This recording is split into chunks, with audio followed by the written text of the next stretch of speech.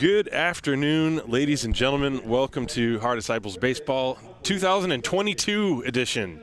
My name is Tim Collins, and I am absolutely thrilled to be here at Haar Disciples Ballpark with you on Saturday, April the 9th. It is 1 p.m. local time, so we're about a week and an hour later than we originally planned for opening day, but it is happening, and the lineups are being announced right now by the stadium PA announcer here in Haar. So I will turn over the reins to him as you are seeing the Legionäre, Guggenberger Legionäre, taking the field. They're wearing the dark pants with the blue stripe uniforms. I like the new unis for the Regensburg players. So they are lining up along the first baseline. And then we will be ready to go with opening day. We've got 2 games set for you here. And let's listen to the announcements.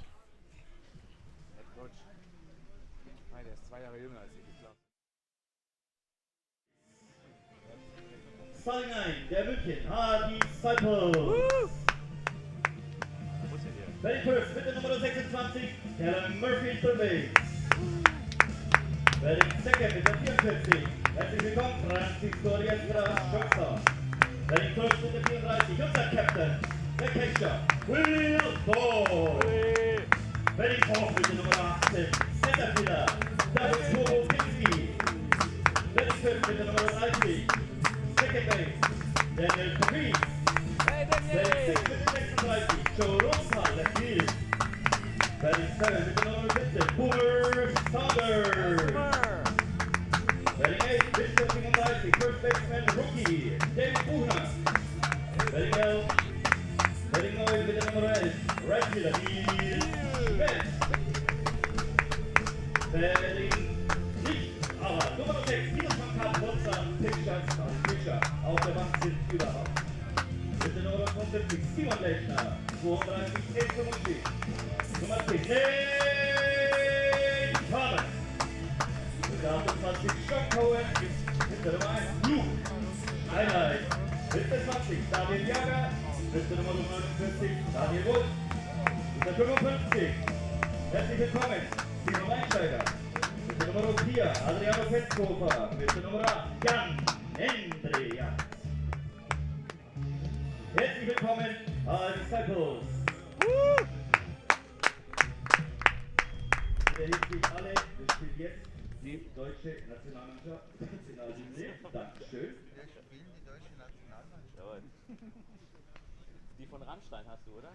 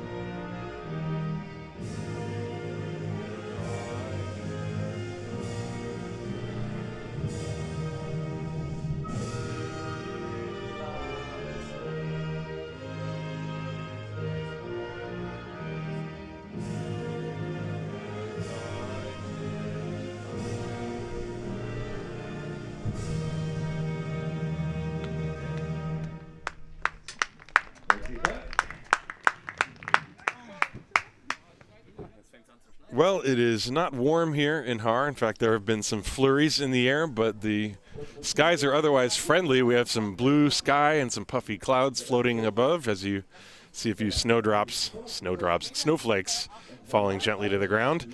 The umpire crew is meeting at home plate, and you can see that we have our center field camera back. So thank you to all of those folks who donated at the fundraiser at the end of last year. I was able to replace the defective equipment, and we have ourselves a center field camera. And from that angle, you can clearly see the snow as it's coming down. So the coaches meeting taking place, and while that's happening, I will give you the starting lineup for the Guggenberger Legionäre from Regensburg. They are going to lead off with their shortstop, Alex Schmidt. Batting second, the second baseman, Lucas Jan. Matt Vance, the veteran designated hitter, he will bat third. And then in his second year with the Legionnaire, the right fielder, Devin Ramirez Beaver. He hit very well against the Disciples last year. Batting fifth, Pascal Amon, he's playing center field. Batting sixth, David Grimes, who led the team with 10 home runs last year. He's going to be playing left field in this ball game. And then the number 7 hitter is the catcher, Elias van Garsen. The number 8 hitter, Marco Ibeler, he is playing first base. Nino Sakaza will bat ninth and play third base. And that is the starting lineup for the Legionnaire.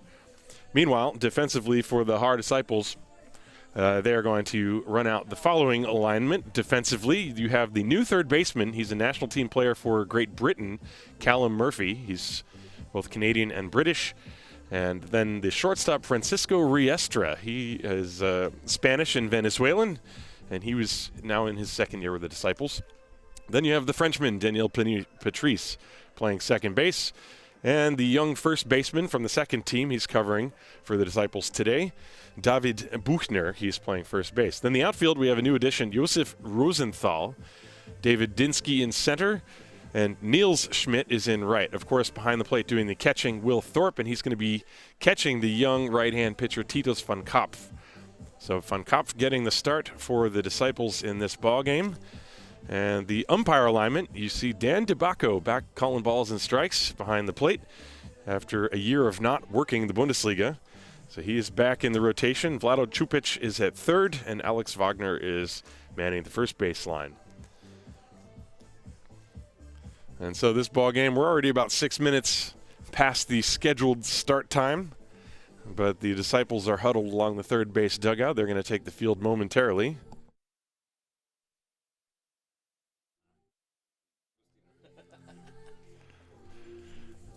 It's a cold day, but there are some fans that are trickling into the ballpark right now. The handshake is complete. As Thomas Bison, the head coach for the Legionnaire, returns to the dugout. Alex Tufts, the head coach for the Disciples, returns to his dugout. The umpires will take their positions. The Disciples are going to get ready to take the field. And we are going to start the baseball season in 2022. And, boy, the last 2 years sure have seemed like a fever dream of sorts. Last year at this time, we were not allowed to have fans in the ballpark. This year it's allowed, but you know, the snow and the cold weather I think are discouraging attendance. And once again, if you're new to the broadcast, my name is Tim Collins. Happy to be with you. This is year 8 of Haar Disciples Baseball. Und ich habe schon gelesen, wieso Englisch? Weil Englisch meine Muttersprache ist. Das ist der Grund dafür. Und ich erkläre gern Sachen auf Deutsch, falls es nötig ist. Ihr könnt immer in die YouTube-Chat etwas reinschreiben. Und ich versuche mein Bestes, ein bisschen auf beide Sprachen zu machen, aber hauptsächlich mache ich alles auf Englisch. And that's the reason, because I make a lot of mistakes. Titus van Kopf is on the mound. And he's going to throw his first pitch of 2022.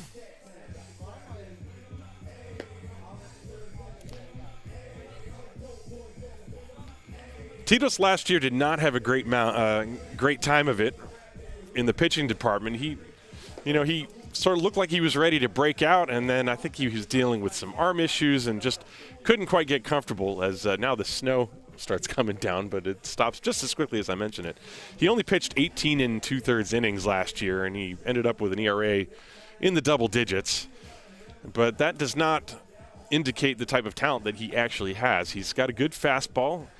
He's got a pretty good curveball that breaks down and away from right-hand hitters. And, of course, he just needs to put it all together and throw strikes in such a way that hitters can't just sit on his fastball. And so we're going to see what he can do against a very strong lineup for the Legionnaire. The top of their order, Schmidt, Jan, and Vance. Alex Schmidt last year with 9 home runs. That's not bad for a leadoff hitter. And, of course, Schmidt, Jan, and Elias von Garson up the middle. Those are all national team players. As you get the handshake from Alex Schmidt as he digs in. Says hello to the home plate umpire, Dan DeBacco. And the ball game is about ready to begin. Infield straightaway, outfield straightaway. DeBacco says play, and so we will. Here comes the first pitch of 2022, and that is right in there for strike one. We are underway. Schmidt taking on that first one. Fun comp works from the stretch exclusively. Here's the 0-1.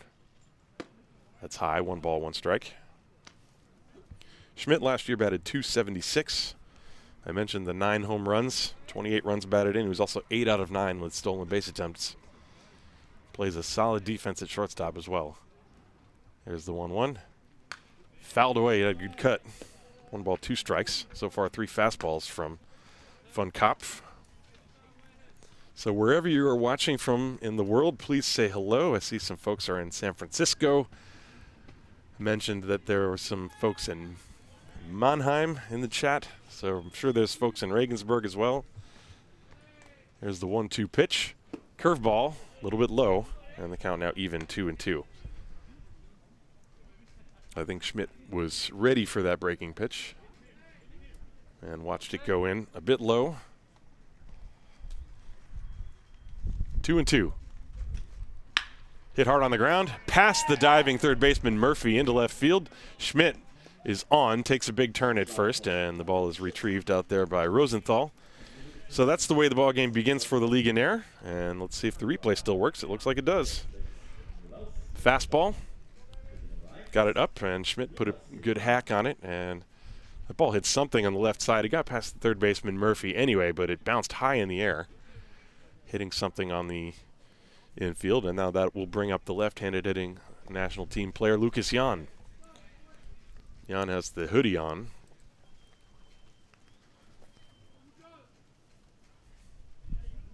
And so we'll see what Schmidt does. He's got a small lead at first. Not going on the first pitch as Jan swings through a fastball, 0-1. Lucas last year batted .329. Uncharacteristically, only 1 home run, however. I remember him hitting for a lot of power in past years. But still a very productive player, even without the home runs. The Legionnaire got plenty of home runs from the rest of their order. Fastball is high. 1 ball, 1 strike.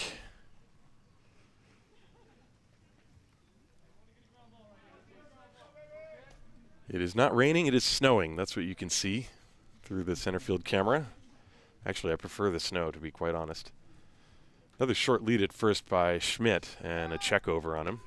And he is easily back. Still 1 ball, 1 strike to Lucas Jan. Stands all the way in the back of the box. He had his foot on the back line. He's pretty close to the plate. 1-1. Runner not going. Fastball high and outside, 2-1.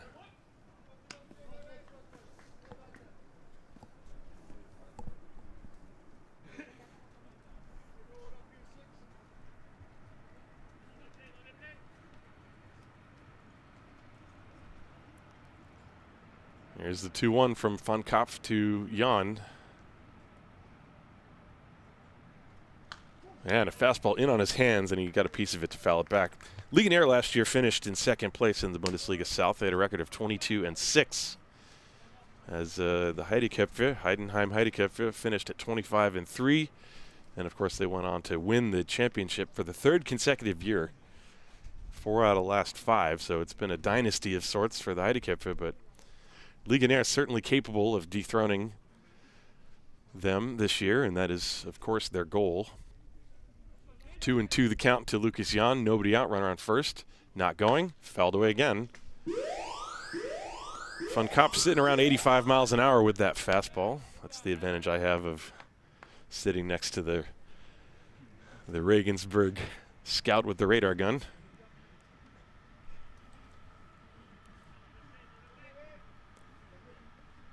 Two and two. Nothing but fastballs so far to Jan. And that was the breaking ball. Runner going, and Thorpe's throw is late, as it was a little bit of a delayed break by Schmidt. The ball was in the dirt.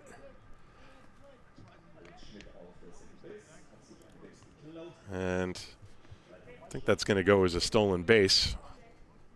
It is a stolen base indeed, even though the pitch was in the dirt. I think Schmidt was running on the play.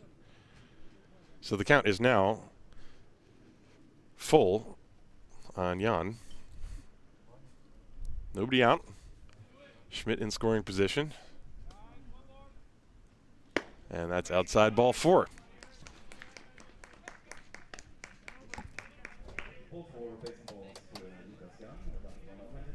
So Regensburg threatening right away, and that'll bring up Matt Vance.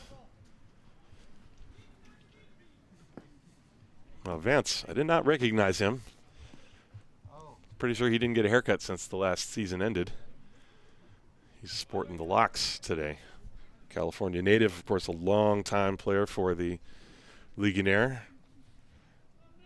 He's the designated hitter this year, and he's always been dangerous. He's last year hit over 300 with 4 home runs, and he has ducks on the pond right now. First pitch breaking ball, that's a good one from Von Kopf, and he drops it in for a strike, 0-1 to Matt Vance.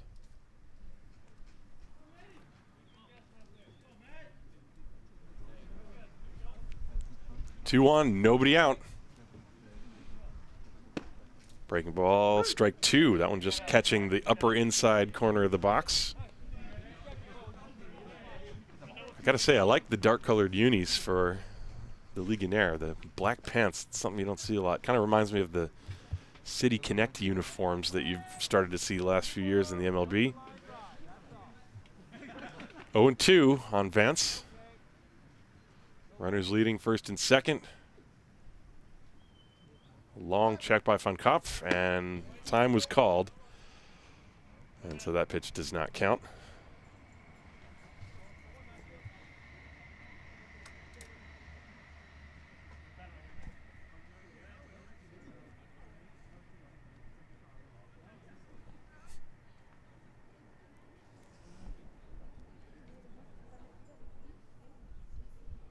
Oh, 0-2 on Vance. Breaking ball. This one is hit slowly on the ground to third. Murphy has the runner tagged out. There was nowhere he could really go, as the ball was hit too slow to try to turn a double play on that. So Murphy does a good job to get the first out. That'll be a 5 unassisted. Vance reaches on the fielder's choice. And Schmidt is put out.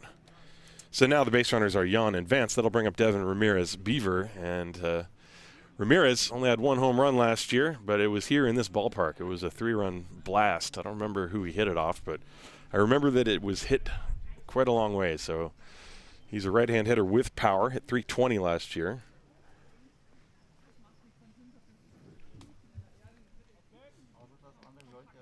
And the pitch, that's down and away. 1 ball and no strikes. This is the cleanup hitter for the Legionnaire. First game of 2. It's a doubleheader here in Haar. Sunny yet blustery here. Outfield is straight away, exactly straight away for Beaver. Fastball high, 2-0. Well, Schmidt started with a ground ball single. He then stole second. Jan walked, and then Vance reached on the fielder's choice as Schmidt was erased. So the base runners left are Jan and Vance. 2-0 hitters count for Beaver now. Ramirez Beaver. And right at the bottom of the zone for a strike, a fastball. 2-1.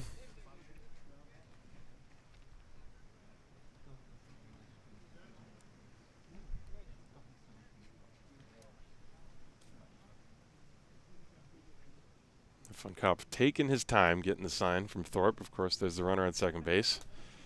No pitch comm yet here in this league. And here's the 2-1. Good swing by Ramirez Beaver, but he fouled it away. The count now even 2-2. And so that puts Von Kopf back into this at bat. He fell behind 2-0, and now he's evened it up. And we will see what he decides to do. Basically, fastball, curveball from what I've seen so far. He might have a changeup he's been working on too. I'm not sure. 2-2. Dinski dancing around in center field. Just missed the outside edge, and so the count now goes full 3-2.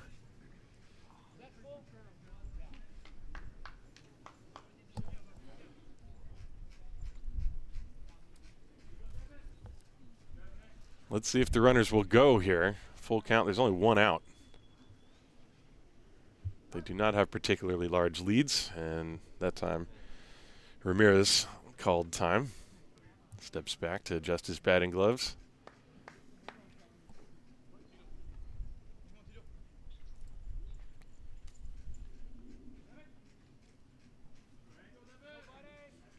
Here's the payoff. They do go, and it's inside ball 4. So the bases will be loaded with only one out, and Pascal Amon will step up to the plate. 2 walks and a single in the inning.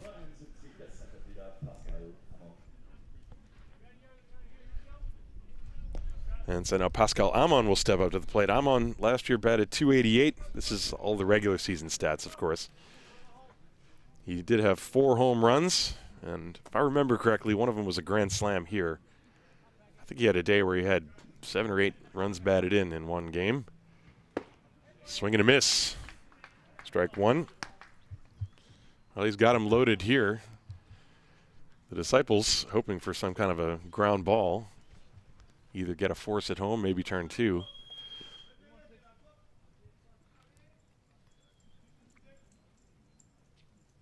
The 0-1.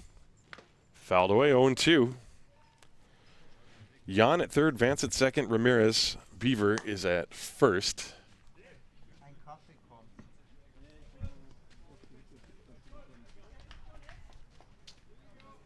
Nothing in 2. Let's see what Fun Cop serves up Amon here. And he went away with the fastball. That's, of course, by design, trying to expand the zone, and Amon did not chase. You can see Thorpe was actually set up off the plate outside.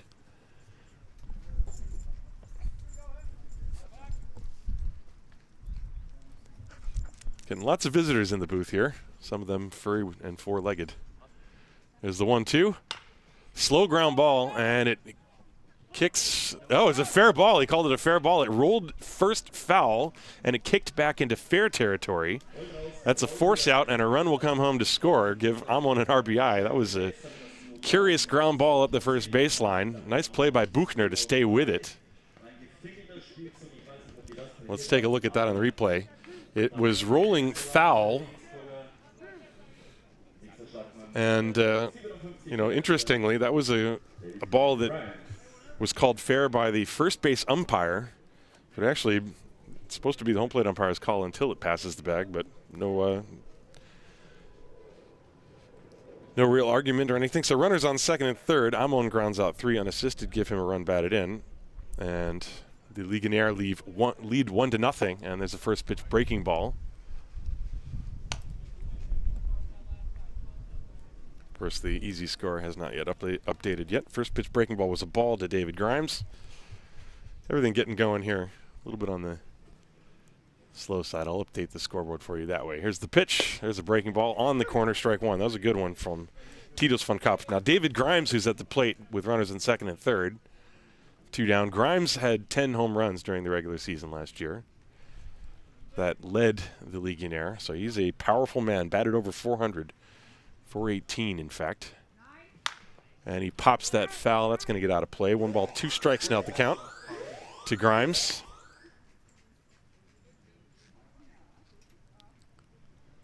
So Regensburg leading 1-0. And if Fun Kopf can get out of this inning with just that 1 run, he will probably be thankful. Only ball that was really hit hard was leadoff single by Schmidt. Swing and a miss. Good breaking ball to strike out Grimes and end the inning, but the Legionnaire get a run on 1 hit. There were no errors and 2 left on base at the end of a half inning of play. It's Regensburg 1, and the Haar Disciples coming to bat. This is opening day 2022, and It's not presented by anybody. You don't have to hear me say that anymore. We're just going to take a short break, and we'll be right back.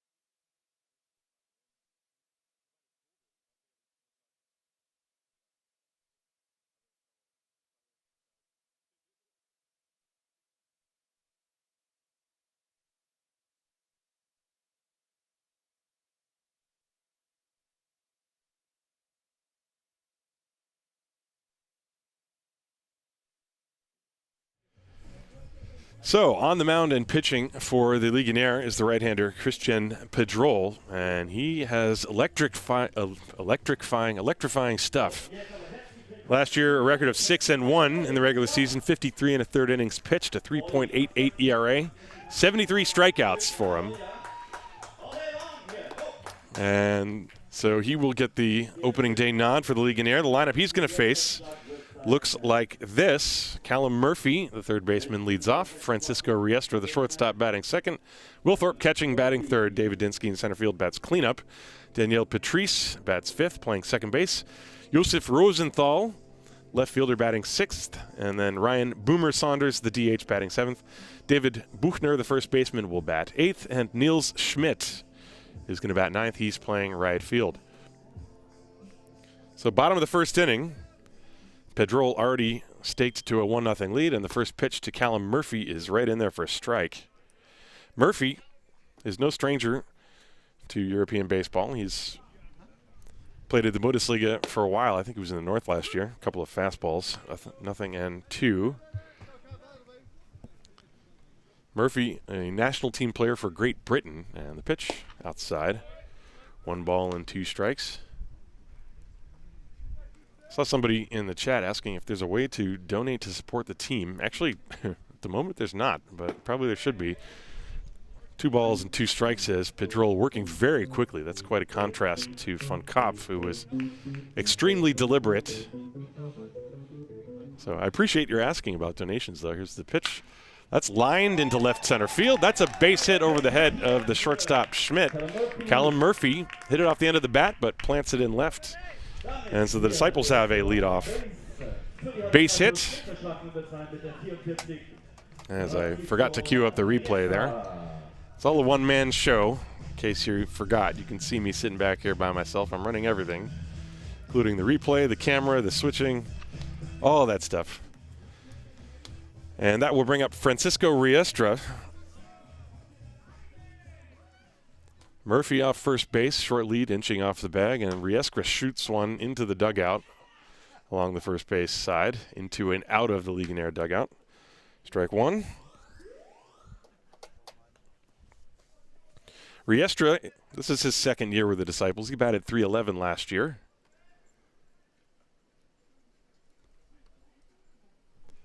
And he hits a slow ground ball. It gets under the glove of Pedrol, picked up by Sakaza. Throw to first is in time. That was a nice play by Nino Sakaza. Moving to second base on the play is Murphy. Play will go 5-3. Let's see if we can see that one again. There's a chance once it gets past the pitcher, but Sakaza covering a lot of ground there to make the play. And that will bring up Will Thorpe. Thorpe, who last year had a phenomenal year with the bat, hitting .442. He's got power. He only had 1 home run last year, but he drives the ball to the alleyway. He's more of a gap-to-gap type hitter than necessarily a home run hitter, although he can certainly hit home runs.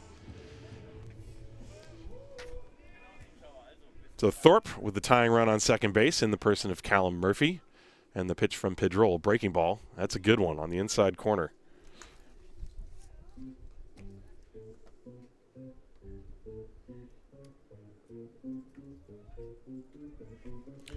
Pedrol comes set, gets the sign from Van Garsen. And the 0-1. Fastball just missed.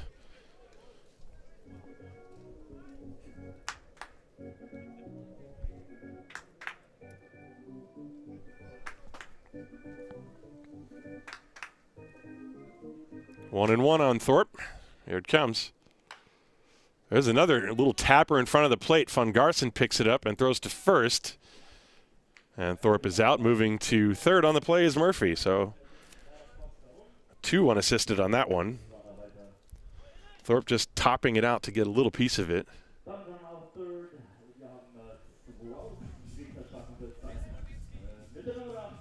And that'll bring up David Dinski.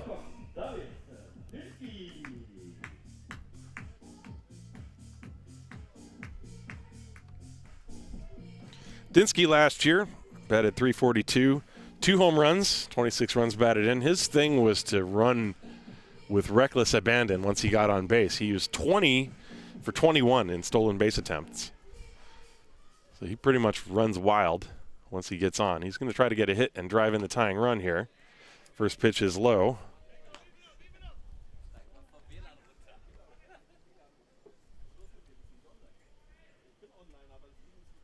Infield back, 2 down. Outfield is actually shading Dinski a little bit to the right. There's a swing and a miss.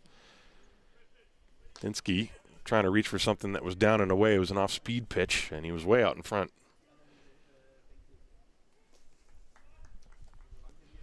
Runner on third base, 2 down. There's a broken back ground ball to short. Takes a bad hop off of the arm of Alex Schmidt, and this ball game is tied. Well, that was a nasty hop on the infield. We saw last inning when Schmidt got that base hit and it caromed and sprung high up in the air, even after he got past the third baseman. That time, Schmidt was there. He was in position. He waited for it, and the ball just came up on him.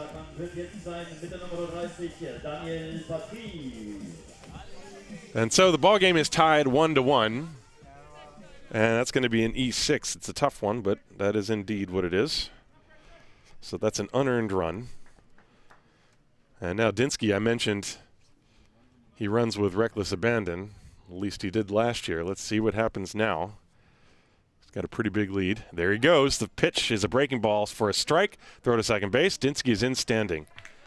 Not even close. So he steals.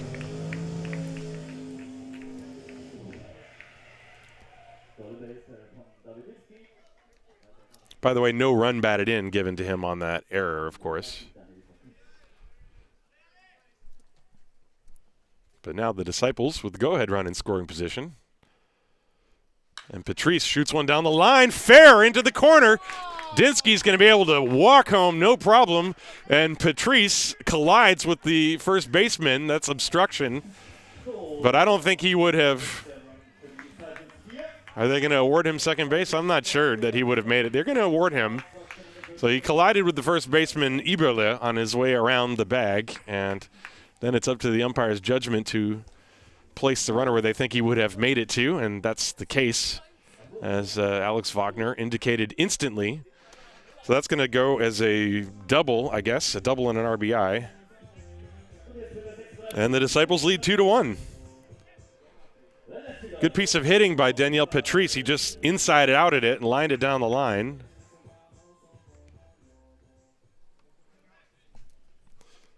And now the next hitter. This is Josef Rosenthal, new addition.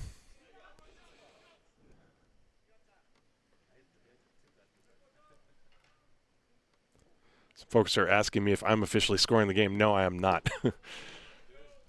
I don't actually even have a scorer's license, so I can't. The pitch is a ball. Now, meanwhile, the scoreboard needs to be updated. I'll do it. Oops. There we go. 2-1 in favor of the Disciples. Here's the pitch, and Rosenthal tries to lay it on a bunt and goes foul. 2 balls and 1 strike the count now to him.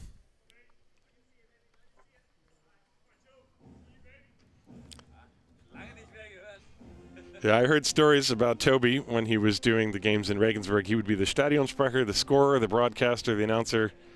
He'd be doing everything except running the hot dog stand, I guess. There's a check swing. He went around, and so the count now even. 2 balls and 2 strikes to Rosenthal.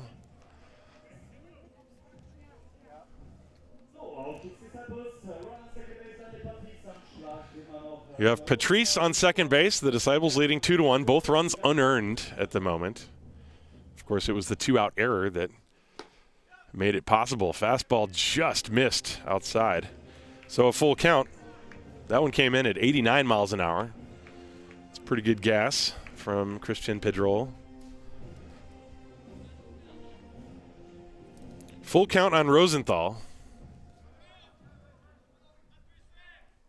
And the pitch swung on and missed. He struck him out.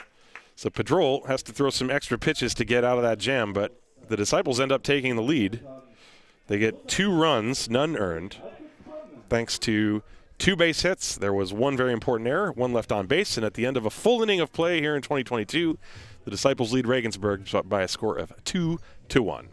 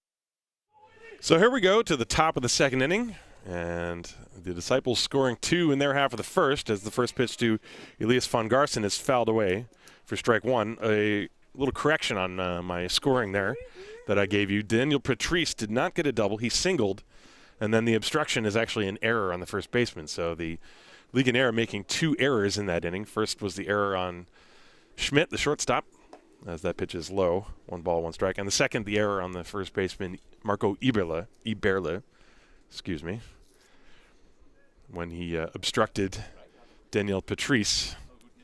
So both runs unearned. As the pitch, that's a breaking ball low, and the count 2 balls and 1 strike now to Elias von Garson. Von Garson and then Marco Eberle and Nino Sakaza, 7-8-9. Von Garson, by the way, last year batted .380. And he pops this one up. It's windy, so let's see where this was going to end up. The first baseman, Buchner, makes the catch on the outfield grass. He was backed up by Patrice just in case, but the wind is whipping around, so any pop-up like that is going to be a slight adventure. But Buchner made the play, and there's 1 away. That'll bring up Marco Eberle. Eberle batted .391 with a home run and 9 runs batted in last year. Right-hand hitter. That's an important first out for Titus von Kampf. He wants to reset now that his team has given him the lead. And a swing and a miss. Eberle could not hold up on the high fastball. Well, for comparison, so von Kampf was sitting around 85 with his fastball, and Pedrol was around 89 with his. And that one is right on the corner. 0-2. And that's what you want to see from Titus. You want to see that little groove, that little spin move after he throws a good pitch. All the mechanics are flowing and everything is in rhythm. The 0-2. Got him swinging. That is the second strikeout for Titus von Kopf, and the second out here in the second inning. Nothing but fastballs, and now Nino Sakaza. Sakaza, the number 9 hitter, but don't let that fool you. He batted .402 last year with 4 home runs.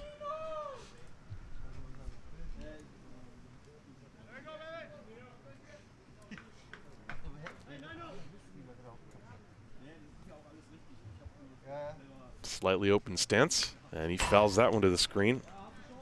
0-1. Well, if you know that fastball's coming, might as well hack after it. Nino had a good one. 2 down, second inning. Game 1 of a doubleheader. Inside. 1 ball, 1 strike.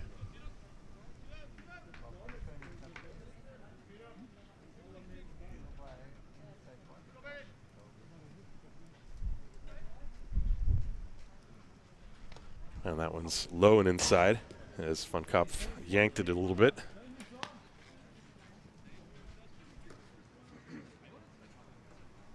Two and 1 now the count.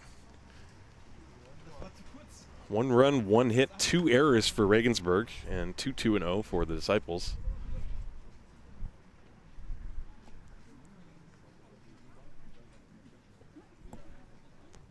And the 2-1 pitch to Sakaza. That's fouled to even the count now.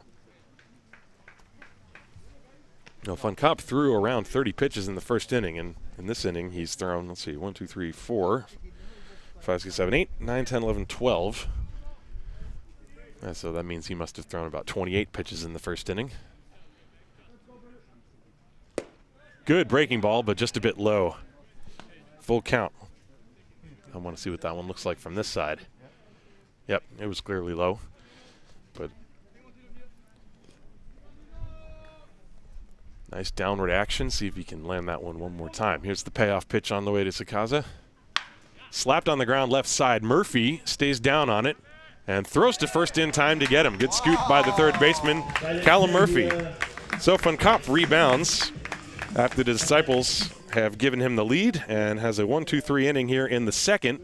We go to the bottom of the second inning here in Haar. It is the Disciples 2, the Legionnaire 1.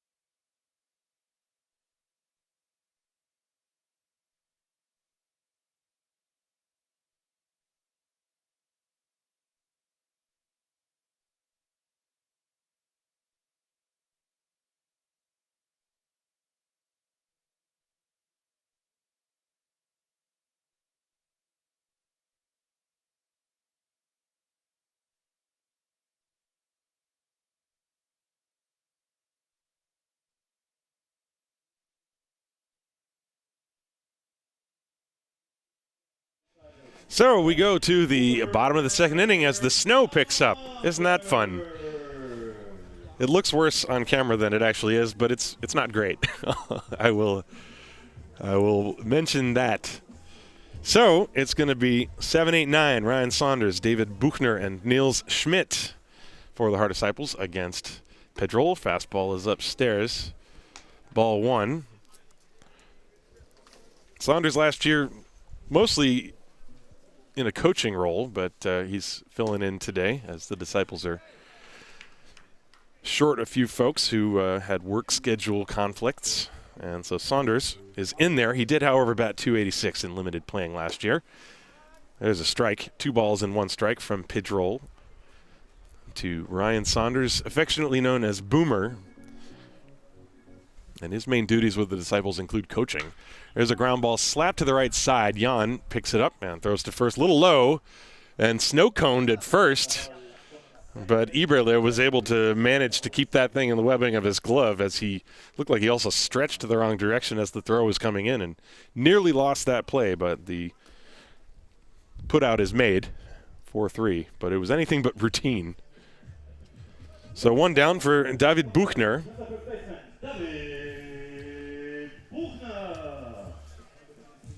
And so Buchner, who is one of the young members, he's a member of the second team. He's also under 23. Fastball is high. Yeah, the Disciples with some new faces this year. Also Josef Rosenthal. That pitch just missed inside or low. Josef Rosenthal, who batted last inning. From what I understand, he's a member of the national track team, if I remember that correctly. And has switched to baseball. And that's low. 3 balls and no strikes on Buchner. Neil Schmidt is on deck. Now Buchner should be taking here. Oh, time is called.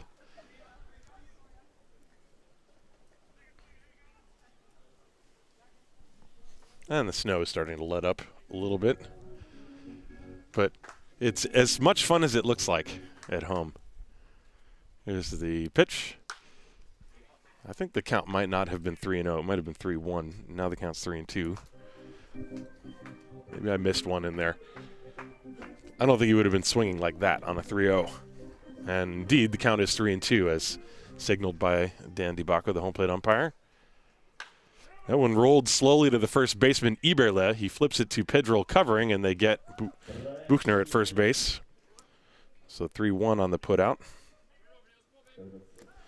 And 2 down. That'll bring up Niels Schmidt, the number 9 hitter. Schmidt batted .163 last year, but he had some memorable hits, including a home run over the center field fence, which is not something that happens very often. And in fact, I didn't mention, today it's not going to happen because the Disciples, who normally have that temporary sort of construction fence that they set up in center field, they've decided not to do that today. So there is a center field fence, but it's about 450 feet away. And it's high, so I'm pretty safe to say, as the pitch is outside 2-0, I don't think anybody's going to hit it over the actual center field fence today. If they do, well, then it's something you should relish. But I'm pretty confident it is not going to happen. You have to hit about 500 feet. 2-0 on Schmidt. Fouled away, 2-1.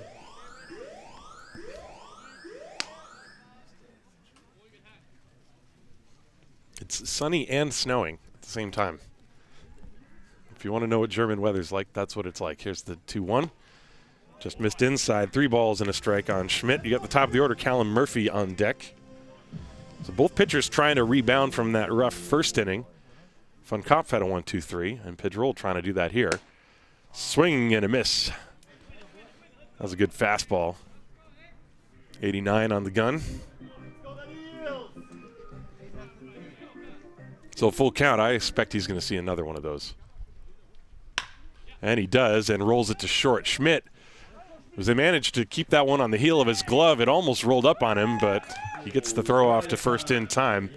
But the infield is showing some strange hops today. That one nearly rolled up onto the wrist of Alex Schmidt, but he made the play on the run. And indeed, Pidgeroll does have a 1-2-3 inning.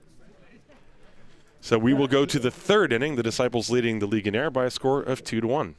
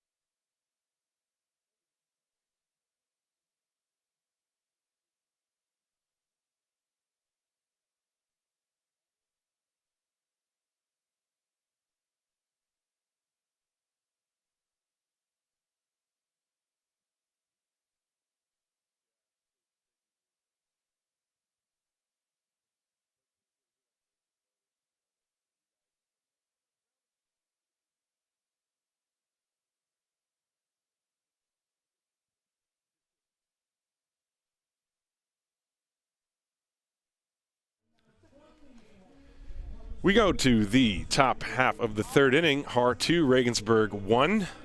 All the runs coming in the first inning.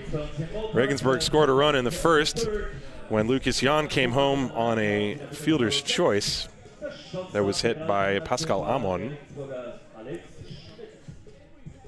And it's going to be the top of the order for the Legionnaire against Titus von Kopf. Von Kopf, as you can see, is at 42 pitches. After that shaky first inning, he had a 1-2-3 second inning. Schmidt led off the ball game with a single, and that's a good breaking ball that drops in on the outside corner, strike one.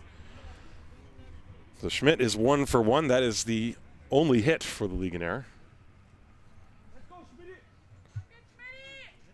And the 0-1. That's a breaking ball too far outside. 1 ball, 1 strike.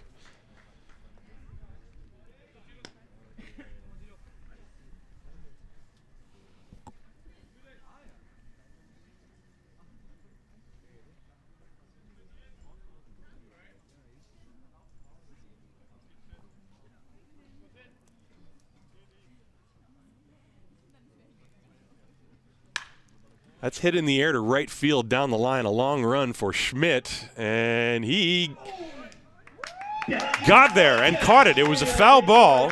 He got the glove on it, but then I could not see whether he held it or not. I had to wait for the reaction from the umpire, and indeed he caught it. That was an excellent play by Niels Schmidt, covering a lot of ground in right field. He's going to run out of your picture on the replay, but trust me, he caught it. And he caught it maybe 10 feet from that fence, which is in foul territory. If you know the ballpark down here, there's the visitor bullpen. And so a nice defensive play. Well, the Disciples, I mentioned last inning, they decided not to put the center field fence up, and the reason is, as Lucas Jan fouls away the first pitch, is they feel they have a lot of outfield speed. And so they figured, well, maybe we can cover enough ground. Sorry, hitting wrong buttons here. There are things flying around on the screen. And Schmidt covering a lot of ground to get to that one in right field. Time is called. 0-1 on Lucas Jan, who walked and scored the Legionnaire's only run.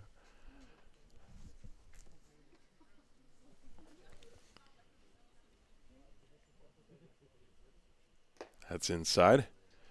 1 ball and 1 strike.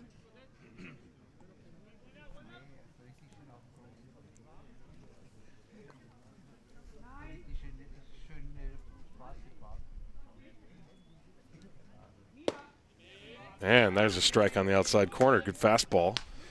1-2 to Lucas. Interesting to see what happens the second time through the order here. If Von Kopf changes up his strategy at all. Or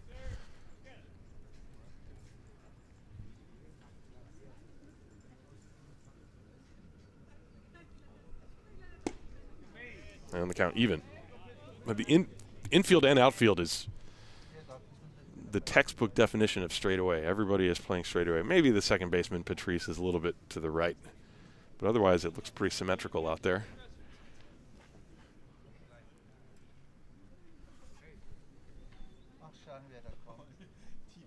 Two and 2 on Jan. Fouled away. He got a piece of that fastball. And he hit a spot on the net that had some leaves on it, and so the ball, as well as a bunch of leaves, came falling to the ground. The one spot. So he hit the target. 2-2. Sun is out. Snow has stopped. Good breaking ball. Called strike 3. And Jan goes down. Let's watch that on the replay. That's the 3rd strikeout for Titus von Kopf. Watch this pitch.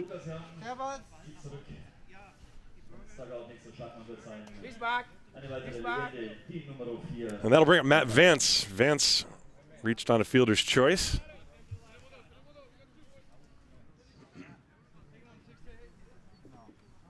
Two down, nobody on. We are in the top of the 3rd.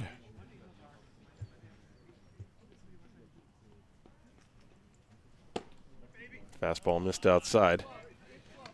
See, Thorpe was set up out there as well.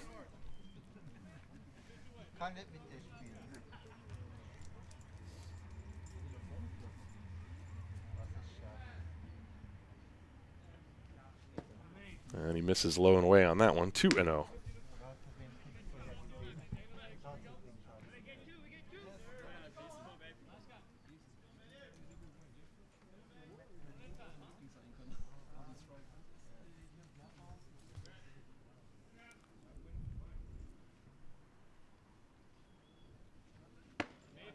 And that one's right in there. Vance, I think, was just taking a strike by the looks of that one. Count now 2-1.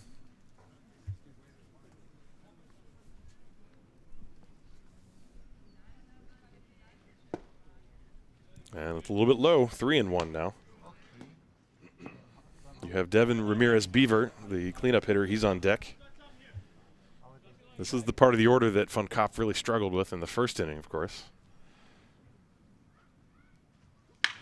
That ball is driven to deep right field. Back goes Schmidt. He turns around, and it is off the top of the net, still in play. Vance racing to second base. He is there.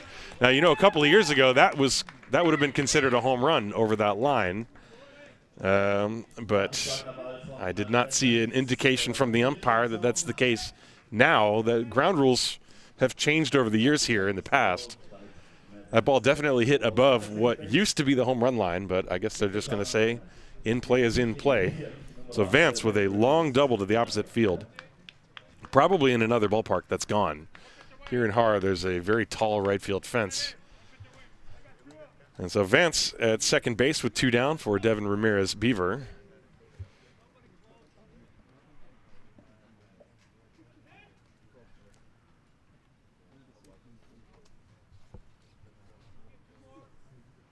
And the pitch, that's a curveball with no bite, 1 ball and no strikes. Vance hit that ball very hard. You knew he was going to get a fastball down the middle, and he knew what to do with it. He also did not try to do too much and drove it to the opposite field. Ramirez Beaver with a 1-0 count. And that curveball just missed the corner, still 2-0 now.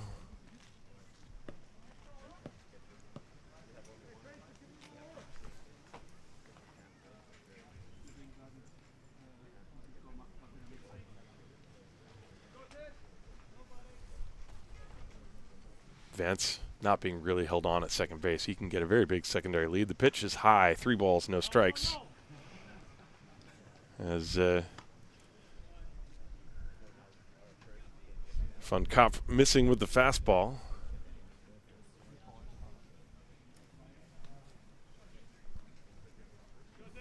I would guess that Ramirez Beaver has the green light here. So you still got to be careful if you're Von Kopf. Some dancing going on behind second base. There's Riestra running in behind Matt Vance.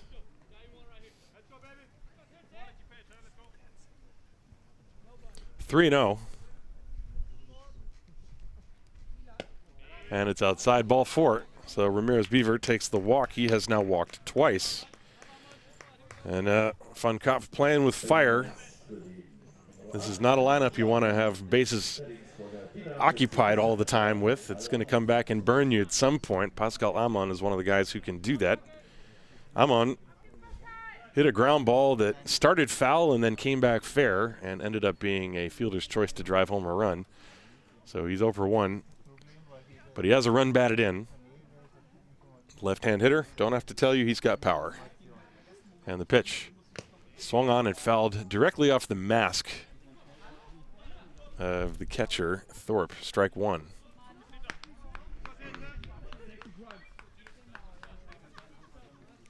Two on, 2 outs. We're in the top of the 3rd. 2-1 Disciples leading.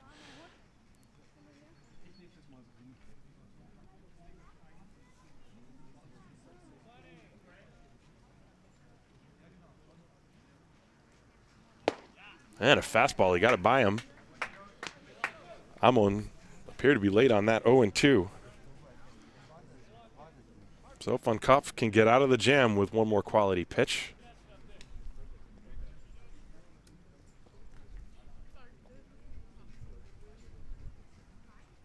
Tito's taking his time. He stepped off. Amon stepped back. Now everybody's ready. 0-2. Vance and Ramirez Beaver leading. And it's popped up. Left field, Rosenthal started back. Now he's racing in, and it drops between everyone. And that's going to score 1 run as Vance comes all the way around to score. Amon reaches second base. And I mentioned before that it's windy, and it's difficult to judge where the ball is going to land. That ball landed between Riestra, Rosenthal, and Dinski. And right there, the outfield speed could not save them from that. Vance comes around to score. That's going to go as a base hit, I guess. Nobody touched it. Certainly was a catchable ball. But Amon now has 2 runs batted in on 2 very weird plays. One was a ground ball that started foul and went back fair. And that one was a pop-up that probably should have been caught. So now David Grimes with runners on second and third, 2 outs. Fastball, that's right on the corner, 0-1. Good pitch from Tito's Fun Kopf, trying to come back. 0-1 to Grimes, who struck out his first time. Ramirez Beaver is at third. Amon is at second. 2 down. Game tied at 2. There's a ground ball foul, and the count 0-2 to David Grimes. And that is indeed a single for Pascal Amon, and he takes second on the throw home.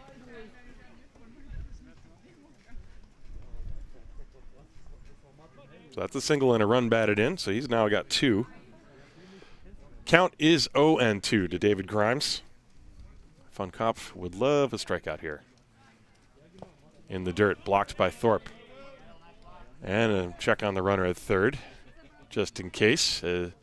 Just in case Ramirez Beaver was sauntering back a little bit too lackadaisically. That's not a word. Anyway, 1 ball, 2 strikes.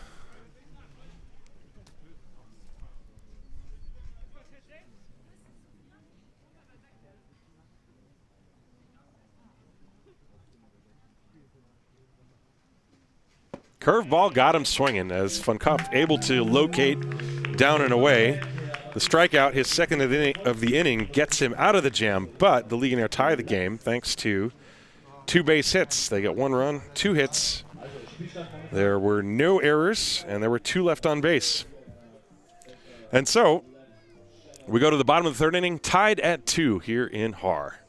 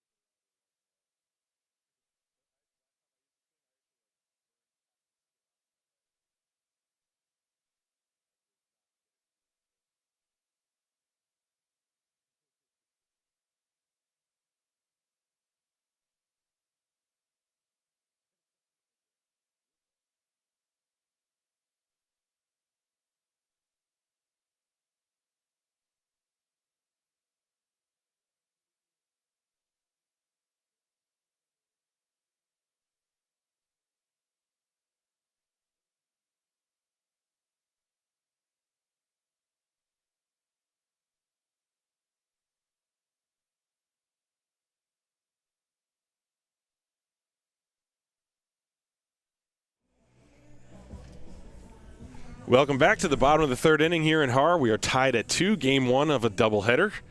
Christian Pedrol still out there on the mound for the Legionnaire, and he's going to deal with the top of the order, Callum Murphy, and then Francisco Riestra, and Will Thorpe. And Murphy hits one off the end of the bat, a cue shot to the first baseman Eberle, who makes the play to his left and touches up on the bag. So first pitch swinging, Murphy grounds out 3 unassisted. So 1 pitch, 1 out here in the 3rd inning for Christian Pedrol. And that will bring up Francisco Riestra. Riestra grounded out to third base his first time.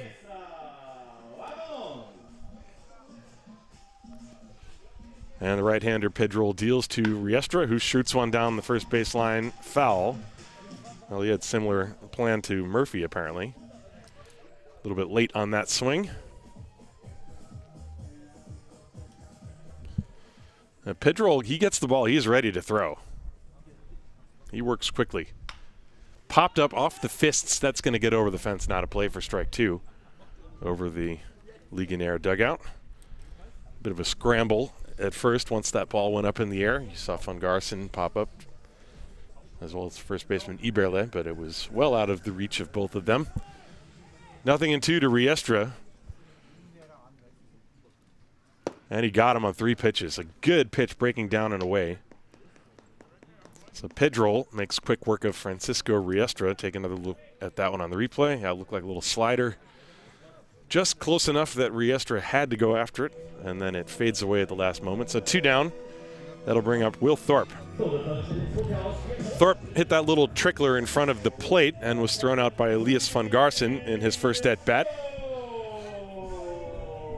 And he comes up with 2 outs and nobody on.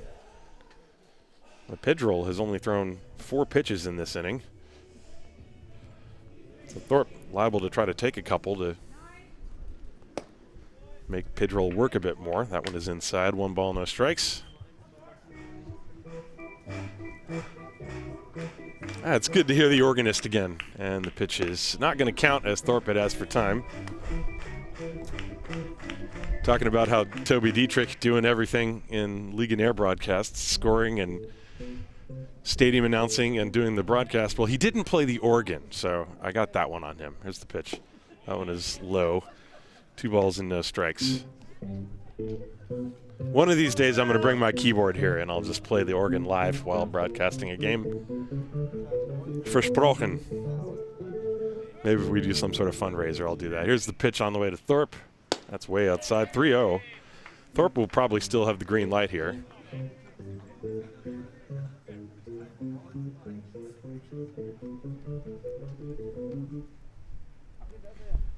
And it's a strike at the knees. So the count 3-1 to Will. If you're just joining us, Regensburg scored a run in the first inning. The Disciples scored 2. And then Regensburg tied it last inning. We're in the bottom of the third. Thorpe with a hard ground ball to the shortstop, backhanded by Schmidt. He sets and throws in time. And that's a 1-2-3 for Christian Pedro. Nothing across the board for the Disciples. In fact, that is 7 in a row set down by Christian Pedro. We will go to the 4th inning, tied at 2. This is game 1 of a doubleheader. Haar Disciples baseball. Glad to have you with us.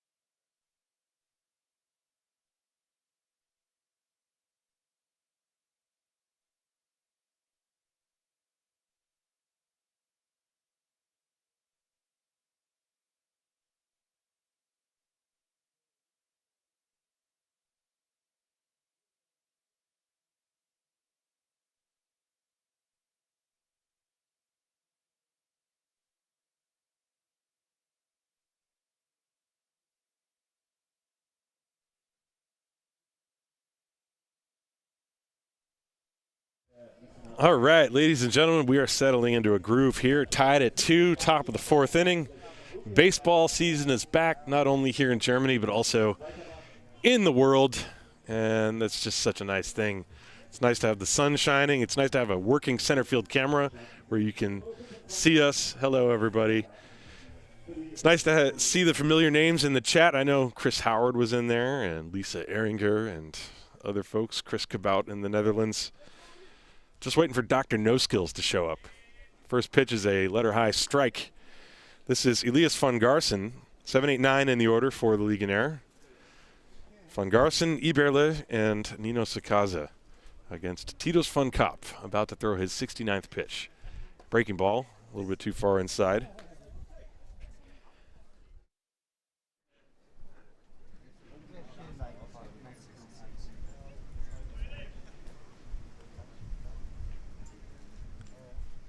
And the pitch on the way, 1-1. Strike on the outside corner.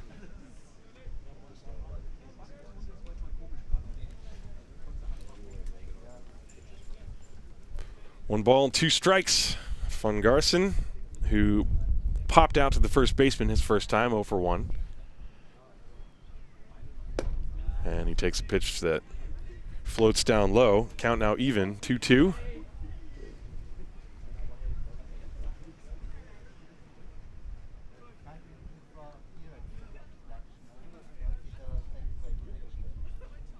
There's a line shot down the line, but he waited just a bit too long, and it's foul by about, let's see, let's go metric. Maybe 2-3 meters. What was that, 15 feet for the Americans in the audience? Something like that? That's actually, my calculation is way off. But anyway, you'd think I'd know that having lived here for long enough. 2 balls, 2 strikes on Elias van Garsen. Yeah, schöne Grüße aus Seeshaupt. Yeah, you're watching from Seeshaupt. I'm very familiar with Seeshaupt. Thanks, Doug. There's a little tapper, weakly hit to the right side, fielded by Buchner. Flips it to Van Kaap, who is covering, fielding his position well. I would say they practiced that in spring training, but I think spring training was only about a week. But indeed, 3-1 on the putout. Good play on both ends. And so there's 1 away. And that'll bring up Marco Iberle. Iberle struck out his first time.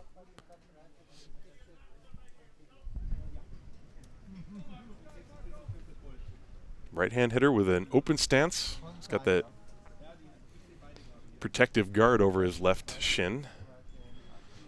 And the pitch swung on and missed.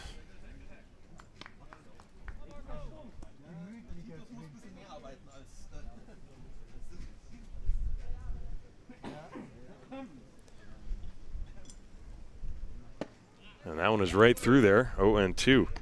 Van Kaap. Overall, so far you have to be pleased with the type of outing he's having today, especially compared to what we saw last year where he just seemed to really struggle. That pushes down and away, but especially against a tough lineup like the Legionnaire, to see Titus rebound from a rocky first inning. And even getting around some 2-out damage last inning, he rebounded to come back and strike out David Grimes. And that pitch is off the corner, 2 balls and 2 strikes. That fastball coming in 86. That was one of the harder ones thrown by Titus. Here's the 2-2.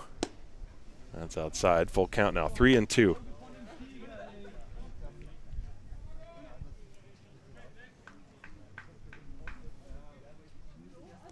It's also nice to see fans in the ballpark here. And the burger stand is operational, not to mention the beverage kiosk. They got ice cream, they got cake, they got coffee. There's a swing and a miss for strike 3. As Titus van Kaap now has, let's see, 1, 2, 3, 4, 5 strikeouts. That's the second one against Iberle. And that'll bring up Nino Sakaza, the number 9 hitter. Some folks watching from Nuremberg in Franconia. Sun is shining. It's shining here too. I wonder if it's sunny and snowing there like it was here earlier. That's a good fastball to Sakaza. Strike 1. Sakaza grounded to third. It was a nice play by Callum Murphy to get him. Sakaza, the 9th man in the order. And that pitch is low, although I mentioned it before. Don't let that fool you. He's a very good hitter.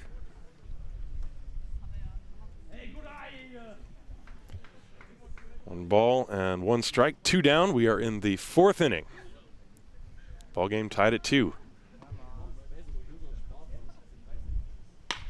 This ball hit off the fists, rolled out to the second baseman Patrice. Lots of time. He makes the play.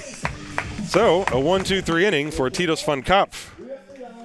Nothing across the board for the Legionnaire, and we will go to the bottom of the 4th inning. It's the Disciples 2, the Legionnaire 2.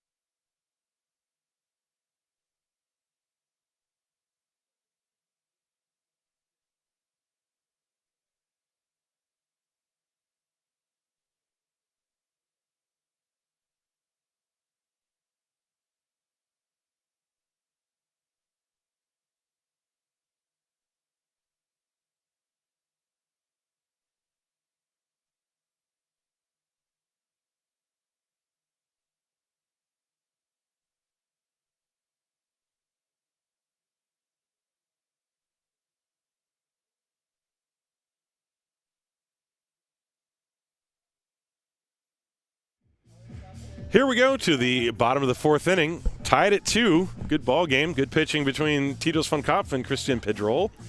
And Pedrol will go back to work against the middle of the Disciples lineup, 4, 5, and 6. David Dinski, Daniel Patrice, and Josef Rosenthal. And Dinski, his first time, he's the one who hit the ground ball that took a bad hop and went off the arm of Alex Schmidt, which resulted in the Disciples' first run. In fact, the Disciples' runs, both of them are unearned because of that error. It took place with 2 outs in the 1st inning. And then Dinski stole second and later scored on the Patrice double. Swing and a miss. 1 ball, 1 strike. I mentioned Dinski, who does not get cheated on the base paths. Well, he also does not get cheated when he swings, and he and I have joked about it before.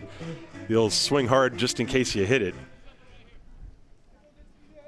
And he hits it sometimes, and it goes very far when he does. There's a fastball, missed low. 2 balls and 1 strike to Dinski. Dinski had 2 home runs last year. And the pitch inside. And the count 3-1. Well, you don't want to walk him because you know what he's going to do.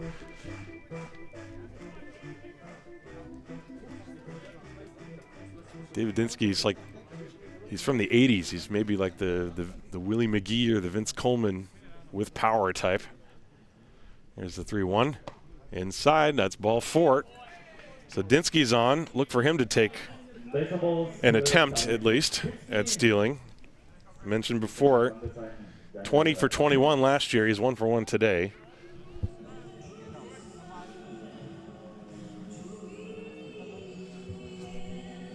And so that'll bring up Daniel Patrice. I imagine Patrice might take a pitch or two to see if Dinski wants to try to attempt some thievery. He has a pretty short lead, but he's going. Pitch is taken for a strike. Throw to second base. Dinski is out. The throw was on a bounce, but he did not get a great jump, and Von Garson got a very quick pop time on that throw. And the throw was right on the money, even though it did bounce before it got there. So Dinski, he's been cut down for the first time this year. Now he's 1 for 1. The throw was received by the second baseman, Jan. So Dinski out trying to steal. He's out 2-4. And the pitch is a ball. The first one was a strike, so the count now 1-1 on Daniel Patrice, whose double tied the game. Excuse me, at the time it gave the Disciples the lead. There's a fastball strike from Pidroll, 1 ball, 2 strikes. We got folks watching in Gummersbach. Hello, Andreas. The pitch that's outside. Also in Potsdam. Now, I got to say, Potsdam, so growing up in upstate New York, there's a town called Potsdam, New York, and I never knew that, until I was about 13 or 14. Was not aware of the Potsdam in Germany. Of course, now I am. There's a swing and a tapper. Slowly hit. Third base side. That is going to be a base hit for Patrice. Absolutely nothing that anyone could do on that. Sakaza charged in, gloved it, and then put it in his pocket. So Daniel Patrice, a little swinging bunt that rolls perfectly into the grass and comes to a stop. So he's on base. Take another look at this on the replay. No chance. That could not have rolled it there any better. So now Josef Rosenthal steps up to the plate.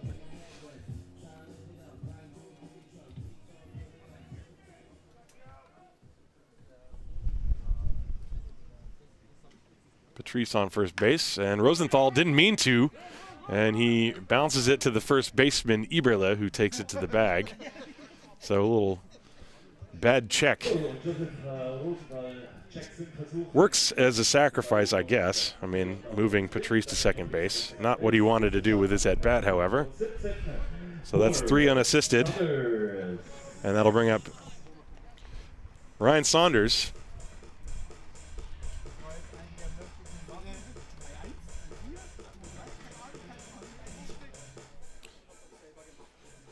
Saunders, with the go-ahead run in scoring position, he hit a ground ball to the right side his first time. The pitch, that's down and away in the dirt. 1 ball, no strikes. Saunders, the number 7 spot in the order.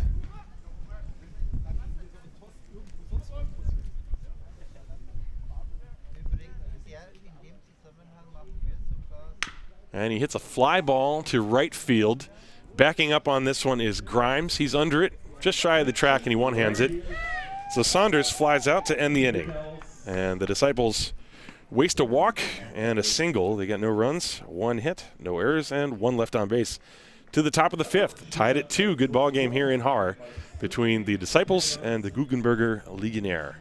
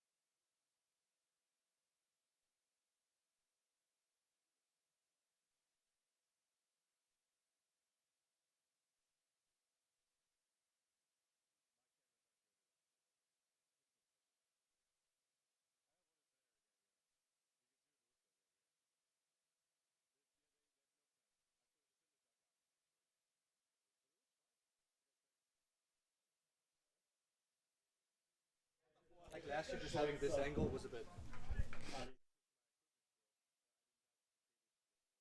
At least they have the best commentary in Germany. We go to the top of the 5th inning. And Tito's Fun Cup back out there, pitching to a tie score. And he's going to face the top of the order. Alex Schmidt, Lucas Jan, and Matt Vance. Schmidt has been on 1 out of his 2 times. He started the ball game with a single, and then he flied out. And now he looks at a strike. So I guess you could say Schmidt batting .500 on the season. enjoy it while it lasts. Although you never know, it might last longer. Might go up. Here's the pitch. Swing and a miss, way out in front of that pitch. That was a good pitch. Well located by Van Kopf.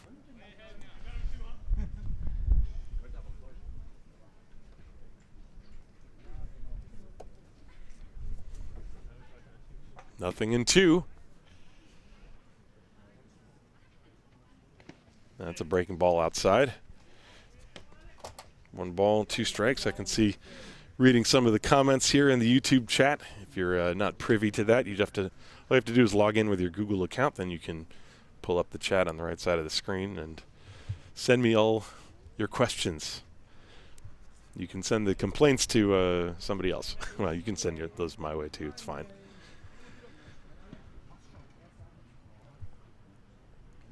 Seeing some familiar faces in there. Helgard, happy new baseball year to you. And I see your comment about Dinski trying to always steal, being too predictable. Well, I predicted it, so is that too predictable? I don't know. But if I was able to predict it, I can well assume that the Legionnaire also were able to predict it.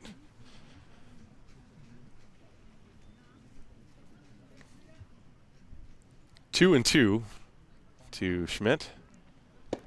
Fastball called strike 3, and Schmidt knew it. That was a nice pitch on the inside corner, I think right at the knees.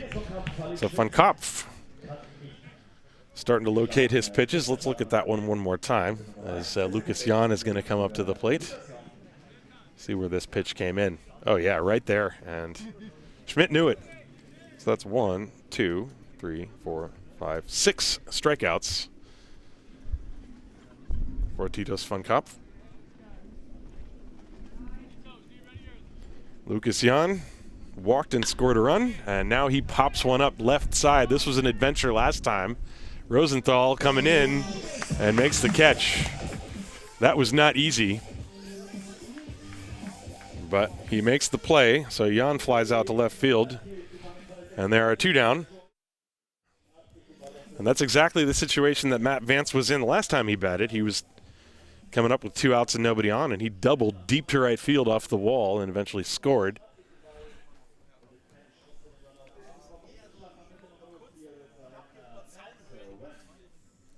So Vance, who reached on a fielder's choice prior to that, so he's 1 for 2, but he's been on base twice.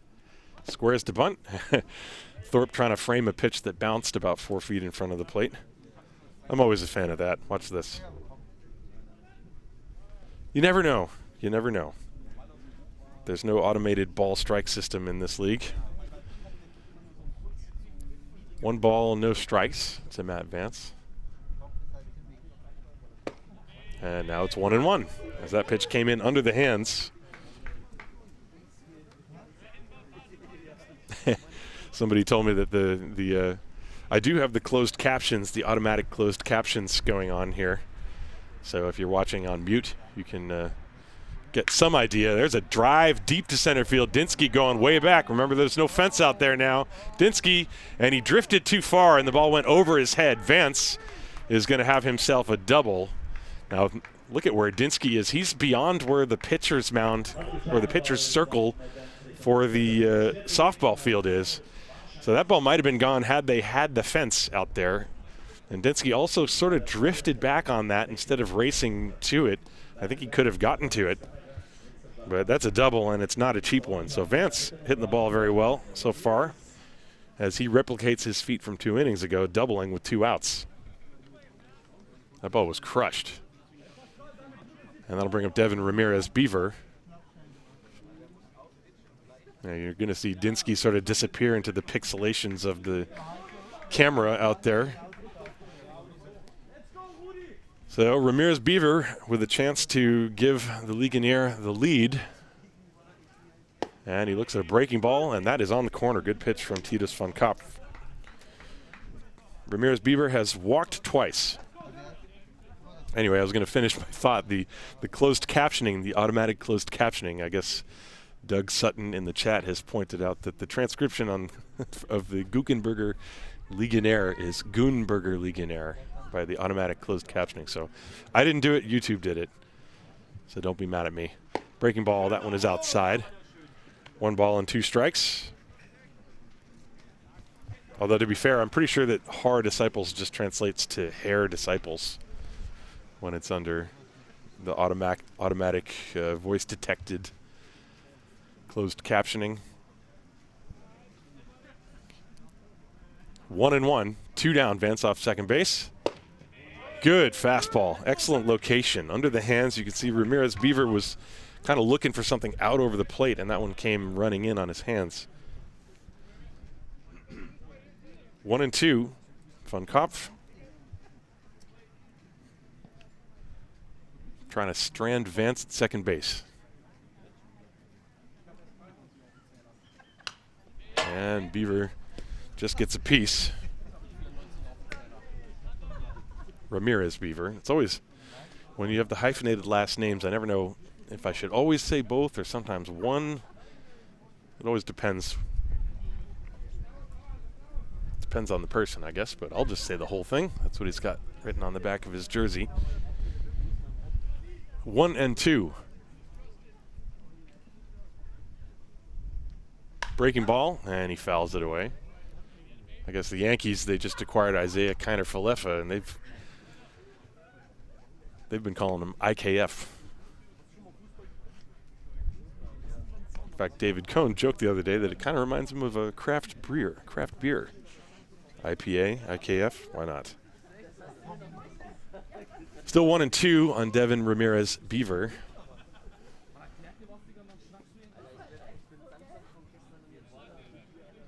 Matt Vance on second base, infield, outfield, everybody straight away. Powerful hitter at the plate. And the pitch. Ground ball to short. Riestra stays down on it, throws to first, and Titus von Kopf gets out of the inning without allowing a run. So Vance is stranded at second base. Good play by Riestra to end the frame. No runs, 1 hit, no errors, 1 left. Good clean ball game so far. Going to the bottom of the 5th. We are halfway through game 1, and we are tied at 2.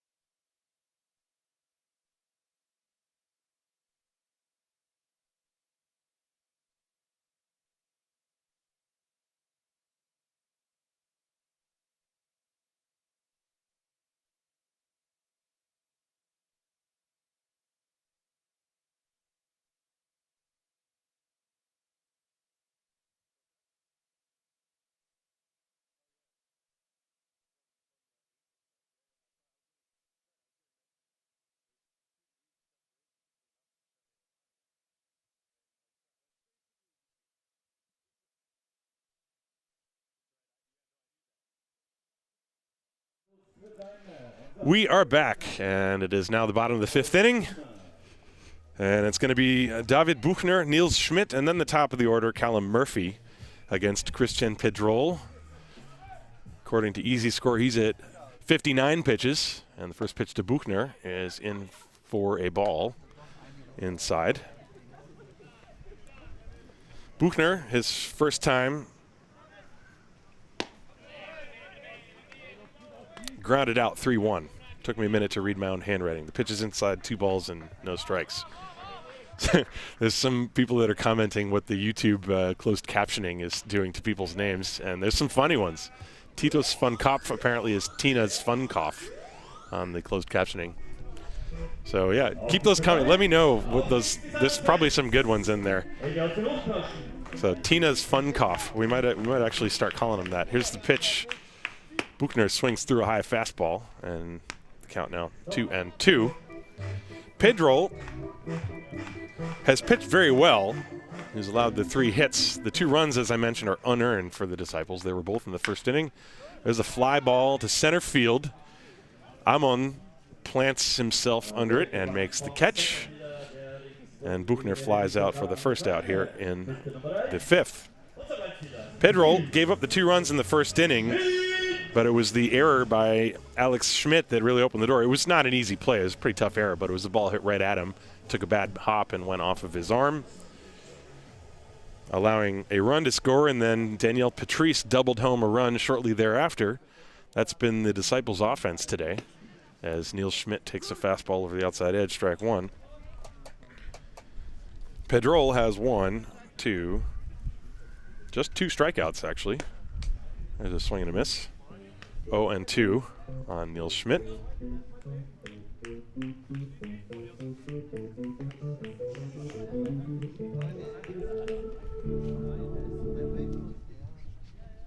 There's a tapper foul behind the plate. Still 0-2. Titus Fun Cop, I guess, is another YouTube automatic closed caption interpretation of his name, Titus Fun Cop.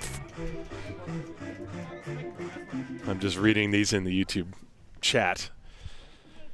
Still 0-2, and now it's 0-3. Strike 3 fastball in the outside corner. That one came back. Nice movement by Pedro. That's his 3rd strikeout. 2 down. Yeah, excellent pitch from Christian Pedro. And now the top of the order, Callum Murphy. Murphy singled and scored a run. That was in the first inning. And then he grounded out to first. Fastball misses inside. 1 ball, no strikes.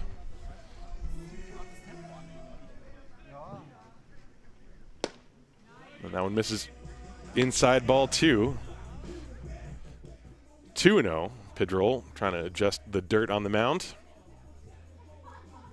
Legionnaire wearing the black pants with the black shirt. They got sort of a blue trim around the edges. And, of course, the Regensburg logo. There's a tapper foul. It's a really nice look. 2-1 the count. You don't see a lot of dark pants unis. Mentioned at the beginning of the broadcast, it kind of reminds you of those City Connect New York Yankees away jerseys that they used a few years ago against the Dodgers.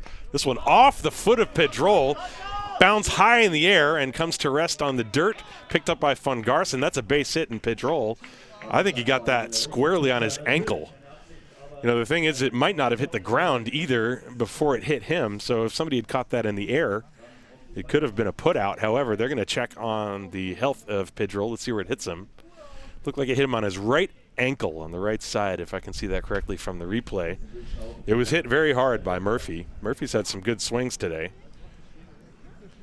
So Pedro shoos everyone away and claims to be okay, but they're probably going to allow him to throw a few warm-up pitches.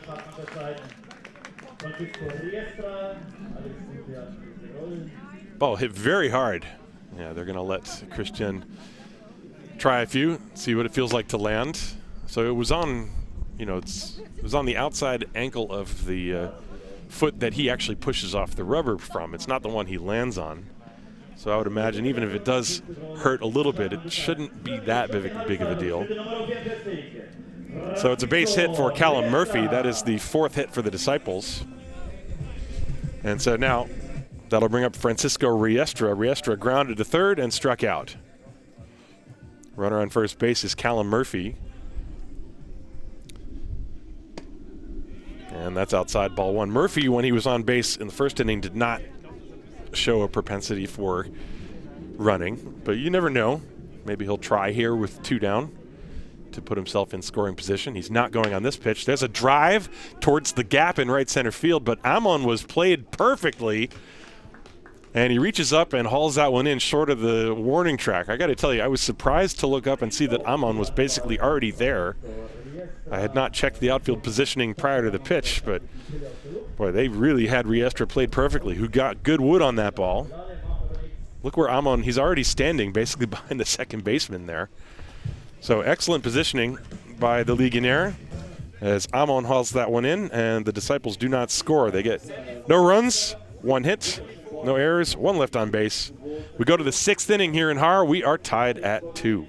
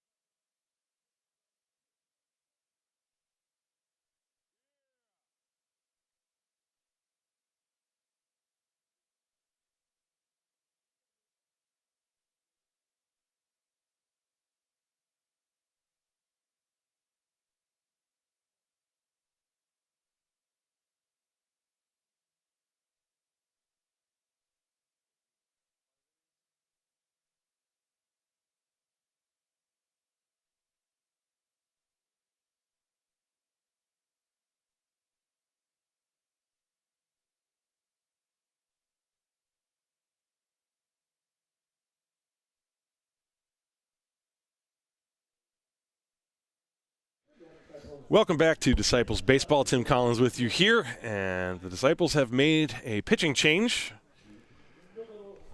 as Titus von Kopf, his day is done, and it was a good one. 97 pitches over 5 innings, 4 hits, 2 runs, both earned. He walked 3, he struck out 6. And the new pitcher is Jan Endriat. Endriat, another part of this Disciples core of young pitching, as I'm on way out in front of that first one.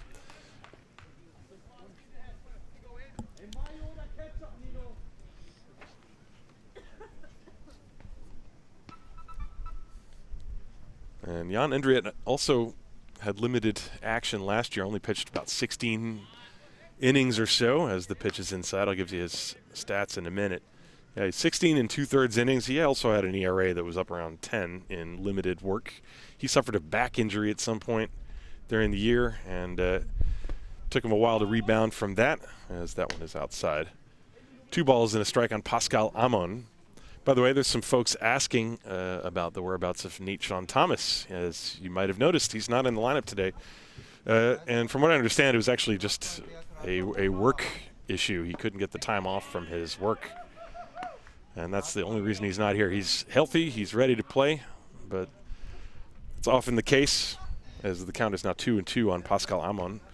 You know, Germany, baseball is a semi-professional, if not fully amateur league, and players got to work. And so that's how it is. So Nate Sean Thomas,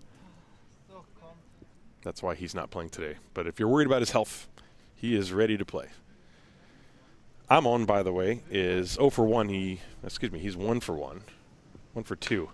And he yanks that one foul. This is the problem with my handwriting. It takes me 3 or 4 attempts just to see what I wrote. Amon singled, and he's got 2 runs batted in. He also reached on that fielder's choice. That was back in the first inning. That's right. It was the ground ball that started foul, went fair, and then his single was a pop fly that fell amongst a trio of outfielders. Or, well, fielders, a shortstop and 2 outfielders.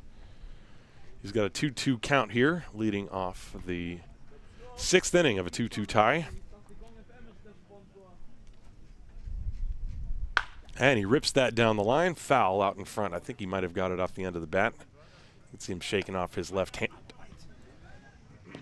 This is the type of weather where if you hit one off the end of the bat, you are going to feel it in your fingertips. That's for sure.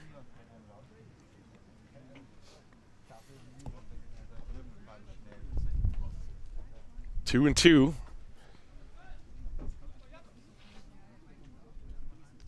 And that one's low and inside. Endriat seems to be featuring his changeup this inning. He's got a big overhand curve. I have not seen it yet. former Schweig Red Lion, Jan Endriat. And the pitch. That's down in the dirt. Full. Nope, that was ball 4. Excuse me, it was a 3-2 count prior to that. So Endriat, that I think maybe was the breaking ball, and he didn't find his release point. So a leadoff walk for Amon, who's now been on base 2 of his 3 plate appearances. And that brings up David Grimes. Grimes 0 for 2 with 2 strikeouts.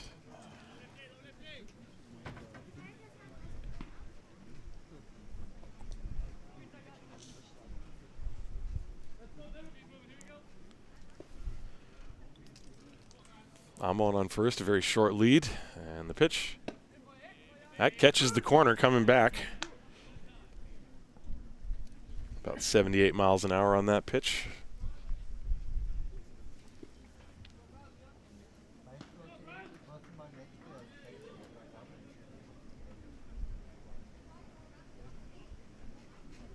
And a check on Amon, who was barely off the bag and dives back anyway.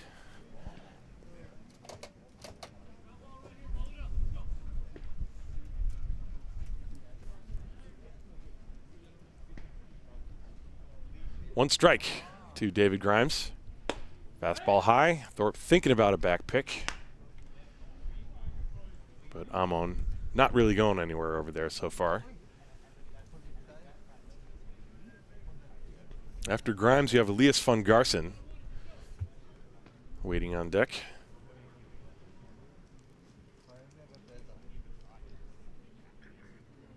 Breaking ball, swing and a miss. Grimes now behind 0-2, or 1-2, excuse me.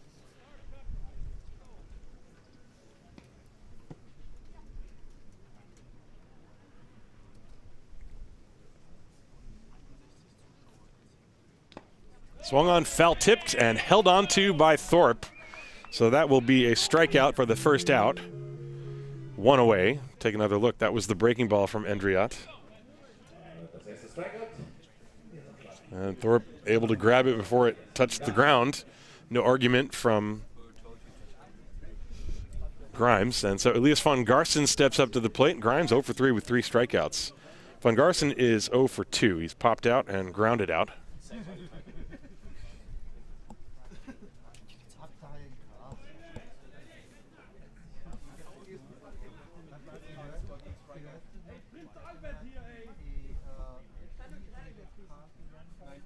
Amon's still the runner on first base, 1 down. And they check on him again.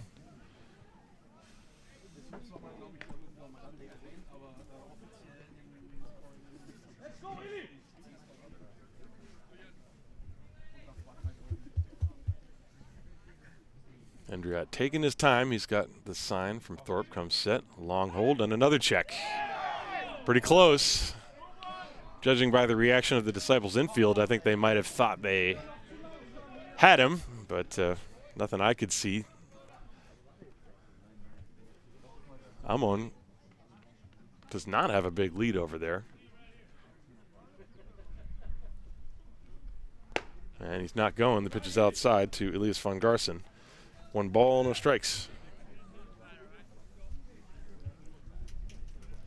2 runs, 4 hits, 2 errors for the Legionnaire, 2, 4, and 0 for the Disciples. First of 2. And now Amon is going. The pitch is grounded through the middle, right to the second baseman, Patrice, who did not apply a tag. The throw to first is in time, but Amon reaches second base safely. So Patrice tried to tag out the runner, and that was a great job of Amon, who basically fell to the ground, and then Patrice panicked and wanted to get the out at first, so he completed the play that way. So pretty inventive base running by Pascal Amon, but he did exactly what you're supposed to do. And so the Disciples only get 1 out on that play instead of a double play. It was funny. With the runner going, Patrice went to cover, and the ball went right to him.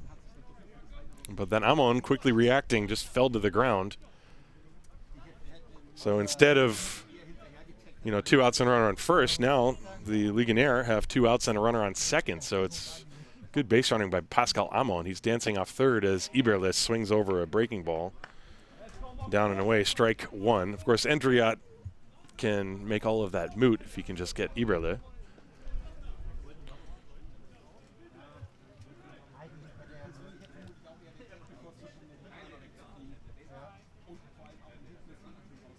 And the pitch outside. Amon is getting very antsy on second base. He was moving to his right as Endriat was about to deliver that pitch. You can get a good look at him there from the center field shot.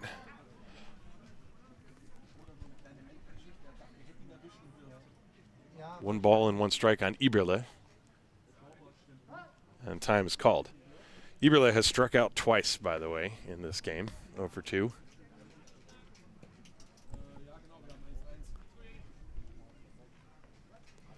One ball, one strike, 2 down. Tied at 2 in the 6th.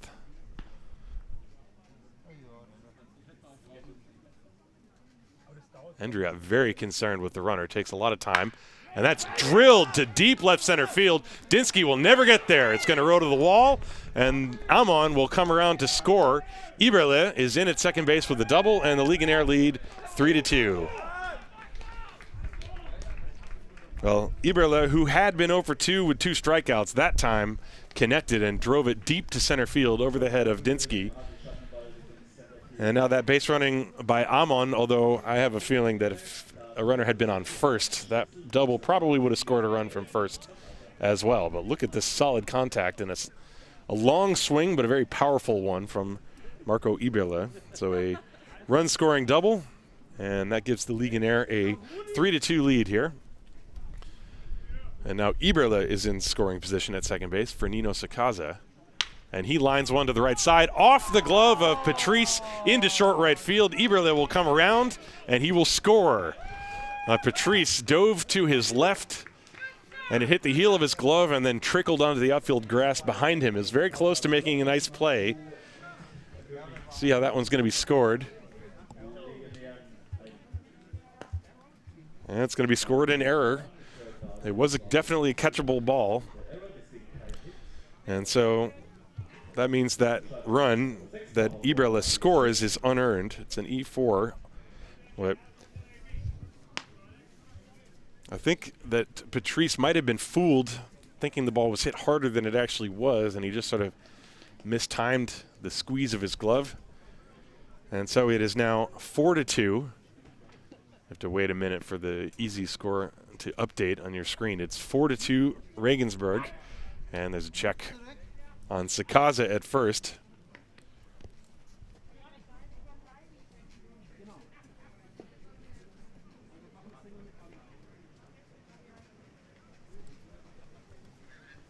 Maybe they are changing the scoring as we speak. It's 4-2, and the pitch is high. I'll put the full scoreboard up there in a minute once the discussion between the scorers is finished. So I think the initial scoring was error, and now maybe they're discussing to give it a base hit and an RBI. So I'll wait until that discussion is finished. Meanwhile, there goes the runner from first, Sakaza. The breaking ball in for a strike. The throw is in time. So Sakaza is caught stealing. That was an excellent throw by Will Thorpe. It was absolutely on the money. And so the inning comes to an end, but the Legionnaires score 2 runs. Whether or not they are all earned, we will let you know later. Nobody left on base. And we're going to the bottom of the 6th. It is the Guggenberger Legionäre 4, the Haar Disciples 2.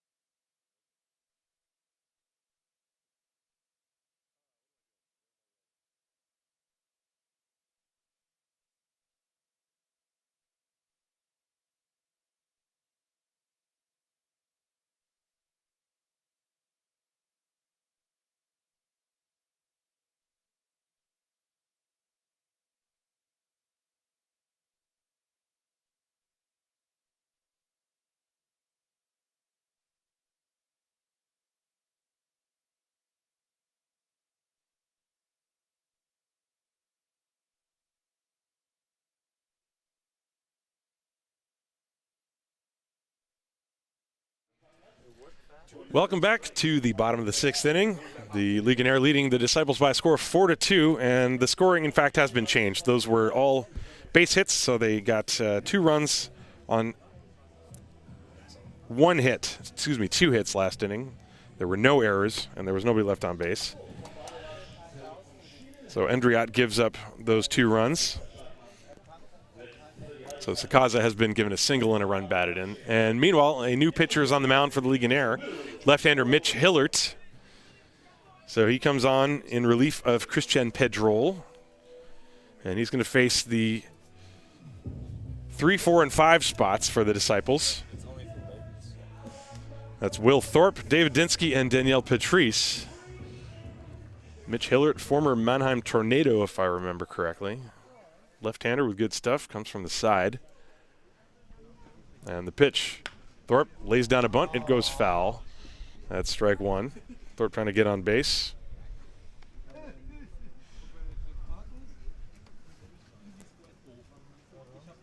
So Pedrol went 5 innings, 4 hits, 2 runs, although both runs were unearned. 1 walk, 3 strikeouts.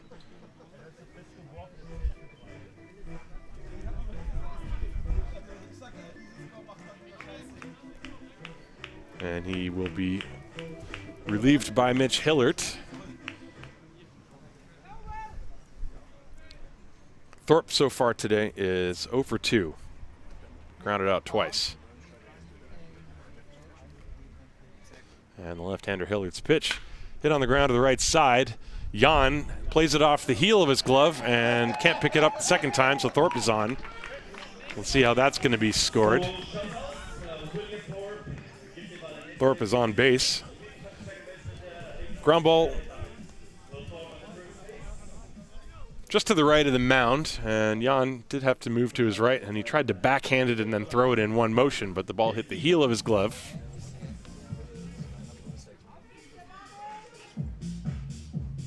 And so Thorpe is on first base, and that'll bring up David Dinski, who, according to the YouTube closed captioning, is known as David Didn't Ski. So I'll have to ask him after the game if he did or not. First pitch is a strike to him. 0-1. Hope you're enjoying the ball game wherever you're watching from. Feel free to let me know in the YouTube chat. Hope everybody's happy to see baseball back. I know I am. 0-1, and there's a check on Thorpe at first base. Thorpe does sometimes get it in his mind to steal. He was 3 for 3 last year. He picks his spots. 0-1 on David Dinski. Dinski shows bunt, pulls it back, and the little frisbee comes over the outside corner. 0-2.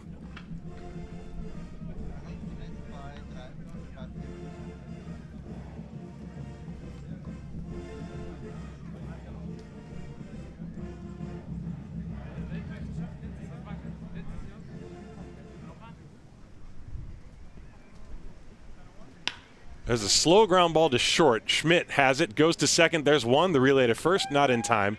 So Thorpe, the lead runner, is erased on the 6-4 force. And Dinski reaches.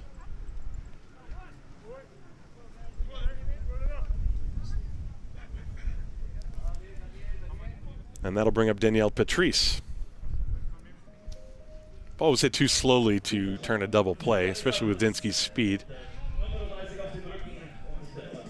But Schmidt and Jan made sure they got the lead runner. And so Danielle Patrice, who is 2 for 2, he singled and doubled, driven in a run. He steps up to the plate. Dinski stole a base and then was caught in his second attempt. Let's see what he does here. You got the lefty on the mound, Hillert, who can see what's going on over there. You also have an open lane for Van Garson to do a back pick. That fastball was outside. 1 ball, no strikes to Danielle Patrice. Yeah, Chris watching from Belgium. That one is high and outside again, 2-0.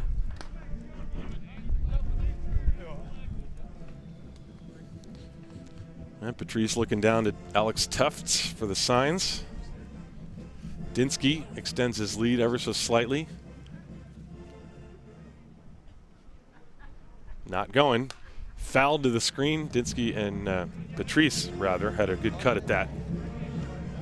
Dinski, his first 2 attempts on, he ran immediately. This time he appears to be trying to get a read on the move of Hillard, and it does not look like he's figured it out. He was almost stuck in his tracks as Hillard delivered that last pitch. Let's see if he can do that here, and that's a pickoff attempt. Boy, Hillard threw that ball nearly flat-footed over there. And Dinski was almost caught flat-footed just off the bag. Watch this pickoff move, but that's close to a balk.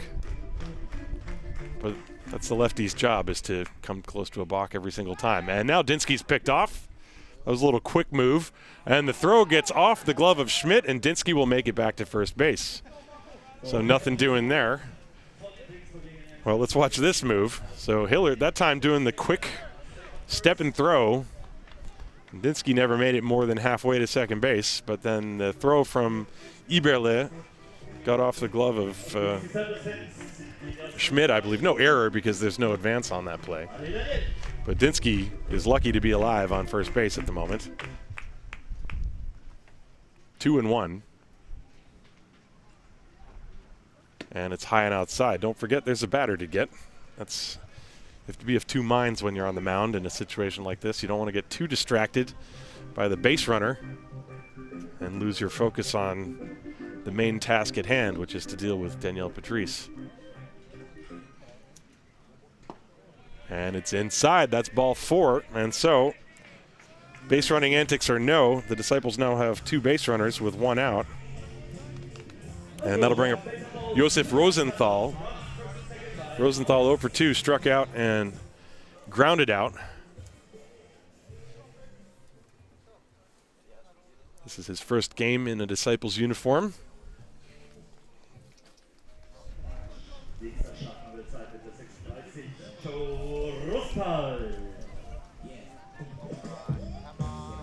And Hillard has his sign. Runners leading first and second. There's only 1 out in the inning. And the pitch. That's down and in, ball 1. Rosenthal, in his first at-bat, that was against Pedroli, struck out. And then in the 4th inning, he grounded out to the first baseman.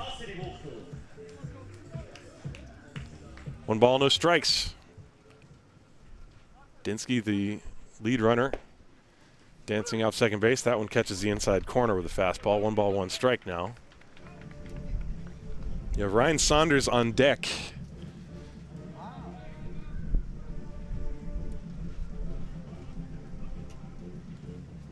Mitch Hillard, this is his first inning of work. The first 5 were worked by Christian Pedrol, who pitched very well.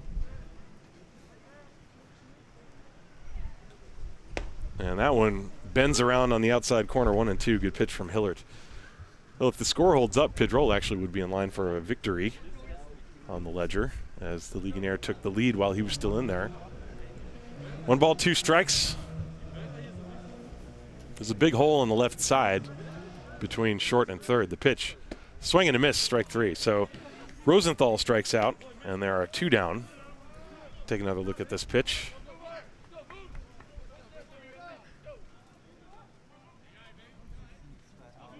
Well located, tailing away from the right-hand hitter. And so now with 2 down, it'll be up to Ryan and Boomer Saunders to try to come up with a 2-out hit.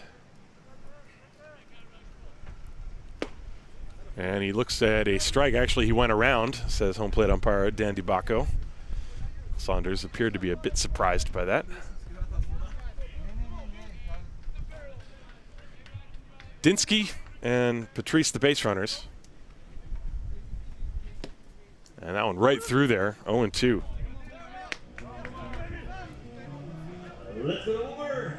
Hillard hitting 80 on that one.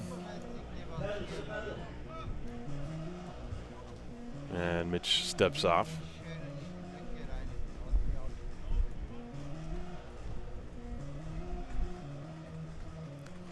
Oh, 2. Runners lead first and second. They are the tying runs.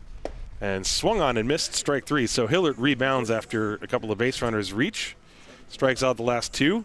The Disciples get no runs. And there were no hits No errors and 2 left on base.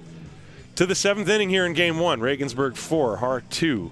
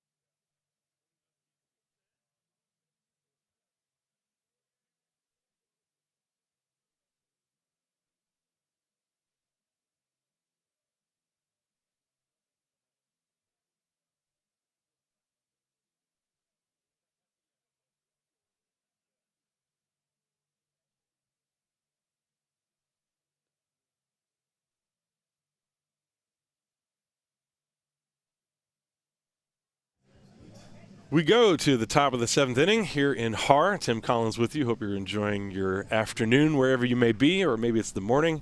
There was somebody who said they were watching from San Francisco, and it's something like 6 a.m. there now. So wherever you are in the world, hope you're enjoying the broadcast. Feel free to say hello in the chat. We are in the 7th inning. Jan Endriat for his 2nd inning of work. He will deal with the top of the order, Alex Schmidt, Lucas Jan, and Matt Vance. For the Guggenberger Legionäre. And Endriat's first pitch to Schmidt is fouled behind the plate, strike 1.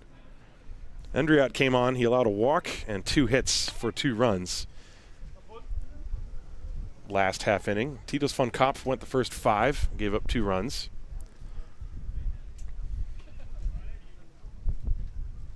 There's the 0-1 pitch. That curves inside. 1 ball and 1 strike.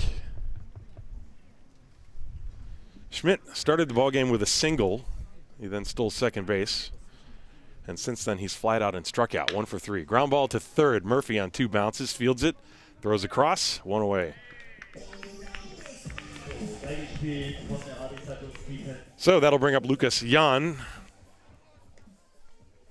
You can watch that one more time on the replay. Callum Murphy having himself a good Haar Disciples debut. A couple of base hits. He's made some nice plays in the field. And so Lucas Jan stepping up to the plate. Jan is 0 for 2, but he has walked and scored a run. That was back in the 1st inning. He also struck out looking and flied out. All of that was against the starter, Titus von Kopf.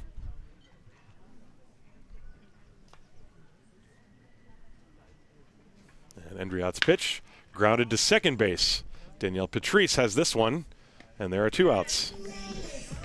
Well, if you're Jan Endriat, that's what you want to see. Ground balls hit right at your infield with nice, easy hops. Doesn't always go that well. Still watching from San Francisco, Royal Flush 17. I got to say, I like your screen name. That's a good screen name. And ein paar Zuschauer aus Österreich, Feldkirch, Österreich.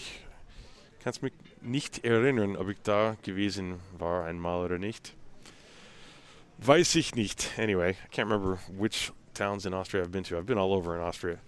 So, here we go again. 2 outs and nobody on for Matt Vance. So, he doubled once to right field. He doubled to center field. So, he should double to left field and we will have completed. I don't know what kind of a cycle that would be, but it's something. If every time you come to bat with 2 outs and nobody on and you double to every part of the ballpark, I don't know. Would that be interesting? I mean, it's interesting. Vance has been on base all 3 times. He also reached on a fielder's choice. That one is low. The first one was in for a strike, so the count is 1 ball and 1 strike.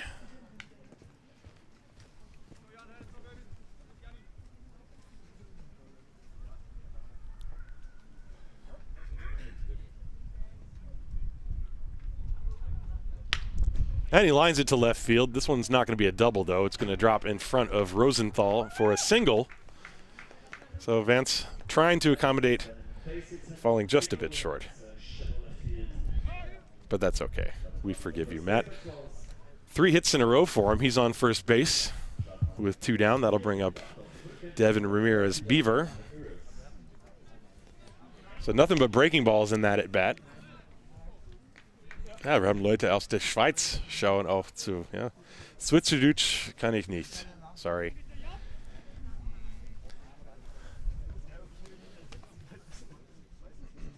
Devin Ramirez Beaver now. This is his 4th plate appearance. He's walked twice and grounded to short. That one is high. 1 ball, no strikes.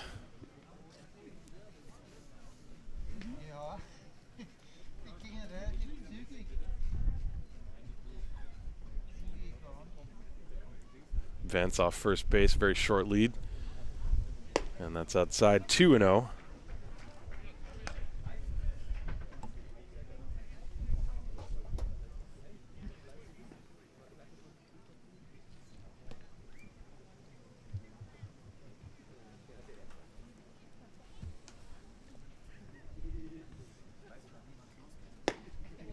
That one is on the outside corner.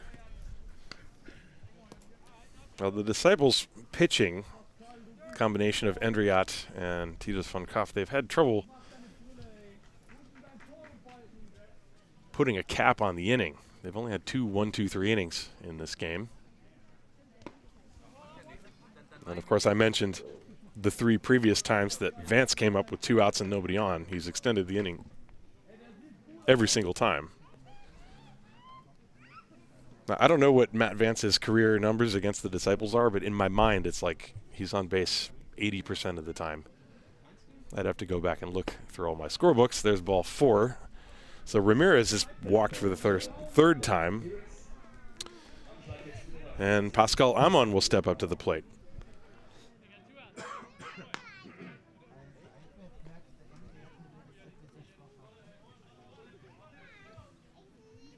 Ja, vielleicht komme ich dann nach Feldkirch, Österreich irgendwann mal.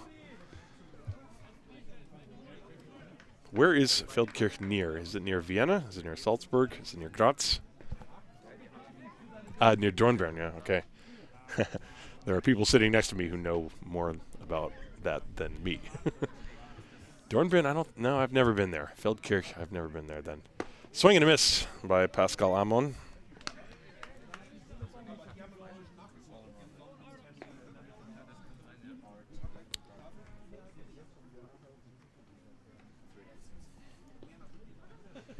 Pascal Amon today singled. That was that little pop fly that fell in the outfield. Then reached on a fielder's choice, and now he pops this one up on the left side of the infield. Who's calling for it? Riestra, and he makes the catch. Very high pop-up, but the wind died down just enough for that one as Riestra makes the play. Amon is out, and the Legionäre do not score. No runs. 1 hit, no errors, 2 left. 7th inning stretch time. And I think we're about to hear Take Me Out to the Ball Game. I think we are. Sing along, folks.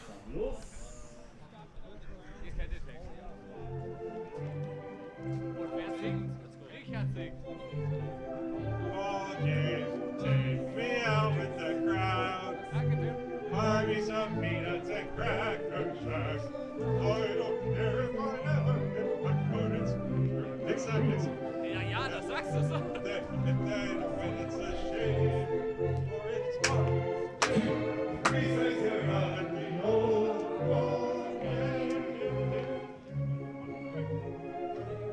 Wir können auch noch mal singen. Aber ich schaffe das nicht, das auch. Excellent job, everybody. Well done. Well done.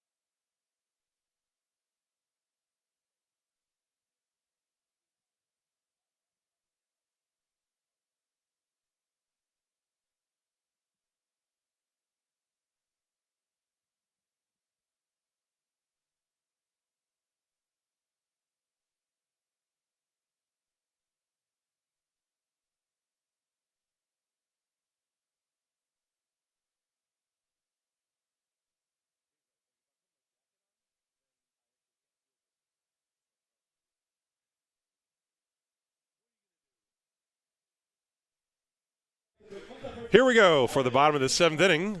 And the first pitch is low from Mitch Hillert. We are underway. David Buchner, Niels Schmidt, and then the top of the order, Callum Murphy. So it's 8-9-1. There's a strike from Hillert. Buchner in his Disciples Bundesliga debut is 0 for 2, grounded out and flied out. That's outside, 2 balls and a strike.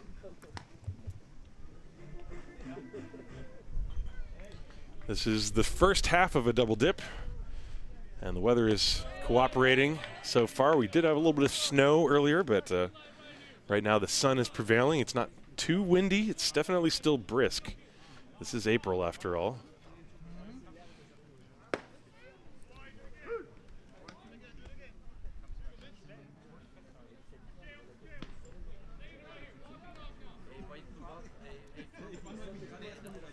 And we're getting spammed.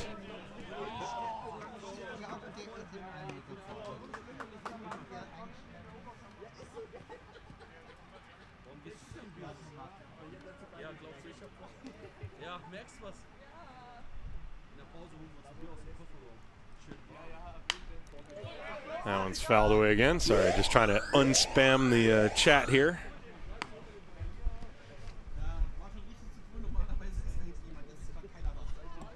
So we have a full count on David Buchner.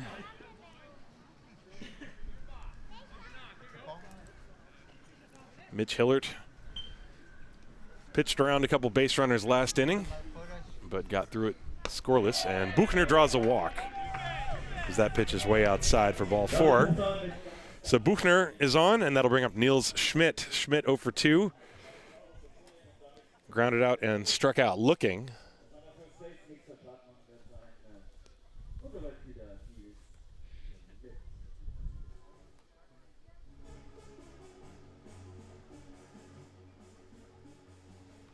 So Schmidt is on first base with, Buchner is on first base, Schmidt at the plate. And he swings and misses. You know, Niels has made strides. You know, he's been a staple on the second team and made his Bundesliga debut last year. And he's one of the guys, you know, the Disciples, they have some new equipment that can measure batted ball, you know, exit velocity as he bunts through that one, strike 2. Schmidt is one of the guys who hits the ball the hardest on this team, according to the measurements they've been taking in their practices. Of course, the Bundesliga still, you know, it's slowly starting to trickle into leagues like the one here in Germany. All the technology that you see in Major League Baseball with the high-definition cameras and the high-speed cameras and measuring exit velocity and all that stuff. There are teams here in the Bundesliga that have equipment that can serve those purposes. Things like pitch design and just trying to increase barrel rates and things like this. Baseball is becoming very high-tech. Yeah, we got viewers from Sydney, Australia. Hello. I've been there. Love Sydney. Pitch. There's a good breaking ball. That one comes around on the outside corner to get Schmidt, so he goes down. That's the first out. Here in the 7th, now the top of the order, Callum Murphy will step up. Murphy had previously played for the Hamburg Steelers as well. He participated in the 2016 European Championships with Great Britain.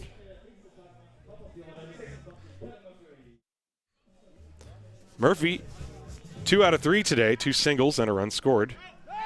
And they check on the runner at first base, and the entire Disciples dugout alerts everyone to that fact.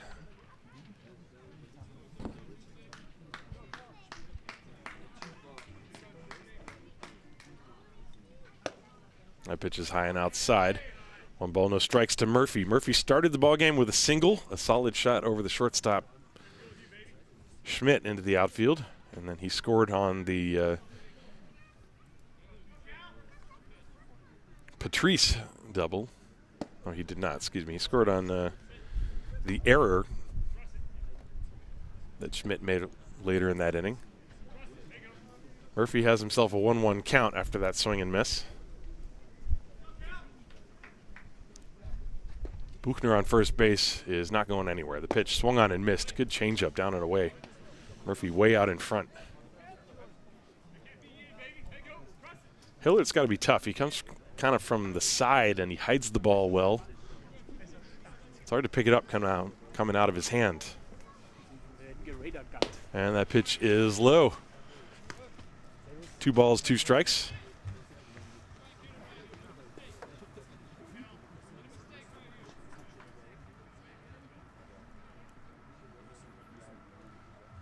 And the pitch. This one tapped foul.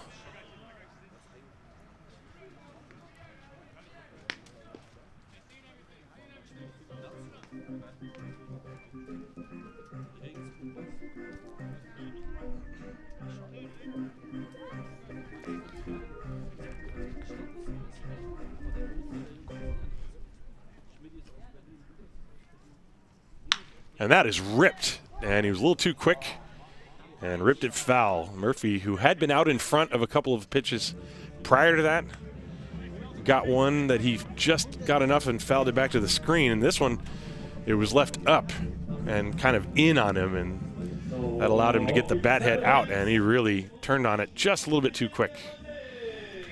So the count remains 2 balls, 2 strikes. There's 1 out. Buchner at the plate. It's a 4-2 ball game. We're in the 7th inning. Mitch Hillert comes set, and the pitch is popped weakly up on the infield, and it's caught by the shortstop Schmidt in shallow center field. Little looping humpback liner. It's not quite high enough to say pop up, and it was not quite flat enough to say a line drive, so I guess you could say a dying quail, a humpback liner, a Texas leaguer, whatever you want to call it. Either way, it was caught by Schmidt, and Murphy is out. He was jammed on the pitch. So a good pitch by Hillert to come in on the hands. There are 2 down for Francisco Riestra, who I know has fans watching. Saw them in the chat. The pitch swung on and missed. Riestra drove a ball to the gap in right center field against Pedrol, and when I looked up, and Pascal Amon was basically already standing there, to my surprise. So he hit the ball very hard, but has nothing to show for it.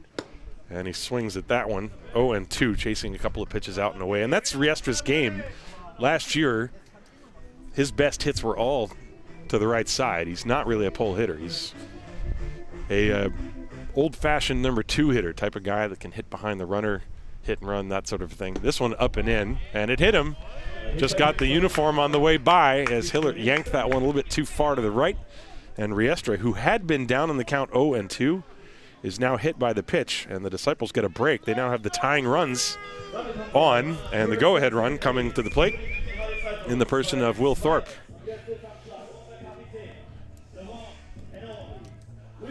Thorpe is 0 for 3 today. He has grounded out 3 times. So now he gets to face the lefty Hillert for the 2nd time. He's the first man to have faced Mitch when Mitch came in the game in the 6th inning.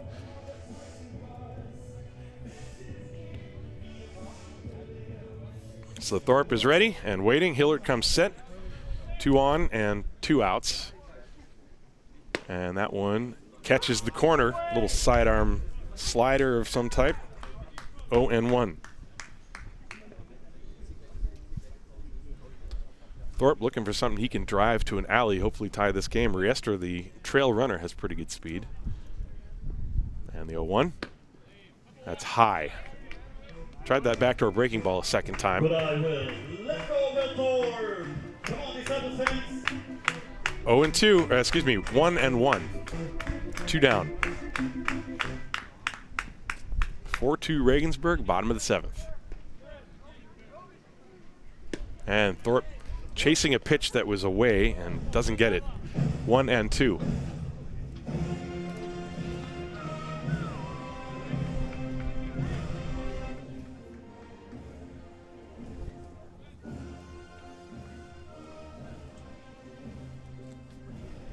One ball, 2 strikes, 2 down, 2 on. And Thorpe gets a piece to stay alive. Hillert still staying away from him. He started the at-bat with those 2 backdoor breaking balls. And now he's come after him with fastballs away the last 2 pitches.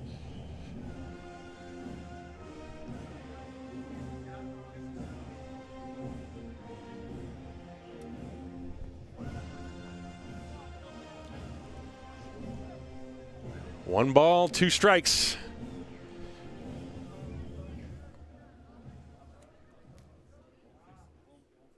And that is high. Thorpe trying to have a tough at bat here. You can hear the intensity of the Disciples dugout cheering him on in between the music. We got a 2-2 count, and Hillert is set. And that's way high and outside for ball 3, and that fills the count with 2 outs, which means the runners will be off on the pitch. So we have 3-2, 2 outs. Buchner is at second. Riestra is at first.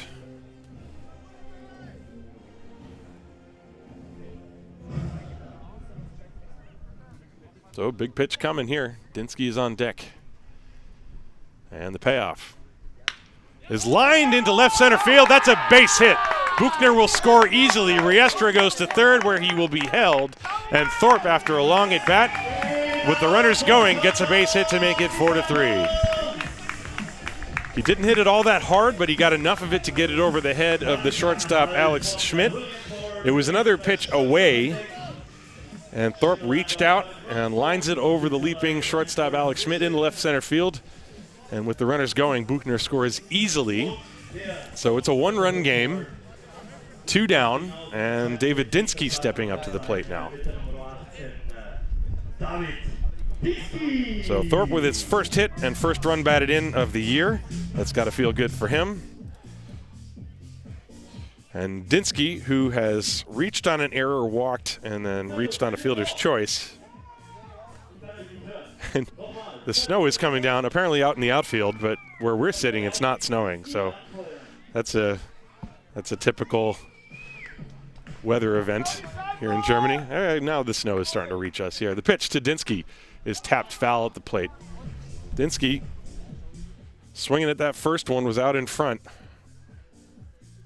First and third, there are 2 down. We're in the bottom of the 7th inning. Good ball game.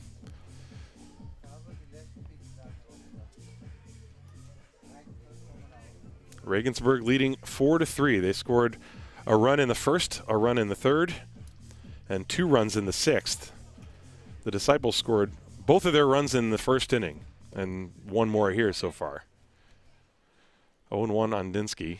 Thorpe not going. Swung on and missed. 0-2. Dinski way behind that pitch. Thorpe, who is standing about 1 foot off the bag anyway, was still going back to the bag when Hillert delivered that pitch. So I can't see what Hillert's move looks like, but just judging the reaction of the base runners at first, it must be pretty deceptive. You saw Dinski get caught and then get away with it.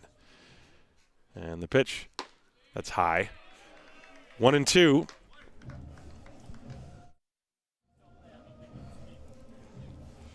Riestra, the tying run, he's on third. Thorpe, go ahead run.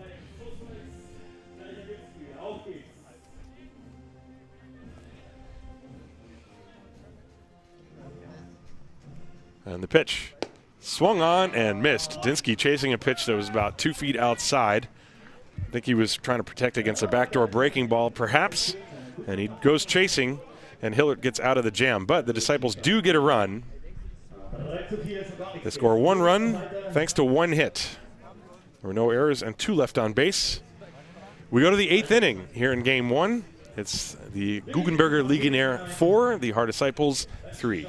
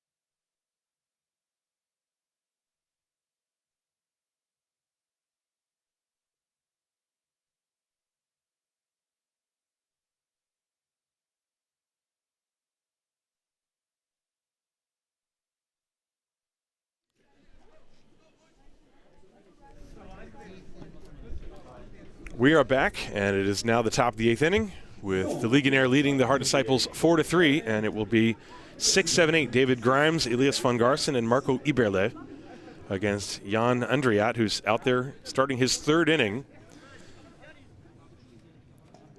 Grimes today 0 for 3 with 3 Ks, so he would like to change that. First pitch from Andriat, inside for ball 1. Andriat gave up 2 runs in the 6th and then pitched a scoreless 7th. He right now would be on the hook for the loss.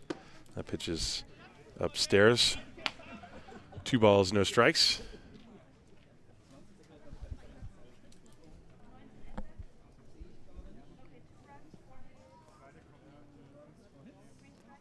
And that one is fouled at the plate. Big swing by David Grimes.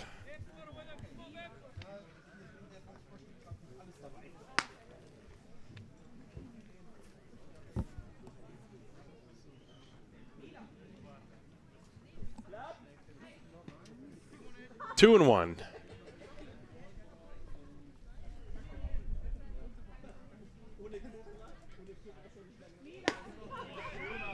That one just missed outside. 3 balls and 1 strike.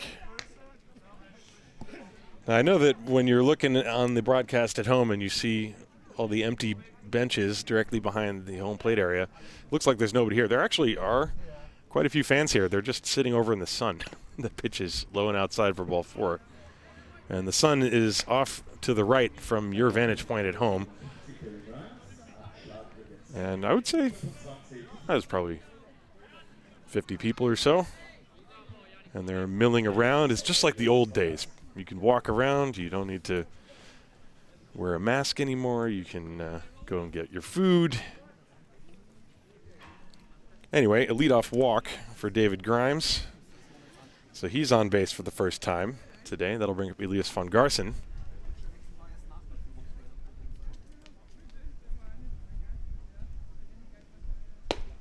And that pitch is taken low. Ball 1. Grimes, by the way, not a stolen base threat. He stole 1 base last year.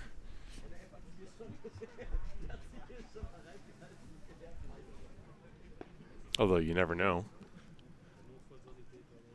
Pitch grounded foul. Van Garsen now has the count 1 ball and 1 strike. Elias today is 0 for 3. He popped out and then grounded out twice.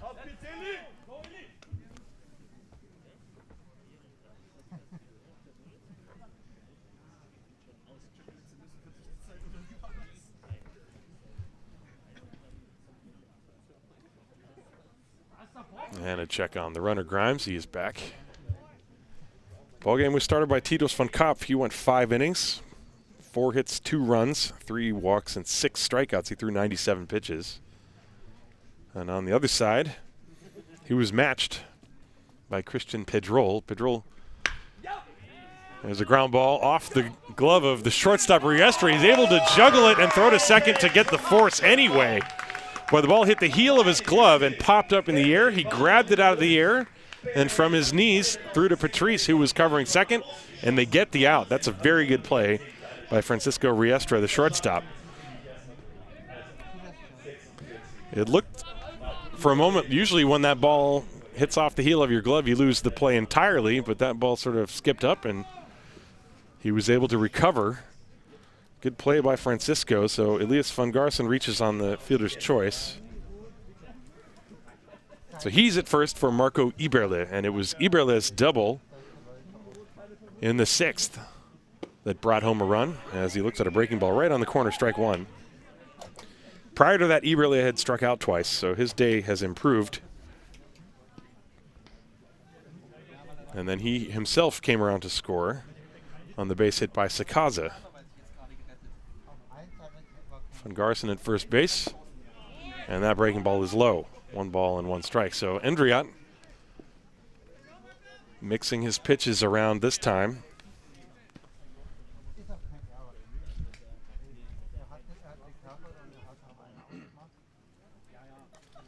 One and 1 on Marco Iberle. 1 out. Breaking ball again. This one misses outside. 2 and 1. So Andriat falling in love with that breaking ball right now. His curve, it looks different this year. It used to be much more over the top. It looks like he's getting around it a little bit. I don't know if that's by design. Swung on and missed. 2-2.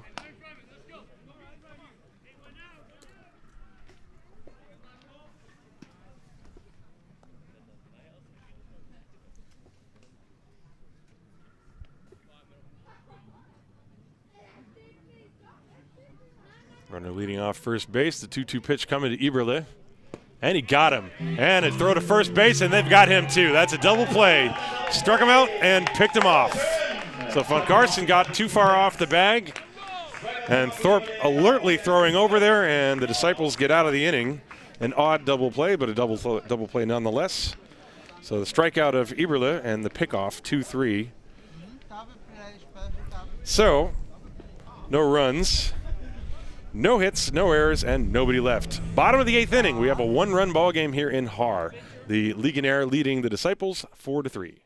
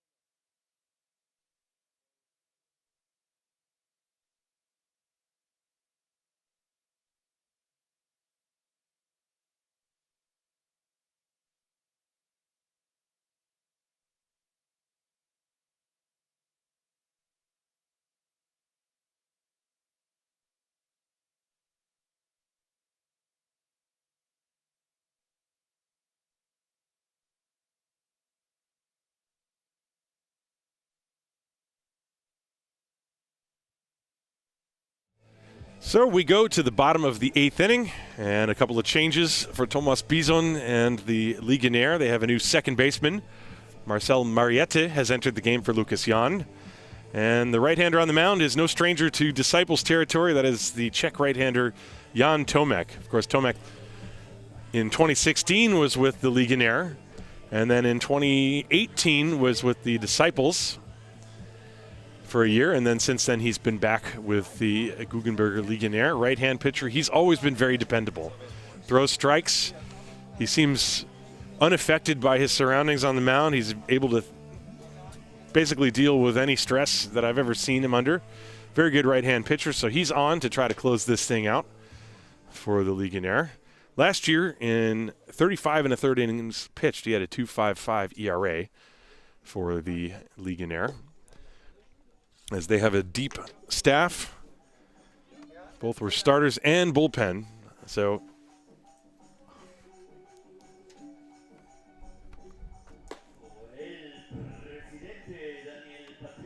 and that'll bring up Daniel Patrice and then Josef Rosenthal and Ryan Saunders. 5, 6, and 7 for the Haar Disciples here in the bottom of the 8th inning.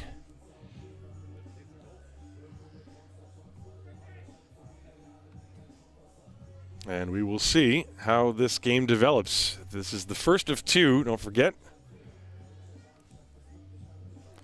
And Tomek, the right-hander, his first pitch is lined toward the alleyway in left center field, and that is going to get in there for a base hit. Patrice can run for a while. The ball goes all the way to the wall, and Amon stumbles as he tries to get that ball back in. Throw behind Patrice. He's in with a double.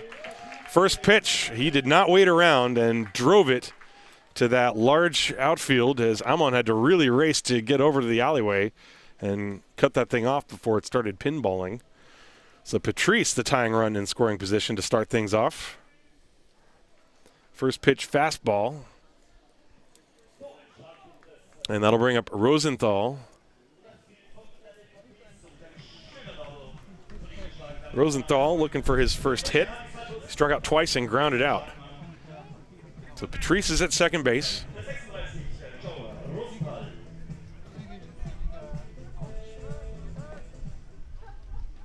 And he swings through that one. No sign of bunt on that. Sakaze at third base is playing at the edge of the grass. Rosenthal, the one ground out that he had was a check swing where he didn't mean to. That was a good cut, however, on that one. The pitch from Tomek. That's in the dirt. Gets away from Van Garsen, and Patrice is on his way to third. He slides in. That'll be a wild pitch. And the Disciples have the tying run 90 feet away. It's a 4-3 game here in the bottom of the 8th inning. And you've got to be on the lookout for another pitch like that might bounce in. Nothing Van Garsen could do with that one. 1-1. Infield comes in now to try to cut off the run at the plate. And the pitch popped up. Foul territory off to the left. Van Garsen racing over, and he cannot get there. The ball was actually still in play, but Van Garsen did not quite realize it in time. And the ball landing harmlessly on the warning track.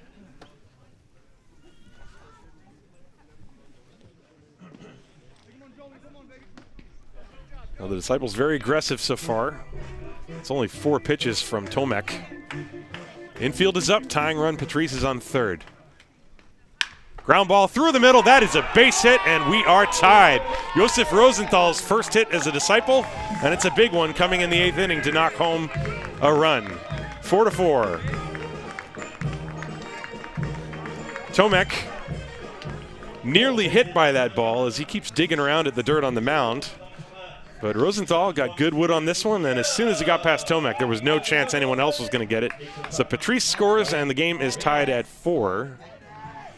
And now Rosenthal, who has very good speed, is on first base. And you have Ryan Saunders at the plate. And he looks at a ball. No activity in the Disciples bullpen, although I think I do see Luke Steinline milling around out there. Perhaps he's already loose and ready, just in case there's a save situation. Runner goes, swung on and missed, and Rosenthal steals second uncontested. So Rosenthal, who's very fast, is now in scoring position, and he's the go-ahead run. The count is 1-1 to Ryan Saunders. Saunders 0 for 3 today. So now you got to wonder, maybe they would bunt. Try to put Rosenthal on third base with 1 out, although I think just let him swing. Rosenthal already in scoring position. Very good speed. The 1-1 pitch coming to Saunders. Swings and misses. A very weak hack at that one. Looked like he was trying to hit behind the runner and get him over to third. You kind of expect Tomek to come in on his hands here to prevent that. Infield is backed up now, obviously. There's a line drive left field. That's going to be a base hit. Rosenthal is being waved around, and he will score easily. The Disciples take the lead, 5-4. Ryan Saunders with the RBI single.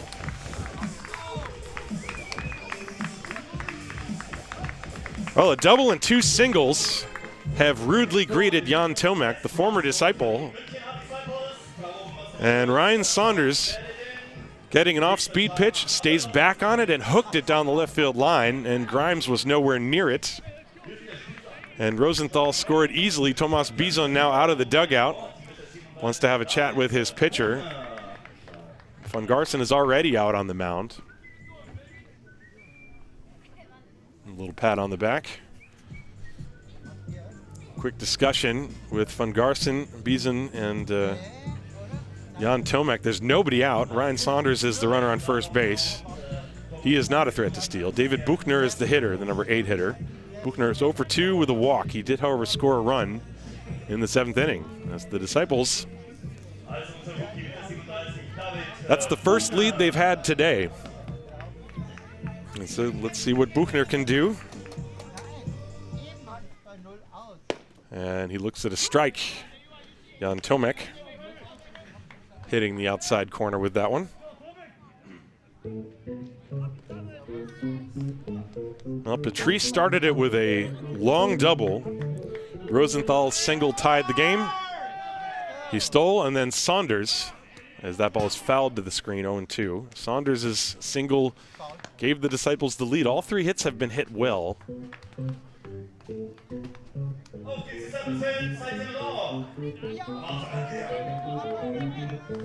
Nothing in 2 on David Buchner. Saunders a very short lead, not going anywhere, and the pitch misses the outside corner. 1 ball, 2 strikes. Tomek coming in there at about 85 miles an hour on that last one.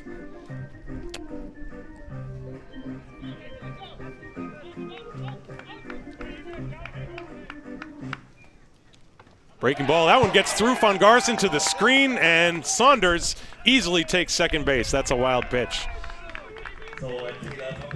Well, so far, has not been a great inning for Tomek. That is the second wild pitch of the inning.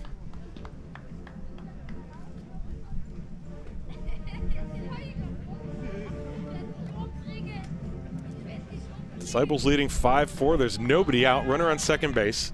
The count is 2-2 on David Buchner. And that one is right through there. Letter high over the plate and called strike 3. Buchner is out. That is the first out of the inning. And so now Niels Schmidt will step up to the plate. Very good pitch from Tomek there to come back and get Buchner after making that wild pitch.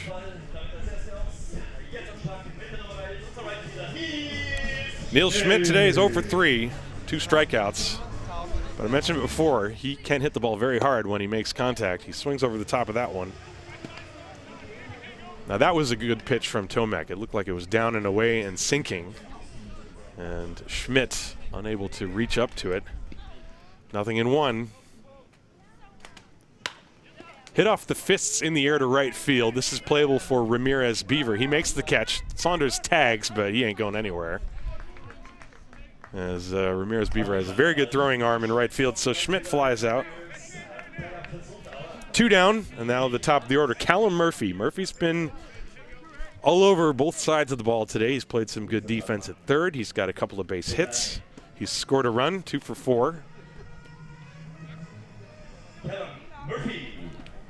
And so Tomek, after a shaky beginning, now he can get out of this and hope that the Legionnaire can score a run or more. In the 9th inning, the pitch to Murphy is a breaking ball, and it's low, ball 1. 1-0 to Callum. Callum started the game with a single, later scored. Disciples 5, Legionnaire 4 right now in the bottom of the 8th. Swinging and a miss. Murphy was going for the downs on that one. 1 ball and 1 strike. There's another game after this, folks, so don't touch that dial. What I'll do in between games, I will just leave the stream on with an estimation of about what time I think the second game will begin. There's a swing and a foul. This game started, roughly 7 or 8 minutes after 1 p.m., and we are now just shy of 4 p.m., but it's been an entertaining one. There's been quality pitching, some good defense, clutch hits, a little bit of everything.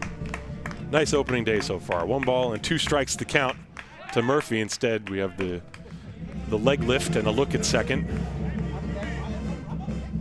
Ryan Saunders is not going to try to steal third. I feel confident in predicting that. The pitch, breaking ball missed inside, and the count 2-2. A pitch nearly came back to clip the inside corner. And you could see that Murphy was fooled. He was looking for something out over the plate. He would have been helpless had it come into the zone. The 2-2, swung on and missed, got him with a fastball on the inside corner, and the inning is over. So Tomek comes in, and the Disciples score 2 runs on 3 hits, no errors, and 1 left on base. To the 9th inning, the Disciples have a lead. It is 5-4 here in the first game of the 2022 Bundesliga season, and it looks like Luke Steinline is going to come on and try to slam the door for the Disciples.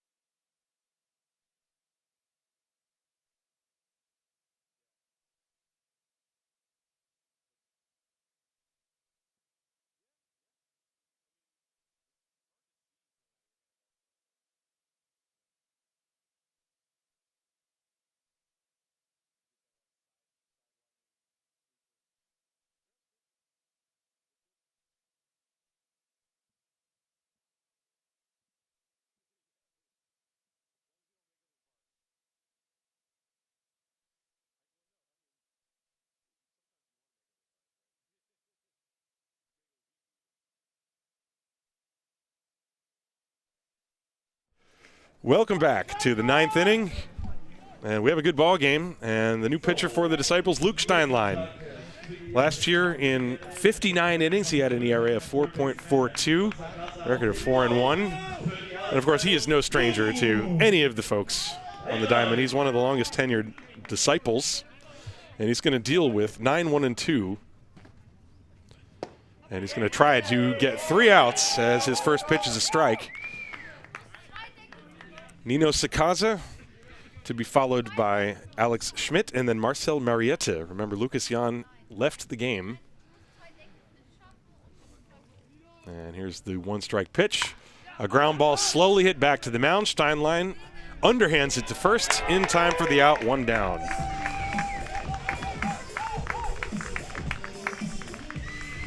So a quick first out in the top of the 9th inning. And Alex Schmidt, the top of the order. Sakaza, by the way, had been 1 for 3 prior to that. He had a single and an RBI in the 6th inning. And Schmidt is 1 for 4 in this game. He singled back in the 1st inning. Since then, he's flied out, grounded out, and struck out. Straightaway defense as Steinline works from the first base side of the rubber, and the fastball crosses too far inside. 1 ball, no strikes.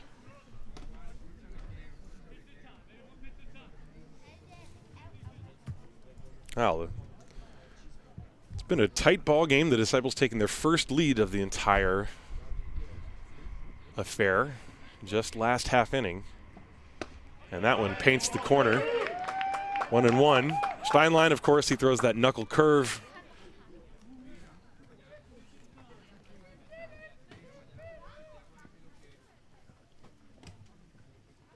One ball, 1 strike on Alex Schmidt.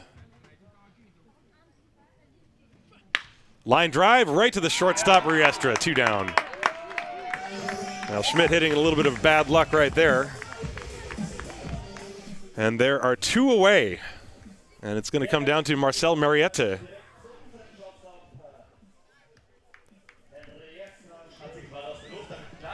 Marietta last year in limited playing time batted .222. He had 4 hits in 18 at-bats, although one of them was a home run.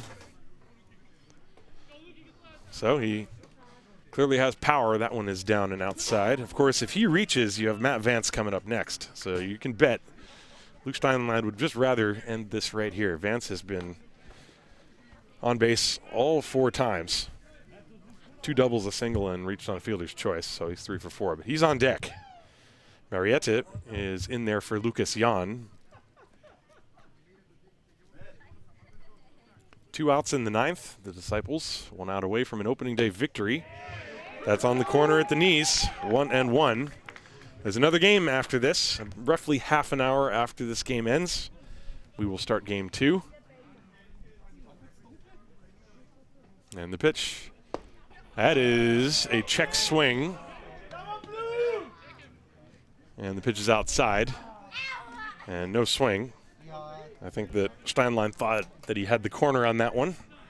But Dan DiBacco says no. So the count is 2 balls and 1 strike.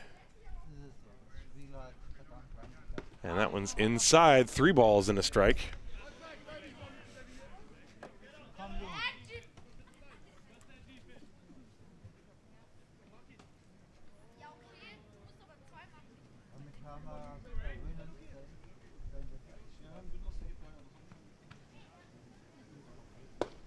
And that is a strike. Marietta threw the bat away thinking it was not, but that pitch appeared to be right down the pipe. So I'm not sure what he was looking at. Full count now, 3-2, 2 outs, 9th inning, 1-run lead for the Disciples. What more could you ask for from the opening ball game of a season? Not much, in my opinion. Steinline comes set, and here it comes. Popped foul. That's going to get out of play, I believe. Yes, it's well over the fence. So we will do it again. Another payoff pitch.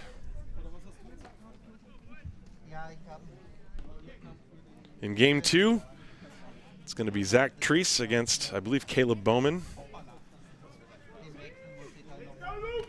for the Legionnaire. So don't touch that dial. This one, however, not over yet. A 3-2 pitch coming.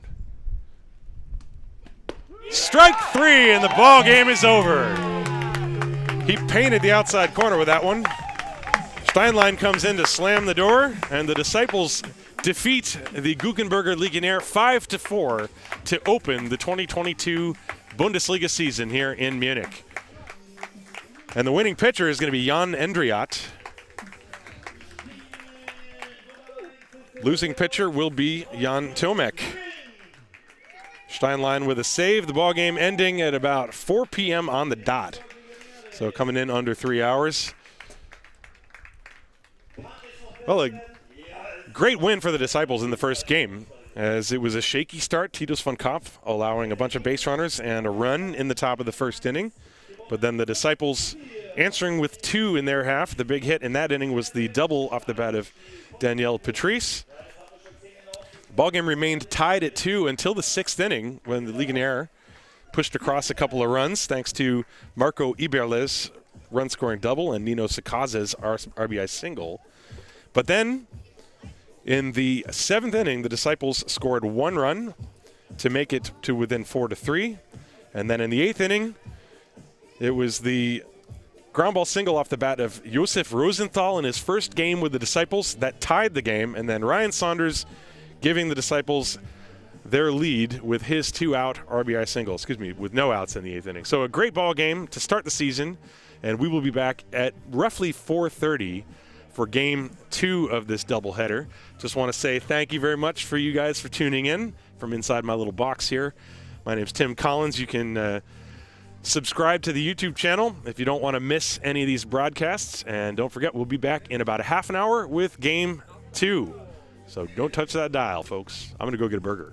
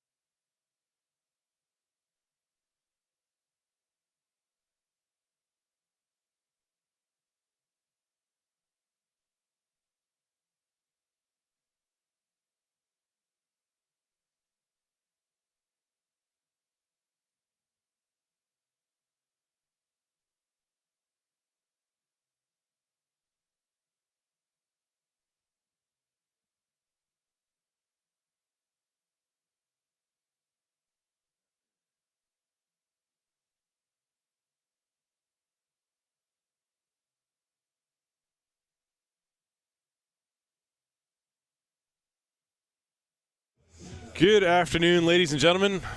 Getting into the earlier evening part here in Germany. My name is Tim Collins, back with you. We're getting ready for Game 2 of this doubleheader between the Guggenberger Legionäre and the Haar Disciples. The coaches meeting between Zach Treese. He's a starting pitcher. Alex Tufts and Thomas Bison. And then the umpire crew. The umpires have rotated. Alex Wagner will be calling balls and strikes. Dan DiBacco down the third baseline. And Vlado Kupic down the first baseline. The Disciples winning Game 1, 5-4. That game ending almost exactly at 4 p.m. And that's the way the 2022 Bundesliga season begins here in Haar. It was a come-from-behind victory in the 8th inning. The Disciples pushing across 2 runs against one of their former players, Jan Tomek. And then Luke Steinline pitched a scoreless 9th inning to close it out. And this is the second game getting ready to start. Temperatures are still rather cold, but the sun is shining, and I don't think there are too many clouds over the horizon, so hopefully we'll have sunlight. The schedule sun down time, by the way, which is a concern usually for these doubleheaders in Germany, is 7:55 local time. So it's right now 4:37. So we have a bit more than 3 hours to get this one in, so I don't think that should be a problem.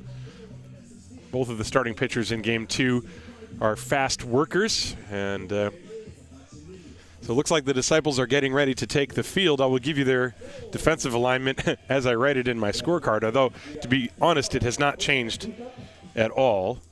So you have Murphy, Riestra, Patrice, and then Buchner around the infield. Thorpe is behind the plate doing the catching, and it's going to be Zach Treese, the right-hander from Hot Springs, Arkansas, on the mound. And he wanted me to give a special shout-out to his mom and his nanny, his grandma Helen, watching the game from Hot Springs, Arkansas. So welcome to a virtual baseball game in Germany. Zach in his second year with the Haar Disciples. And last year, Treese had a very good 4-3 record, 1-loss records, you know, whatever, the 1-loss record, who cares? But the ERA, very good, 2.83 in 70 innings. A right-hander, has a very good slider, throws a lot of strikes, works very quickly. And he's back for his second go-round with the Disciples. The outfield, which I failed to give you, is also the same as it was in Game 1. You have Rosenthal in left field, Dinski in center field, and the right fielder is Niels Schmidt. The lineup that Zach Treese is going to face is very similar. There's only one small change from Game 1 for the Legionnaire. Alex Schmidt, the shortstop, will lead things off for Regensburg, and then he'll be followed by Lucas Jan, the second baseman.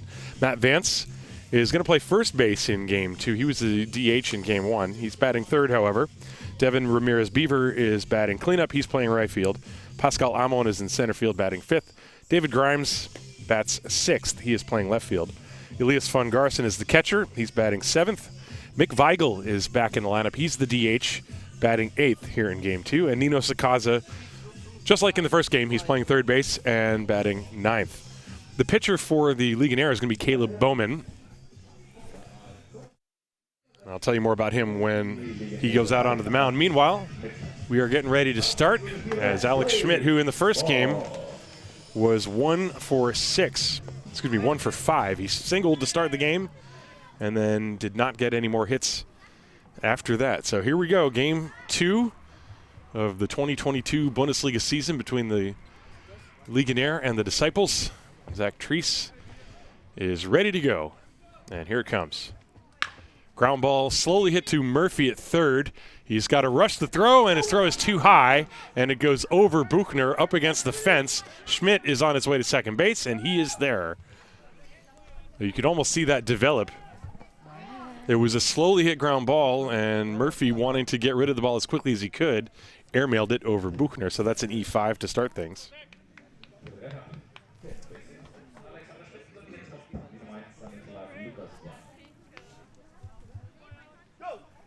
And so, right away, Schmidt is in scoring position for Lucas Jan.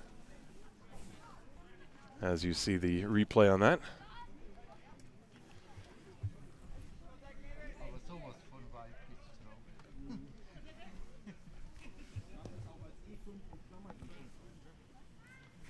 Jan in the first game had 4 at-bats. He had 4 plate appearances. He ended up 0 for 3 with a walk. He did score a run.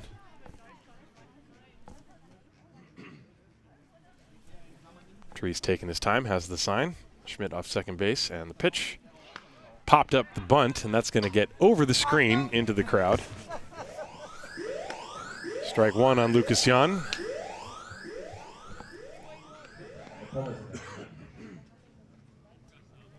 So Treese has thrown 2 pitches so far.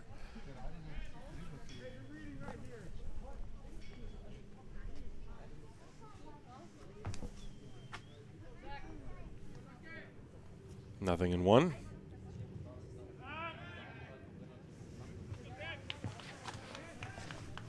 And then the swivel move by Treese.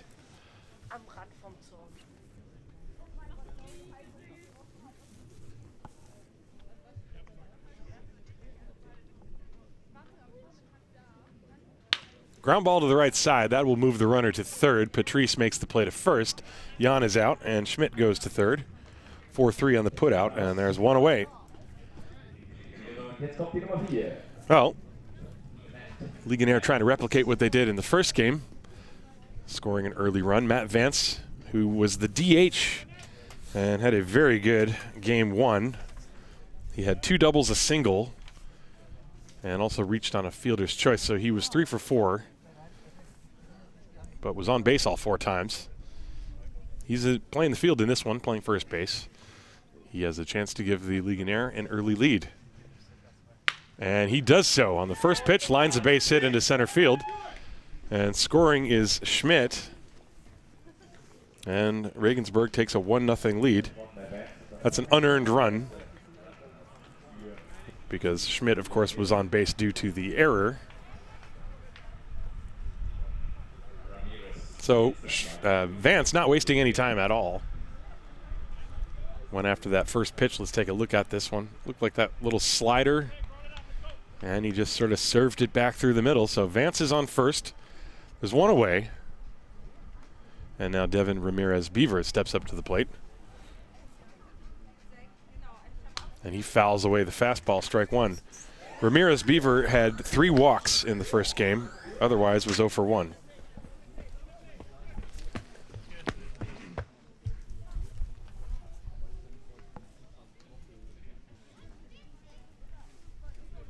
Vance with a very short lead off first. And a breaking ball. That one is on the corner for a strike. Ramirez-Beaver showing bunt on that one, then pulled it back, and that pitch came in there. Had a significant part of the strike zone. 0-2. Treese from the stretch. Got him swinging. Another slider, it looked like. And Ramirez-Beaver is gone on 3 pitches, so there are 2 down. Take another look at this on the replay. Yep, that sweeping slider from Zach Treese. And he gets the whiff. So 2 down, runner at first base. And that'll bring up Pascal Amon. Amon in the first game, 1 for 3 with a single and a walk. He also drove in 2 runs. That pitch comes in low and inside. 1 ball, no strikes.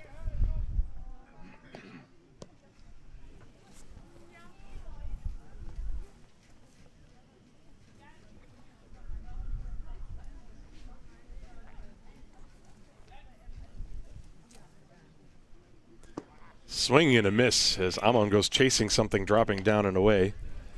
And the count 1 ball, 1 strike. Not sure if that was a change. Maybe a split-fingered fastball of some kind. It appeared to be dropping down and away from the left-hander. And the 1-1. That breaking ball on the corner. Good pitch from Treese, and the count 1-2. So far a nice mix from Zach. 1 ball, 2 strikes, 2 outs. Runner on first base is Matt Vance. And that fastball tapped foul at the plate. So a bunch of different looks, at least in this at-bat, from Treese against Pascal Amon.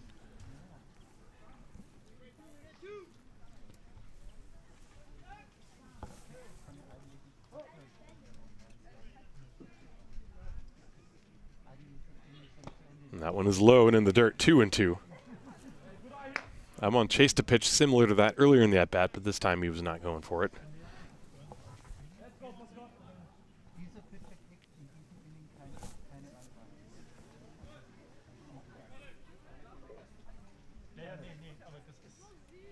And a breaking ball, just missed outside. Full count, 3 balls, 2 strikes.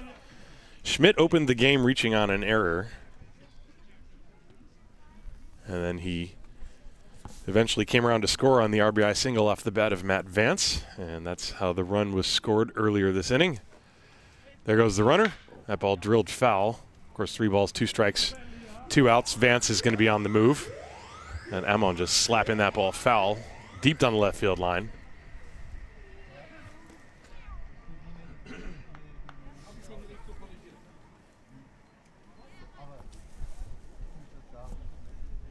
And here it comes. Popped up, foul territory off to the left. Thorpe giving it a look. Does he have a play? And no, the ball actually banged off the top of the fence and caromed to the other side. So that's about as close as it gets to coming down on this side. Had it come down on this side, there's the net that is loosely tied to those backstop poles, and the ball would have hit that anyway. So there's no chance Thorpe was going to get that one. It's not as windy now as it was earlier. Thank goodness. So another 3-2 count. And it's fouled away this time off to the right. That's the 3rd one in a row. Vance getting his exercise in over there with every successive full count pitch. And he's laughing about it.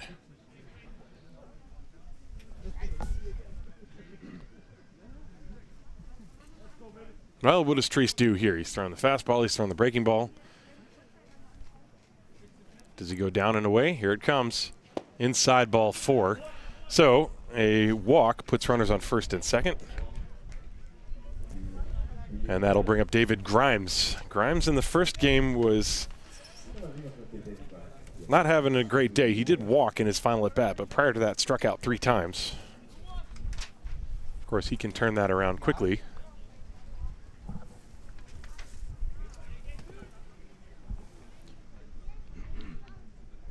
Two on and 2 outs. The pitch to Grimes, breaking ball, swing and a miss.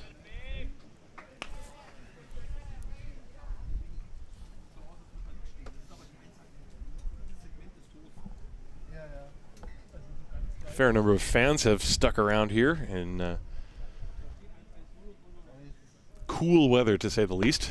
That is strike 2, another slider. That time Grimes didn't chase it, however, it nipped the corner anyway. So the count 0-2. See if Treese is maybe going to try to expand the zone a little bit or come up and in with something. Nothing in 2 to David Grimes, the pitch. Topped foul into the Legionnaire dugout. That was a slider. Grimes looked like a very defensive swing, just trying to stay alive. Hit it off the very end of the bat.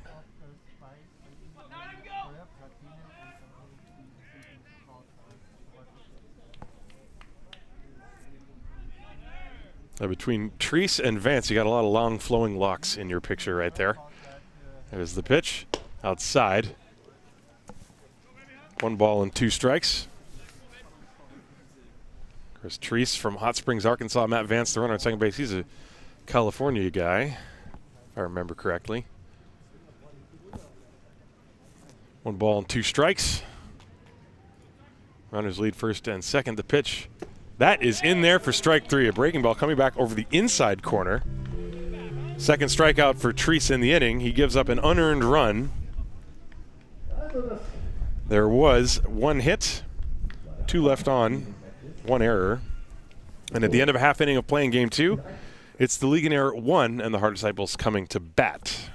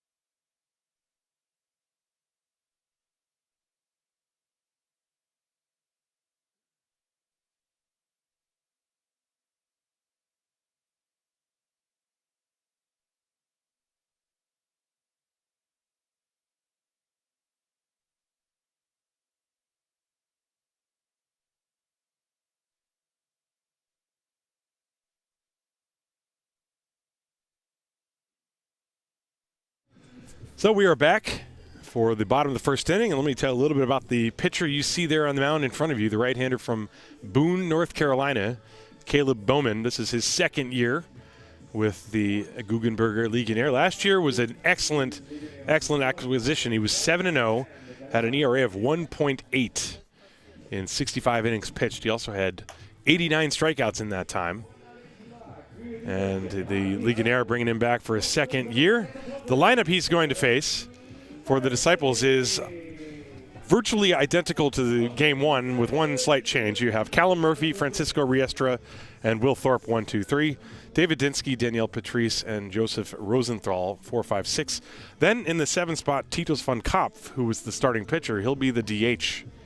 He was the starter in game one. He's DHing and batting 7th in game 2. And then 8 and 9 are Buchner and Schmidt. So here we go. Callum Murphy, who had a good game with the bat in game 1, and he looks at a strike, a fastball pumped in there at 92. So Bowman throwing pretty hard right out of the gate here. And the next one, inside, that one hit him. And so Murphy reaches. Fastball running in. Murphy, who made an error on the first pitch of the game in the top half, he's now on base to start the bottom half. And the Disciples going to try to do what they did in game 1, that is come right back and answer the run that Regensburg scored in the top half. Francisco Riestra will be the man to try to move things along. Riestra in game 1 was 0 for 3. He was hit by a pitch. Did have a couple of really good swings, however.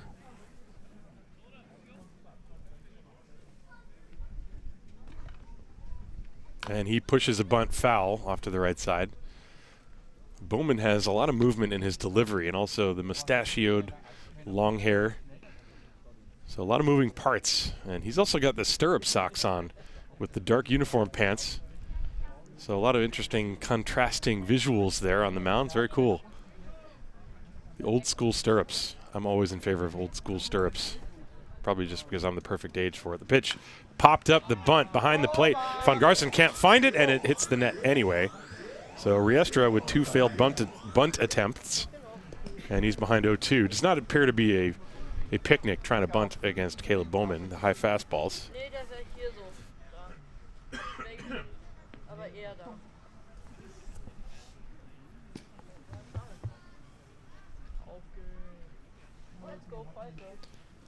Oh, 2. And he got a piece to stay alive.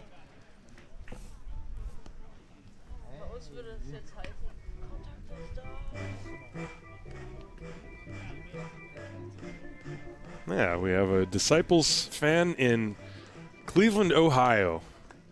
Thank you very much for tuning in. Swung on and missed strike 3, so Riestra, after failing to bunt, ends up with a strikeout. Bowman, not an easy task to try to accomplish any of those things. So now Will Thorpe will step up to the plate. Thorpe was in the middle of the rally that gave the Disciples the win. His single tied the game. That was in the 8th inning. Excuse me, that was Rosenthal. But Thorpe was involved in the 7th inning run. That's where his work came in game 1.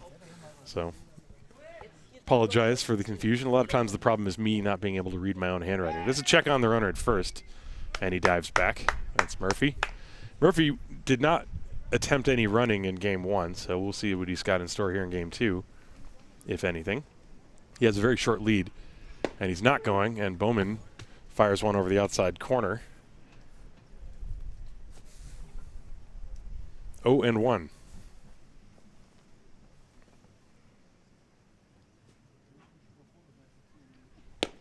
That one slides outside. 1-1. And so the difference, so the fastball was at 91. That one came in at 79. So that's a very good difference. Breaking ball hit on the ground on the third base line. It is fair, backhanded by Sakaza. Long throw, and he got him at first base. It's a very good play by Nino Sakaza. The ball rolling just over the bag.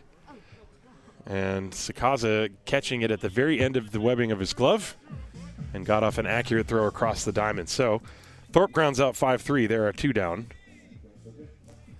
Moving to second on the play is Murphy. That'll bring up David Dinski.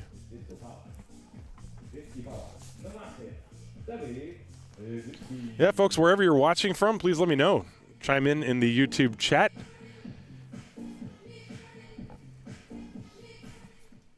We have viewers from all over the world regularly on this channel, something that I really love. Dinski looks at a breaking ball. That one's in for a strike. Dinski in game 1 reached on an error and otherwise 0 for 3 with a walk. That breaking ball just missed outside. 1 ball, 1 strike.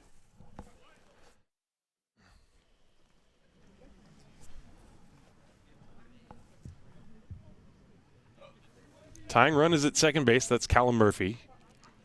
2 down in the inning, however.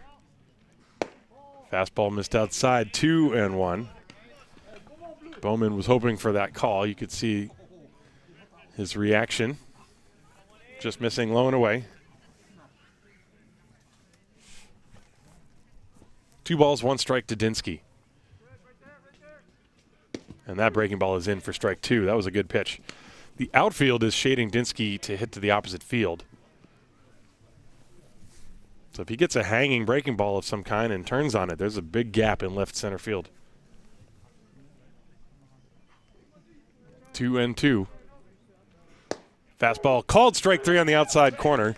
That one coming in at 92 miles an hour, and Bowman, with 2 strikeouts in the inning, gets around the leadoff hit by pitch. No runs, no hits, no errors, 1 left at the end of 1 complete. Regensburg 1, Haar nothing.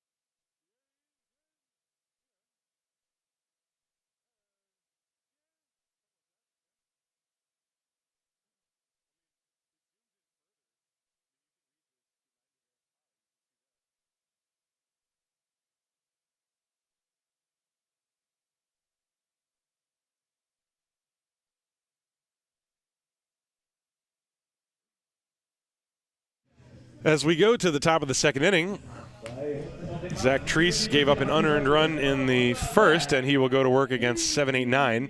Elias von Garsten, Mick Weigel, and Nino Sakaza. And I give a shout out to the Bowman family watching from Virginia. Thank you for tuning in. I feel like we had this conversation last year when Caleb pitched here. So my sister lives in Virginia, in Lovettsville, Virginia area, so I visit there frequently. Nice place. I know Virginia is very large, and there are many places besides that. Anyway, glad to hear you're tuning in. Hope you enjoy the broadcast. And Elias von Garsten steps up to the plate. He, in the first game, was 0 for 4. And Treese jams him. First pitch fouled away. Also want to respond to something that I saw in the chat. Jonas Knott asking, what do you think about Adriano Penskover, the young pitcher for the Disciples? Haven't seen him in a while. I remember my last impression of him was very good. He had a very good inning or 2, if I remember correctly, last year, I think against Heidenheim, as a swing and a foul for strike 2. And, you know, he's young enough that I remember seeing him pitch for the first time when I think he was maybe 16. And,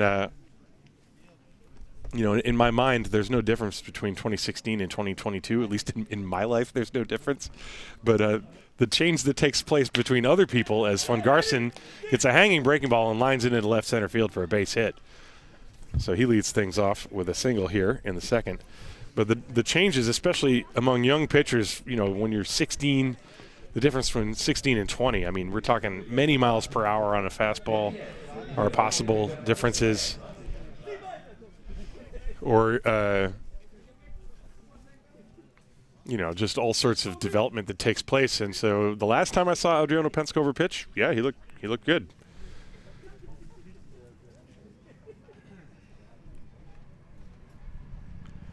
as Mick Weigel steps up to the plate, and he takes a pitch outside. Let's take a look at his stats from last year.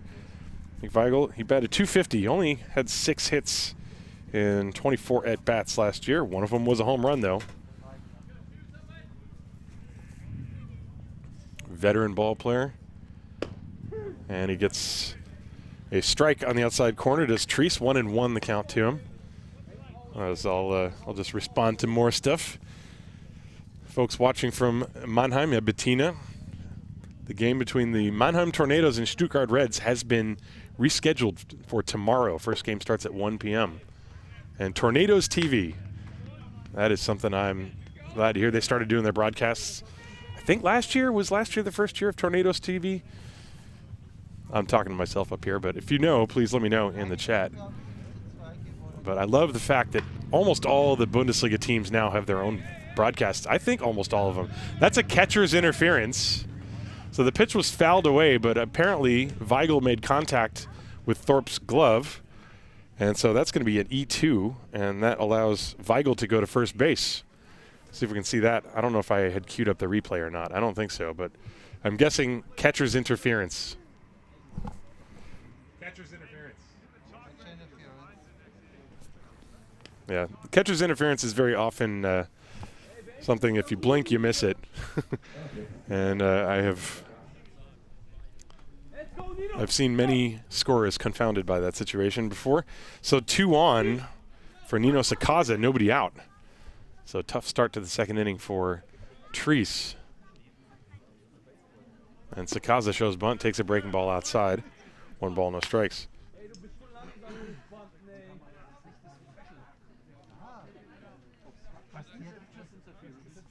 Yeah. Novato, Bay Area, California. Thanks for tuning in. Teresa.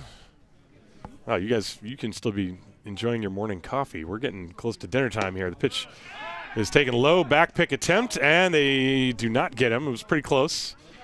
Riestra in there to handle the throw as Van Garsen just barely got back. The pitch was a ball. So the count is 2 balls and no strikes.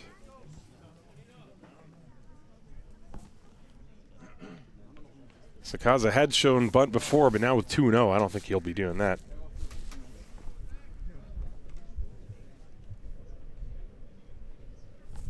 Van Garsen and Weigel leading from first and second. Oh, he does bunt. That one fouled. Did that ricochet off of his own helmet, or did that ricochet off the catcher's helmet? Let's see. That there was a funny bounce in there. I think he bunted off his own helmet. Don't see that every day. 2-1 now the count.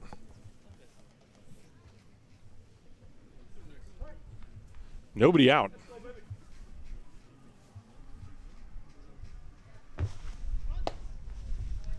And it's low. Well, Sakaza clearly still had the bunt sign. Mentioned the guy batted .440 for .400 last year. Not your typical number 9 hitter. But this is a good situation. Early in the game, you have Treese on the ropes. You're already leading 1-0. If you're Regensburg, here's the next one. And he lines it into left field, and Rosenthal is there to make the catch. And the runners have to go back. Now, Sakaza put a good swing on that one. Rosenthal made the play, and also a very good throw into second base, making it fairly close on Van Garsen, who had gotten a little bit too far off the bag. I got to say, off the bat, it did look for a minute like it might drop in. But good play by Rosenthal to cut over. So that rolls the lineup over to the top, and now Alex Schmidt. Schmidt hit the first pitch of the game right to Callum Murphy, who rushed the throw, and Schmidt reached on the error and later scored. That's the only run of the game. Breaking ball outside. 1 ball, 2 strikes. I mentioned not too long ago I started talking about all the fact that I think, at least in the South, every single Bundesliga team has a broadcast. So there's no excuse for not following the Bundesliga. Breaking ball is inside. Of course, that was a lot of that was ushered in by the pandemic and the fact that fans couldn't be at the ballpark, but the net result is a positive one for the league with Tornadoes TV and Stuttgart Reds TV Ulm has a broadcast. I think Tübingen even has one. There's a strike. Regensburg, of course, they have had the longest running one. And then you also have, let's see, Mainz doing a wonderful job. The Heidekipfe with an excellent broadcast. I mean, it's just really great to see. Ground ball pulled foul. 2-2 now the count. There's one out, runners on first and second, top of the second inning. 1-0 Regensburg. Second game of a doubleheader. This game starting at around 4:38 p.m.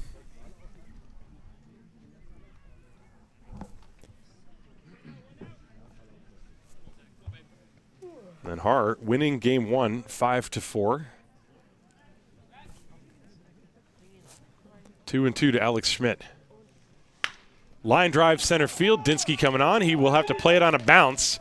And the runner will be held at third base as Dinski fires it into the cutoff man. Buchner coming in to receive the throw. That was a good throw by David Dinski. So a base hit for Schmidt. And now the bases are loaded. You have von Garson at third, Weigel at second, Schmidt is at first, and now Lucas Jahn stepping up to the plate.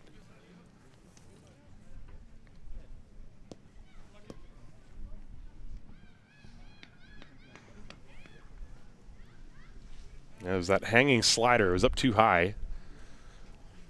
And, yeah, looking in the chat, somebody was saying Cologne doesn't have a broadcast. There are still a few teams in the north that don't have broadcasts, but all of the teams in the south do. There's a breaking ball strike to Lucas Jahn. Jahn is 0 for 1. He grounded out his first time. In the north, you have Bonn and Doran have broadcasts. Solingen used to have one, and then they stopped it for a while, and I think they brought it back. I can't quite remember if they brought it back or not. There's a swing and a miss, 0-2. My point being that a few years ago when I started doing this, I tried to travel around and broadcast as many games as I could from places like Stuttgart or Heidenheim, because I wanted to see those places. I wanted to see the ballparks and meet the people there. 0-2 to Jahn. Bases loaded, and he taps it foul. And also I knew that eventually there would come a time when I wouldn't be able to do that anymore because all the other teams are going to be doing it themselves. So, and that day has come, at least in the south, which is just as well because my car is no longer in the shape it used to be. Neither am I, for that matter. There's strike 3, a good high fastball to get Lucas Jahn, a big strikeout for Treese as he went upstairs.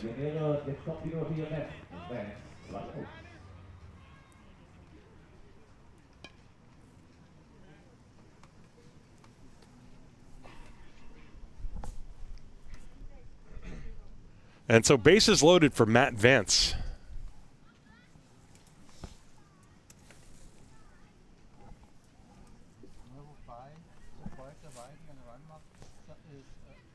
Vance, who drove in the game's only run, looks at a breaking ball inside. Tried that indoor breaking ball, and Vance lined a single his first time to drive home Schmidt from second base. And he really has, I mean, he's been on base every time. I mentioned it in the first game. In my mind, unofficially, his on-base percentage against the Disciples is like 800, but today it's actually literally 1,000. He's been on base every single time. That pitch is outside, 2-0. He did reach on a fielder's choice.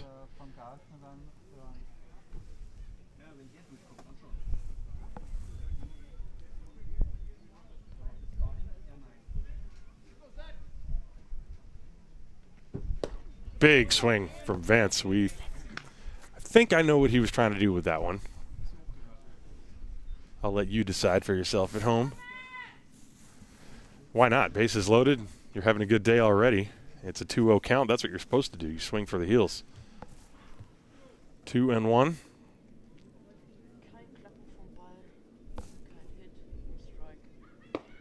Breaking ball catches the top inside corner. And the count now even, 2-2.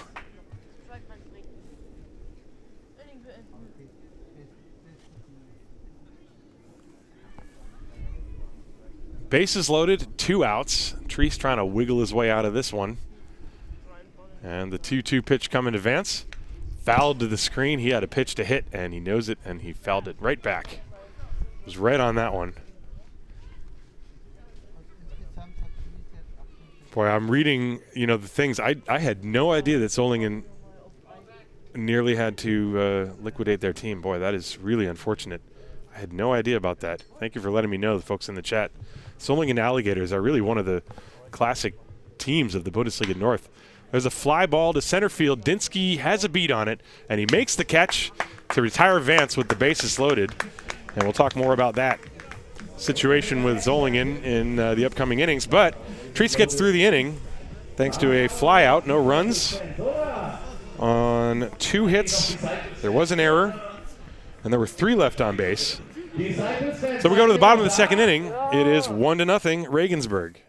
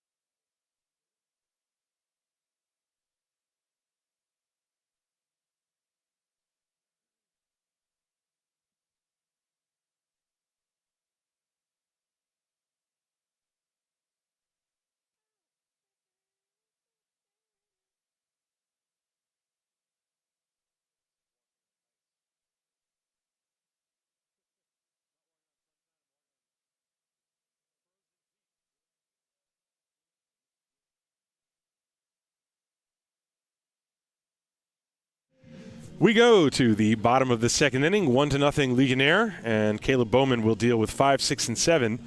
Daniel Patrice, Josef Rosenthal, and Titus van Kopf. And I want to say schöne Grüße to our viewers in Arizona. Josh watching from Arizona. Grüße aus Arizona. And also Jacques in Inglewood, California. I'm pretty sure perhaps related to Devin Ramirez Beaver. Just a question or just a hypothesis.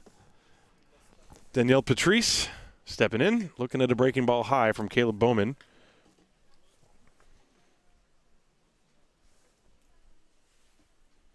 It was Patrice who got things started for the Disciples in the 8th inning with his double against Jan Tomek. He slices that one foul. Patrice in the first game actually had 3 hits. He was 3 for 3 with a walk, so he's been on base 4 consecutive times. He scored the tying run in game 1, and then later the Disciples pushed across the 5th and winning run. Swing and a miss. That was a good fastball. So far looks like Bowman has topped out at 92.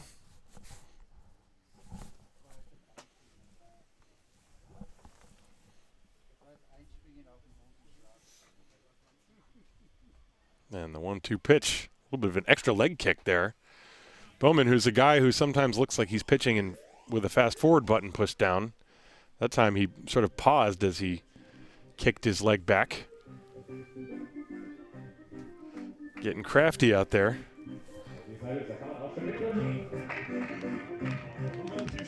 1 ball, 2 strikes. Forgot to turn the mic on, excuse me.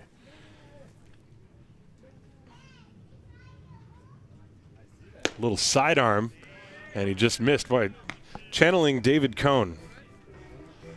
2 balls and 2 strikes It's fun to watch a pitcher who does things like that, invents things on the fly on the mound, experimenting with arm angles.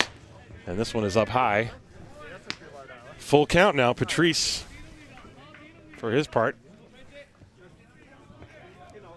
has worked it to a full count.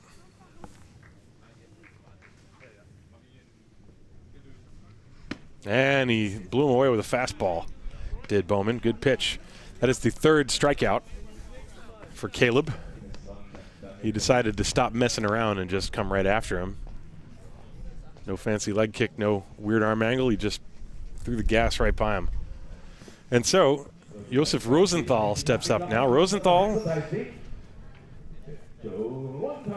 had the game-tying base hit, his first hit as a disciple in the 8th inning. And a check swing on a fastball high. Did he go? No, says Vlado Chupic down the first base line. Ball 1.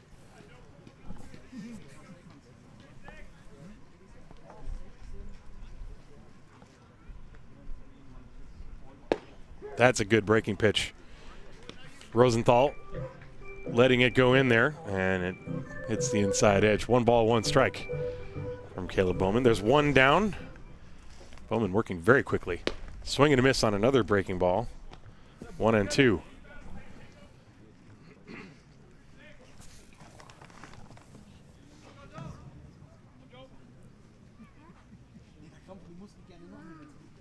And he got him. 3rd one in a row. That little slider that bends over the outside edge. That's the 4th strikeout for Bowman. Well, he went after Patrice with fastballs, and he went after Rosenthal with that slider, and that was paint right there. So Titus van Kopf will now step up to the plate, his first at-bat of the year. He was the starting pitcher in Game 1. Last year he had 3 hits in 28 at-bats, and he looks at a strike on the first pitch. He's a guy who at times will play infield as well, but of course his main role to this team is as a pitcher, and he goes around too far on a fastball that tied him up. 0-2 to Titus.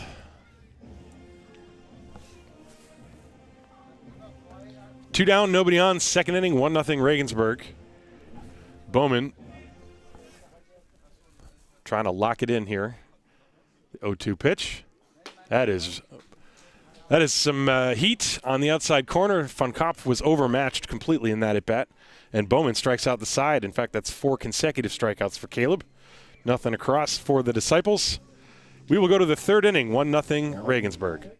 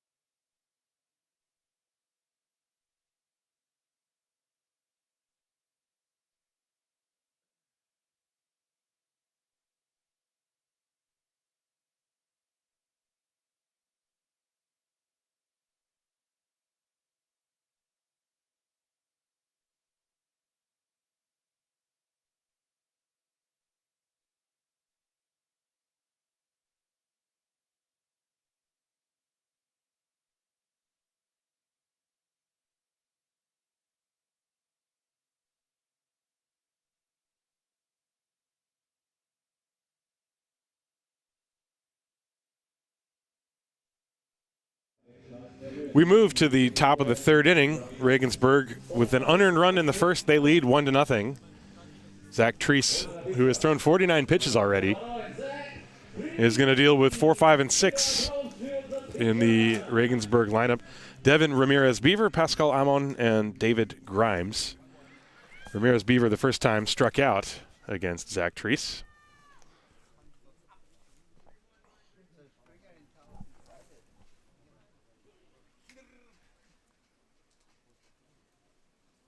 And that pitch down and away, ball 1.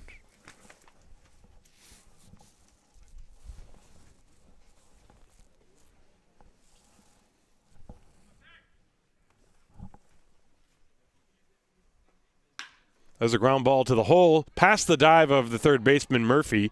Riestra, for some reason, still threw the ball to first base, even after he had trouble getting out of his glove. And that's a base hit for Ramirez Beaver. Perfectly placed between short and third. Not much any of them could do about that. He was jammed on the pitch, I believe. But once it got past Murphy, there was no chance Riestra was going to throw him out. And so, a leadoff base hit. That is the fourth hit for the Legionnaire. So far, all of the hits have been singles. And Lucas Jan steps up to the, Pascal Amon steps up to the plate. Big hole on the right side as the runner's being held on as Amon swings over the top of an off-speed pitch.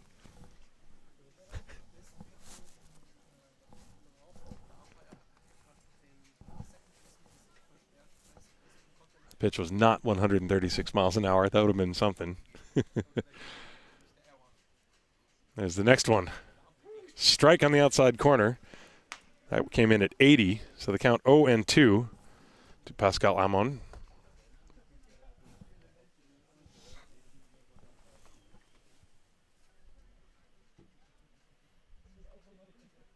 Breaking ball swung on and missed, and Amon down on strikes.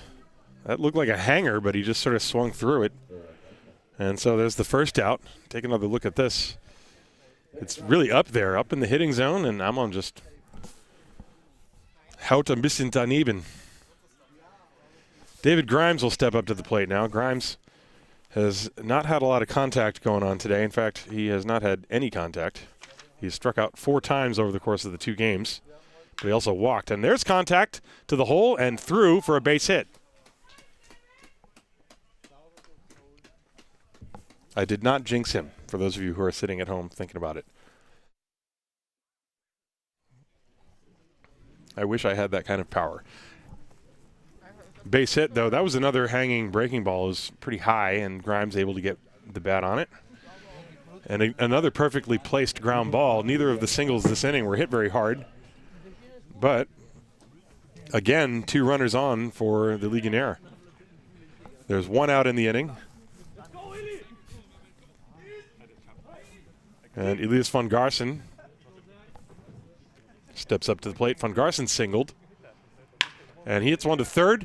And it takes a hop and gets past Murphy into the outfield. They're going to hold the runner at third. He rounded too far. And now he's caught between third and home. Being run towards the plate. And the tag was applied. Just barely. It was applied by the third baseman Murphy. And he did that the right way. You're supposed to do that, to try to do it without throwing the ball ever. However, he was nearly outrun to home plate by Ramirez Beaver, who's out 5. It goes 5-6-5, I believe. So that's going to be an error, allowing the hitter Von Garsen to reach an E5. And then he takes second, and Grimes goes to third. But then Ramirez Beaver is tagged out. Watch it carom off the arm of Murphy.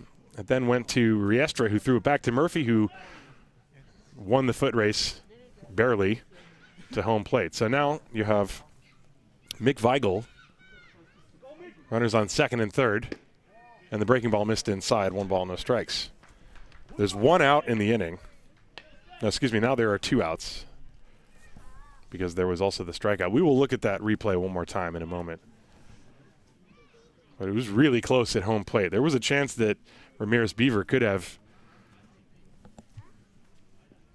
outrun Murphy. And he slaps it to left field, a base hit.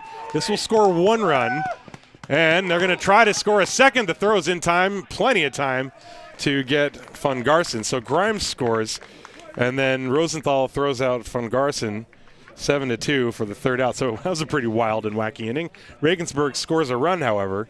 They get 1 run on, let's see here, let me think about that. 3 hits.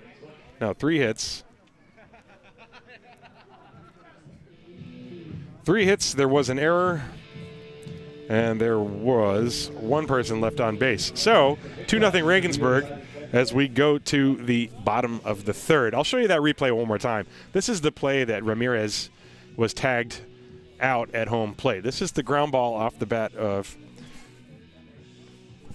Elias von Garson. It goes to the third baseman off his arm. Riestra picks it up, and you see Ramirez Beaver rounded way too far, and as soon as the ball was thrown back, he got into a rundown and was nearly safe at the plate. Alex Wagner right there made the call, saw it very clearly. There was no argument either from Ramirez Beaver. So that's how that play went.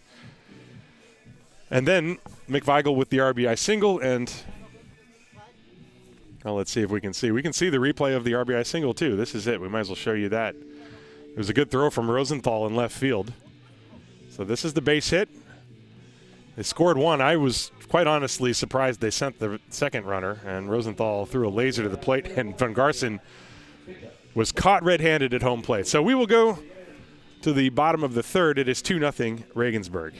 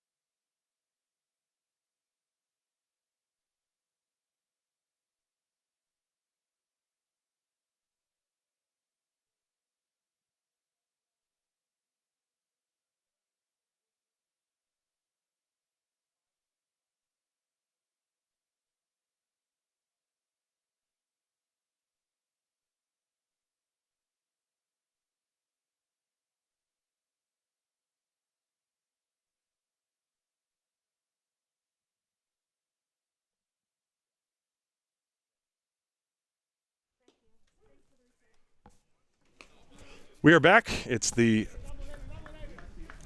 bottom of the third inning.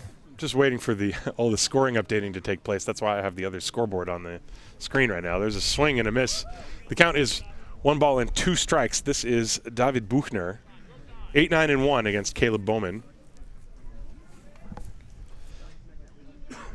Whenever there's complicated plays, it takes a minute for the online scoring to be updated, and that's where I'm drawing that other scoreboard from, the one that you normally would see in the upper left-hand corner.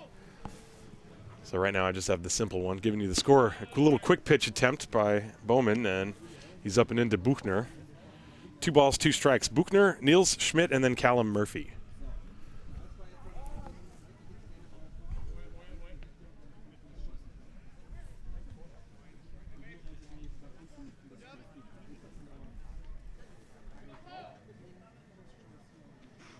And Buchner gets a piece to stay alive. Bowman still regularly hitting 90 with his fastball. You can hear him grunt all the way back here.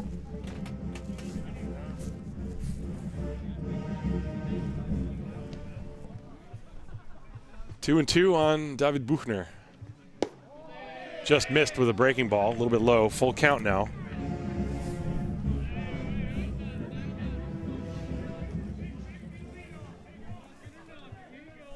And the full count pitch is up high, ball 4. So Buchner draws a walk, and that'll bring up Niels Schmidt. The scoring still has not been updated over there. Gonna give that a minute.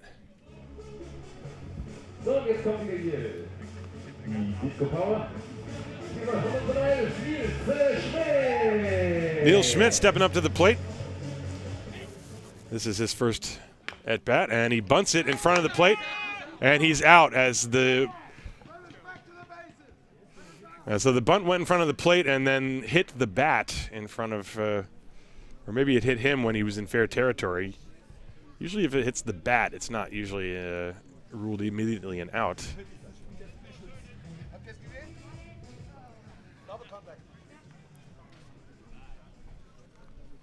So Alex Wagner explaining us. That's actually nice. Umpires don't often explain to the scorers. So he bunted and made contact with the ball a second time after it was in fair territory. So that's an out. So that's 1 away. Buchner remains at first base. That'll go as 2 unassisted, I believe. 1 out. And a swing and a miss from Callum Murphy. Oop, wrong score. My apologies. It is 2-0 Regensburg. We are in the third, and Murphy looks at a breaking ball, strike 2. Bowman has been very tough so far today. He is not allowed to hit. He's allowed a hit batter and a walk, but so far the Disciples are hitless. Popped foul. Still 0-2. Murphy with a short swing, trying to defend against that fastball.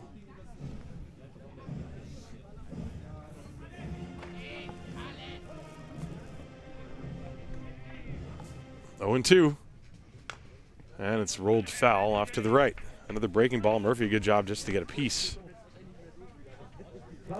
Should mention also that the Buchner, boy, going back in time, Guggenberger Legionäre, they brought on a new coach, Bruce Hines, formerly of the Los Angeles Angels, and he's been coaching with them this year. He's in the dugout right now. So you know what that means, folks. That means there are 2 degrees of separation between you, the viewer, me, and Shohei Ohtani and Mike Trout. So it's pretty much the same thing, wouldn't you say? Fastball, strike 3. As Bowman dropping down sidearm on that one. Boy, he's been nasty today. So 2 down. Look at that, sidearm, tough to pick it up. But he really changes the look frequently. And Murphy is out number 2. That is strikeout number 1, 2, 3, 4, 5, 6 for Bowman. That'll bring up Riestra. Runner on first, and Riestra shoots one foul down the right field line. Strike 1. Nope, still not ready over there. It's 2-0 Regensburg. We are in the bottom of the 3rd inning. 2 outs, runner on first base. Another sidearm hit off the end of the bat. A little floater into left field. This is easy for Grimes to come in and make the catch. He does, and the inning is over. So the Disciples have 2 base runners, but no hits in the game. Nothing across the board. We go to the 4th inning. It is 2-0 Regensburg.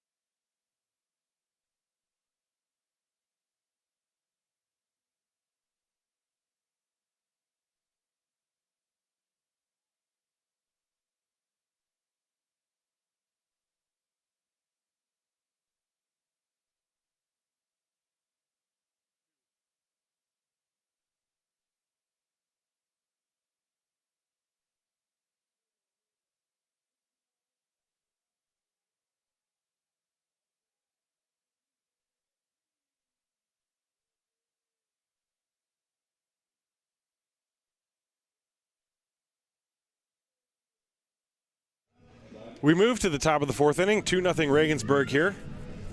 And Zach Treese back out there. And he will face 9-1-2, Nino Sakaza, and then Alex Schmidt and Lucas Jan. And Sakaza, check swing on a breaking ball. They appeal. Did he go? Yes, says Dan DiBacco. Strike 1 to Nino. Sakaza flied out his first time.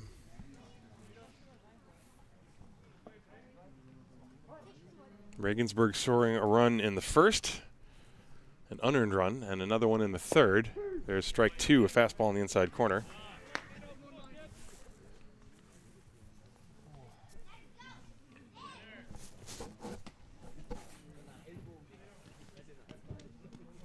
(0-2) pitch on the way. That one bounces in. 1-2. Well, in the first 3 innings, the Legionnaire have littered the bases with base runners. they have not been able to capitalize. They left on 2 in the first and 3 in the second. They left on 1 last inning. Backdoor breaking ball misses outside, but they had 2 runners thrown out at home plate in last inning. So it was worse than it looks in the box score, I guess, if you want to put it that way. This one slapped on the ground. That's a base hit into left field. Sakaza waited on that breaking ball and just took it to the hole. That's the 3rd one that's been hit through that direction. So a leadoff base hit for Nino Sakaza. Looks to me like they're really sitting on that slider from Treese, waiting for it to break into the strike zone, and Sakaza put a good swing on it and hit it past Riestra. So now the top of the order, Alex Schmidt. Schmidt reached on an E5 and scored in the first inning, and then he singled in the second, 1 for 2. Pitch is low.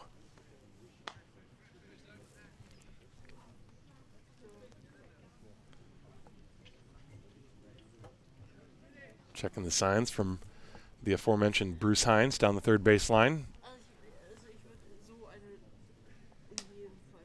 And a check on the runner at first. He dives back. Sakaza, in case you're wondering, he was 8 for 9 in stolen base attempts last year. Not a bad time to try to go. Breaking ball. This is popped up off the end of the bat. Buchner into foul ground right next to the bag, makes the catch. That is out number 1.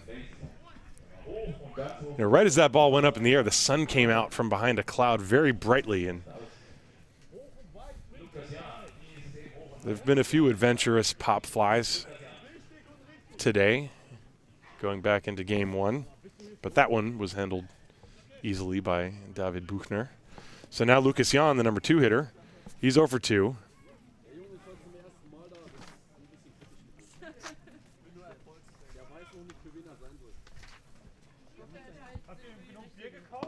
And the pitch is a breaking ball down and in, ball 1.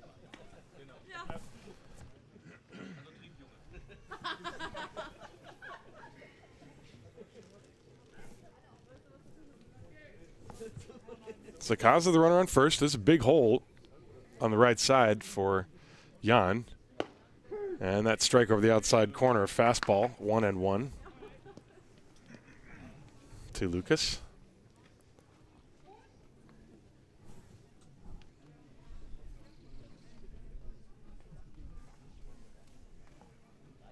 And that one missed inside. 2 balls and 1 strike now.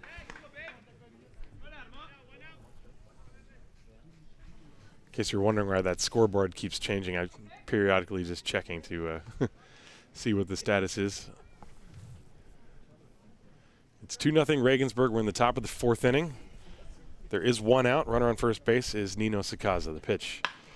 Line drive down the right field line. It's fair, and it's in there for a hit. Sakaza racing towards third.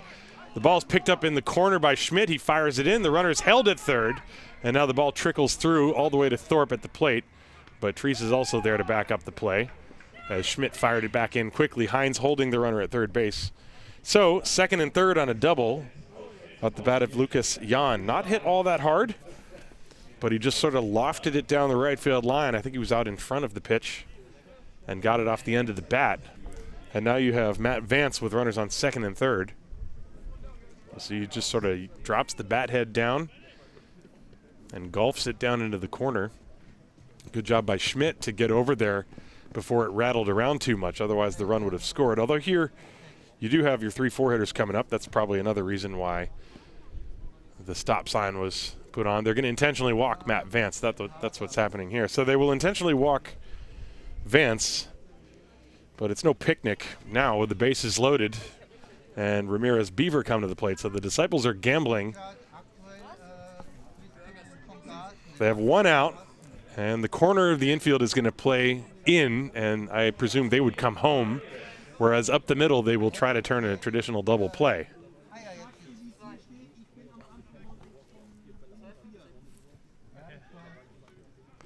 So there you see all the base runners, the men in black as they appear.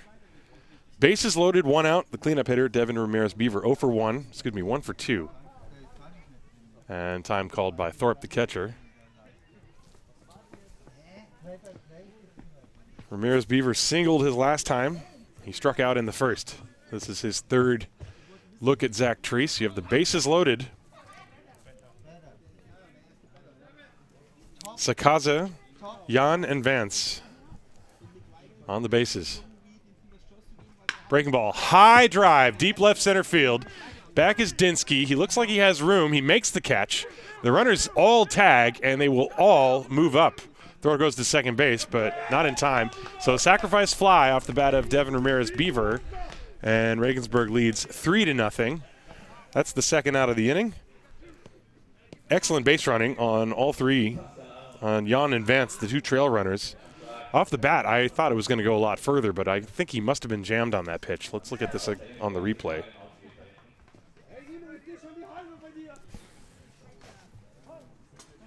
Just missed it. So Regensburg with a 3-0 lead, and the hitter now is Pascal Amon. Pitch is low. Amon 0 for 1. He walked and struck out.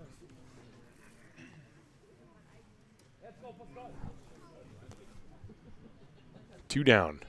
Fouled away. 1 ball, 1 strike. Well, there are so many moments in a game like this where the Legionnaire, they have just had base runners all over the place. They stranded 2 in the first, 3 in the second, 1 in the third, although they had 2 cut down at home plate. Here they have 2 on right now after having had the bases loaded. But there are 2 down. Treese delivers, and that is drilled to deep right field, and it is going to fly out of here. A 3-run home run off the bat of Pascal Amon makes it 6-0. And that was a hanging breaking ball, and as soon as it went up into the air, you could see it disappearing. Schmidt turned and gave it a cursory glance and watched it fly out of here. So a 3-run home run makes it 6-0 Regensburg. Well, I was going to say, you know, with 2 outs and 2 runners in scoring position, the difference between, you know, a 5-0 lead and holding it at 3-0 could be 1 pitch, but instead, it's a 6-0 lead. Let's look at that on the replay.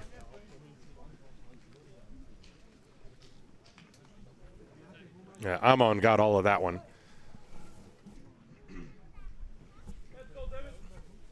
And David Grimes looks at a breaking ball outside. And yes, I know some of you are wondering what's up with the on-screen scoreboard. It's because I'm waiting for the e-scoring to update. Sometimes it lags.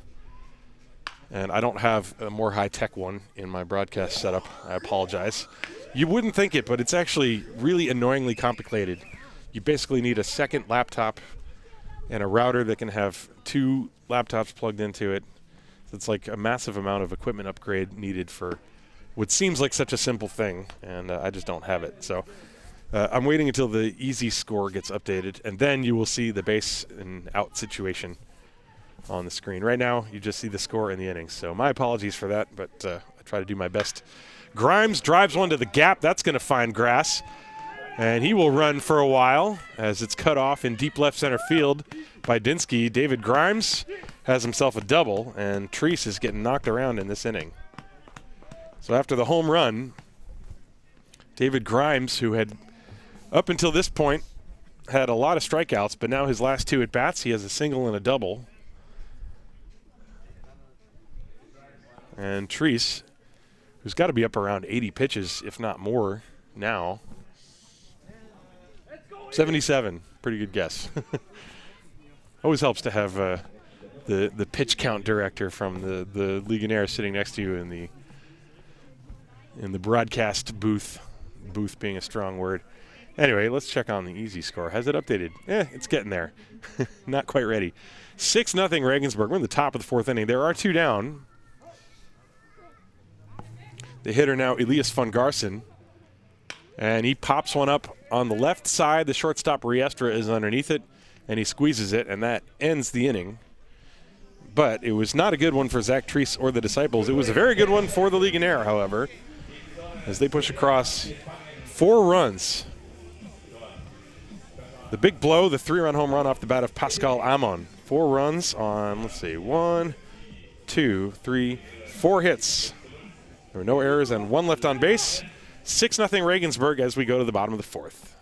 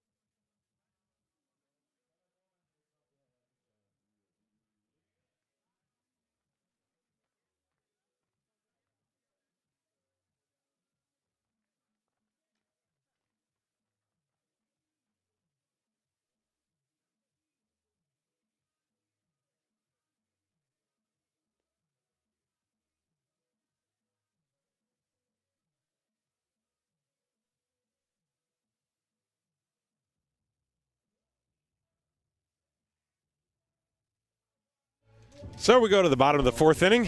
Regensburg 6, Haar 4, and 6 runs on 10 hits as far as I remember, unless there's one that was an error and a hit. I think I have 10 hits. Scoreboard says 11. However, the Disciples don't have any hits against Caleb Bowman, who's going back out there. He's thrown 44 pitches so far, and he's going to deal with 3, 4, and 5. Will Thorpe to start things. Breaking ball low. After Thorpe, Dinski and Danielle Patrice. Bowman has 6 strikeouts. He's walked 1 and hit a batter. Breaking ball inside. 2-0.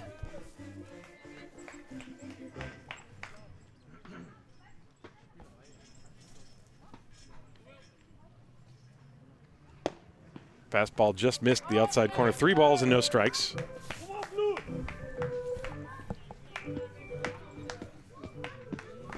We've seen Bowman changing his arm angle, changing his leg kick, changing the way he times his delivery. Fastball strike called in the count 3-1 to Thorpe.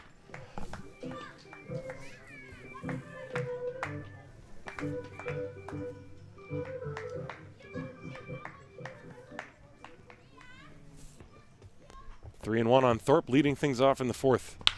Ground ball to the left side. Sakaza stays down on it, fires across. And it's in time to get the out. Thorpe grounds out 5-3. Throw was a little high, and there was a bit of a crow hop from Vance after he received the throw, but he kept his foot on the bag. So 1 away, that'll bring up David Dinski. Thorpe has grounded to third twice, by the way, after that. Noticing that symmetry in my line score. David Dinski struck out looking his first time.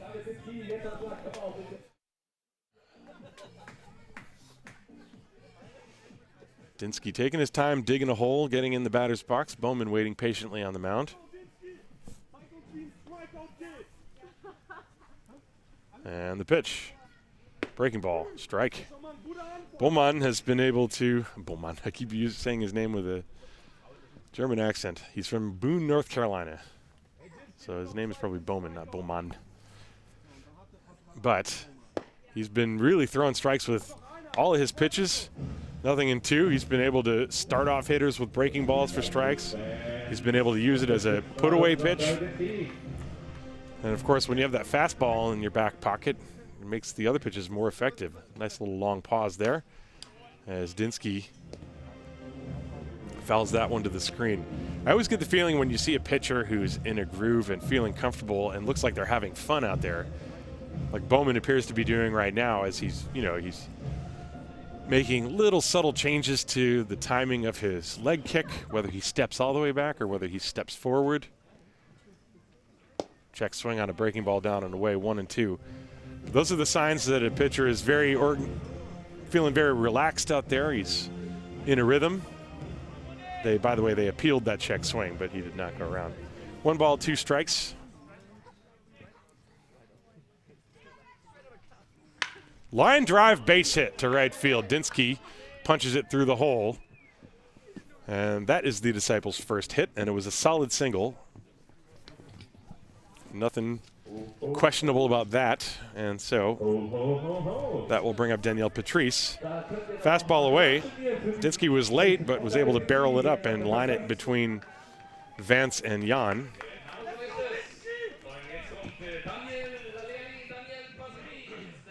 So now Danielle Patrice steps up to the plate. And Dinski gets back. Of course, when you're trailing 6 runs, you should not get picked off or caught stealing. If Dinski runs here, he better be absolutely sure he's going to make it. The Disciples need more than anything to string a couple of hits together. That's a pretty quick move by Bowman. He has quick feet and releases the ball very quickly. Dinski does not have a big lead. And he's also not going, and Patrice had a good cut. Fouled that one straight back to the screen. Danielle struck out in his only at-bat earlier in this game, although prior to that, he had been on base 4 consecutive times with 3 hits.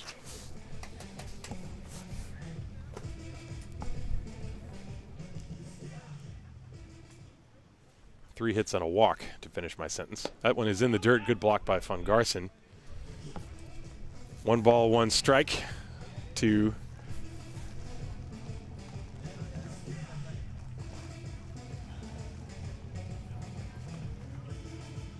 well, the easy score is back online, but they're missing a run.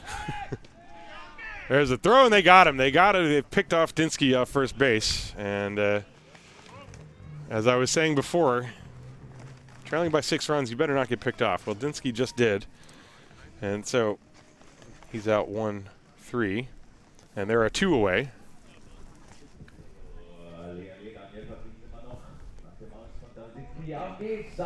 Sorry that you missed that. I was messing with the scoreboard at that time. The pitch on the way.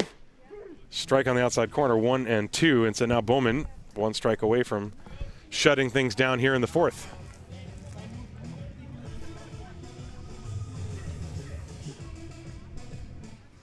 And that's fouled to the screen. Patrice battling. He's had a couple of good cuts. And Von Garson, did you see that, folks? Did you see what just happened after this foul ball? Von Garson threw it back low, and Bowman caught it between his legs. He just decided to put the glove behind the back, between his legs, and casually received that throw. Sidearm, fouled away again. That was a classic move there. I'll have to put that one in the highlights. Little Javi Baez in the receipt. I mentioned it looked like Bowman was having fun. Yeah, I feel like that reinforces the idea. Still 1-2 on Patrice. Sidearm outside.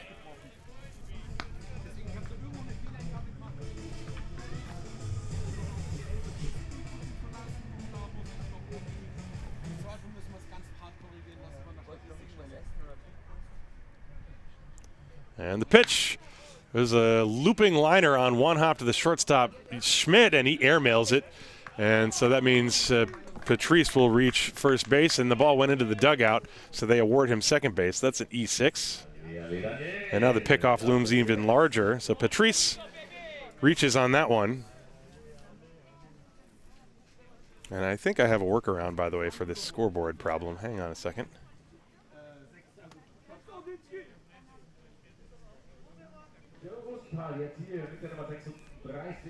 Gonna have to just do a little bit of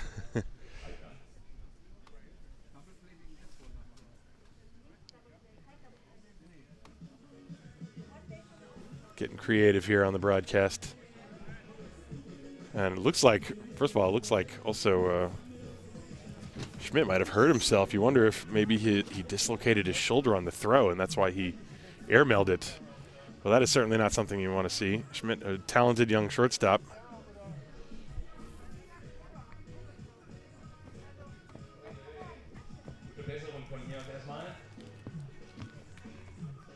Is he going to stay? No, he's not going to stay in the game. So Schmidt is being removed from the game. Let's watch that play one more time. Do I still have it? This is the final play. Now watch Schmidt after he makes the throw. The ball was hit off the end of the bat. He fields it. And as soon as he threw it, he went down. And, boy, I got to believe he might have. Boy, that is something you don't want to see. If the shoulder pops while you're making a throw, and he appears to be really in pain coming off the field. So, sorry to see that. So we'll see who comes in to play shortstop.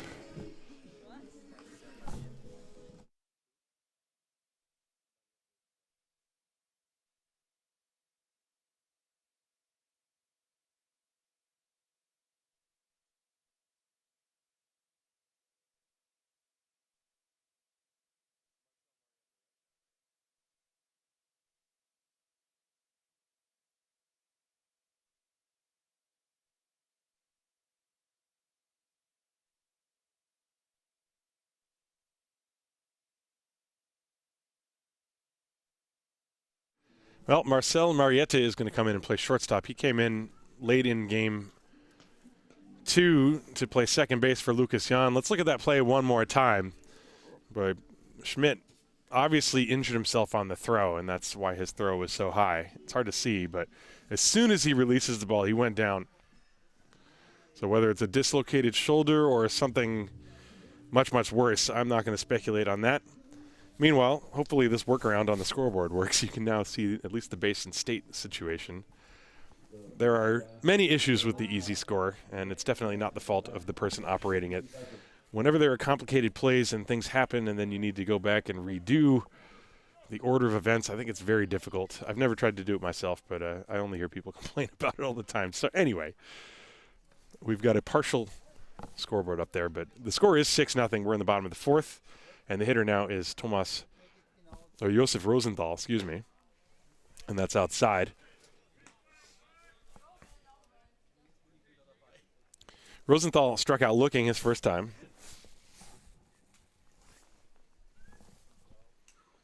Patrice on second base. And that's outside ball 2.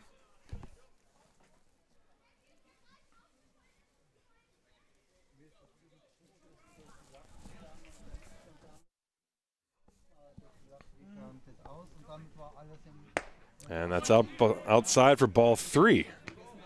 Now suddenly, Bowman, after the little bit of a delay, after the injury to Schmidt, the shortstop, he's fallen behind 3-0. Rosenthal will be taking, and he takes a strike. Titus von Kopf, the designated hitter, he's on deck. 6-0 Regensburg, bottom of the 4th. And time is called. Josef Rosenthal.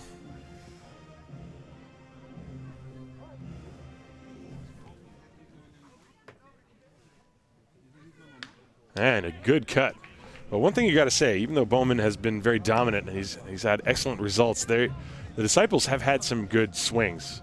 They have not always looked overmatched. There have been a few places here and there. But Bowman coming in throwing the ball, as hard as 92 miles an hour at points in this game. Breaking ball, that was a good pitch, and gets the swing and miss there from Rosenthal to end the inning. And the Disciples do not score, but they do get their first hit of the game. Their run's 1 hit. There was an error, and there was 1 left on base. So we go to the 5th inning here in Haar. Regensburg 6 and Haar nothing.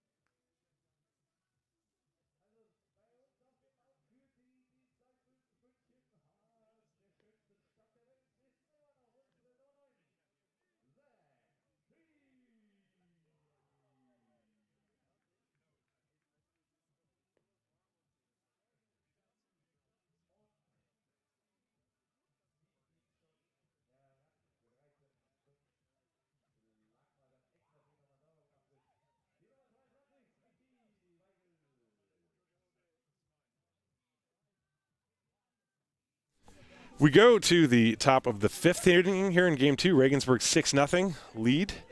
Big blow in the game was the 3-run home run off the bat of Pascal Amon last inning. That really broke the game open.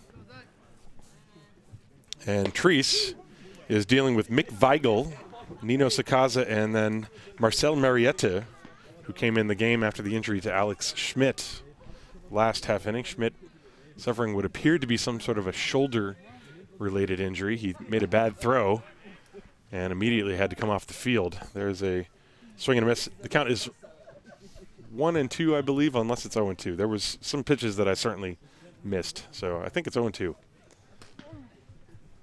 To Mick Weigel. Weigel reached on an error and singled. And now he flies one to right field. Schmidt staring directly into the sun, shy of the track, reaches up and pulls it down. Weigel, off the bat, looked like he just hit a little pop-up, but that ball actually traveled quite far into the outfield, much further than I expected it to. So 1 away. That'll bring up Nino Sakaza.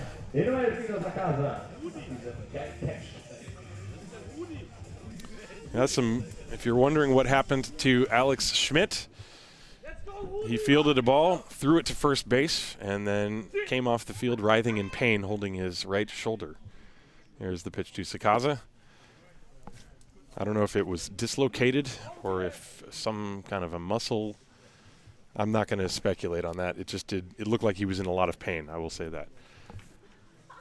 1 ball to count to Sakaza. Now he flips that one foul. 1 ball, 1 strike. So we certainly hope for the best. Alex Schmidt is an exciting young player. He's an important player for not only the Legionnaire, but also for the national team.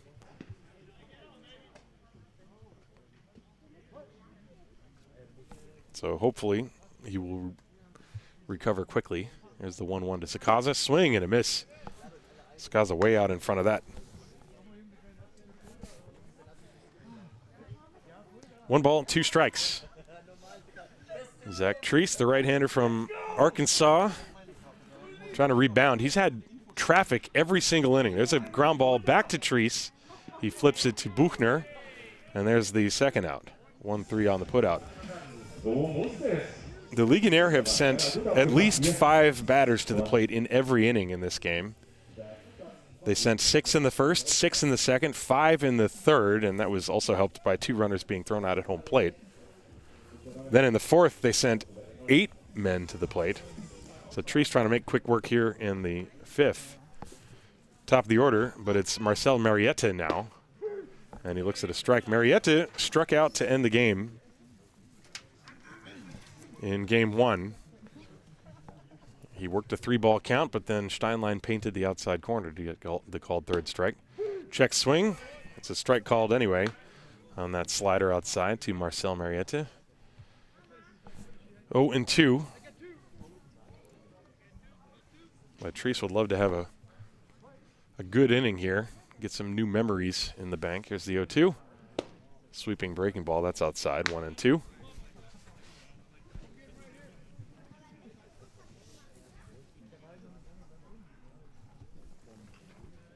Two down. And he just missed the outside edge. 2 balls, 2 strikes. That big sweeping breaking ball, trying to get the chase from Mariette, and he did not go for it. Good bat control shown by the youngster so far. 2-2 pitch. That's pulled foul. Well, he got around on that inside fastball.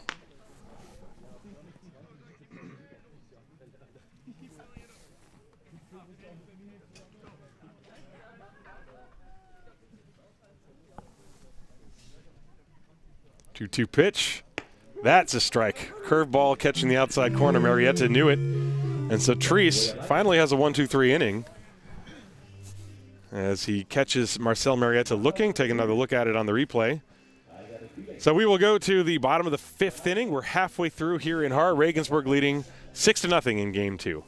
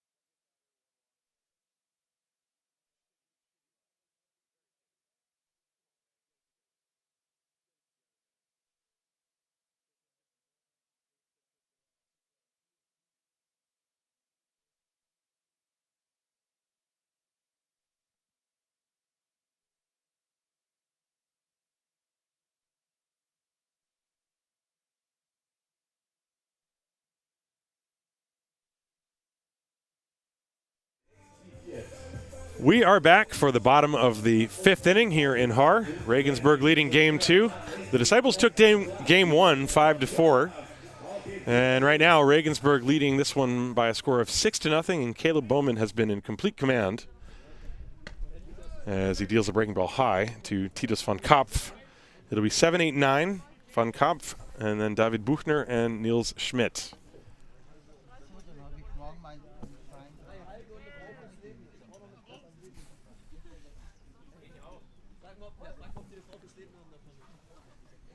Bowman, that was his 68th pitch.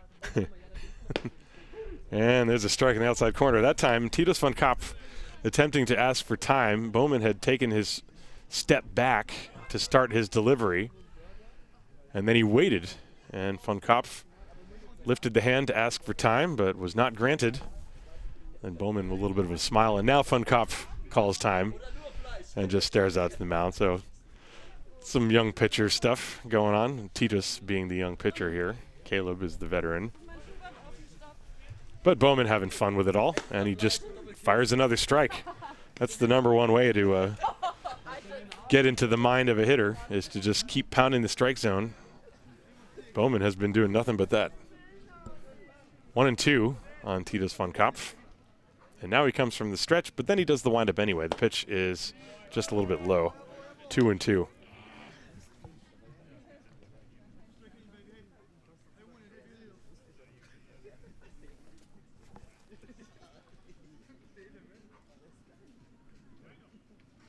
Fastball got him swinging. You kind of had the feeling that von Kopf was going to see nothing but fastballs in that at-bat, and he was overpowered with that pitch running in on his hands. Strikeout number 8 for Caleb Bowman. Bowman has allowed 1 walk, 1 hit batter, and 1 hit to go with 8 strikeouts, and he's strutting around the mound. And why not? He throws a fastball past David Buchner for strike 1. Buchner drew the only walk issued by Bowman. That was back in the 3rd inning.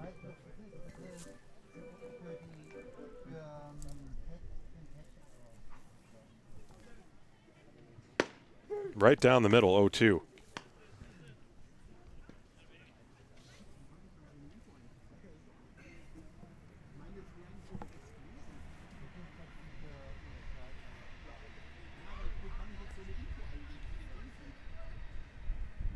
Here comes the 0-2. Breaking ball, that one is high.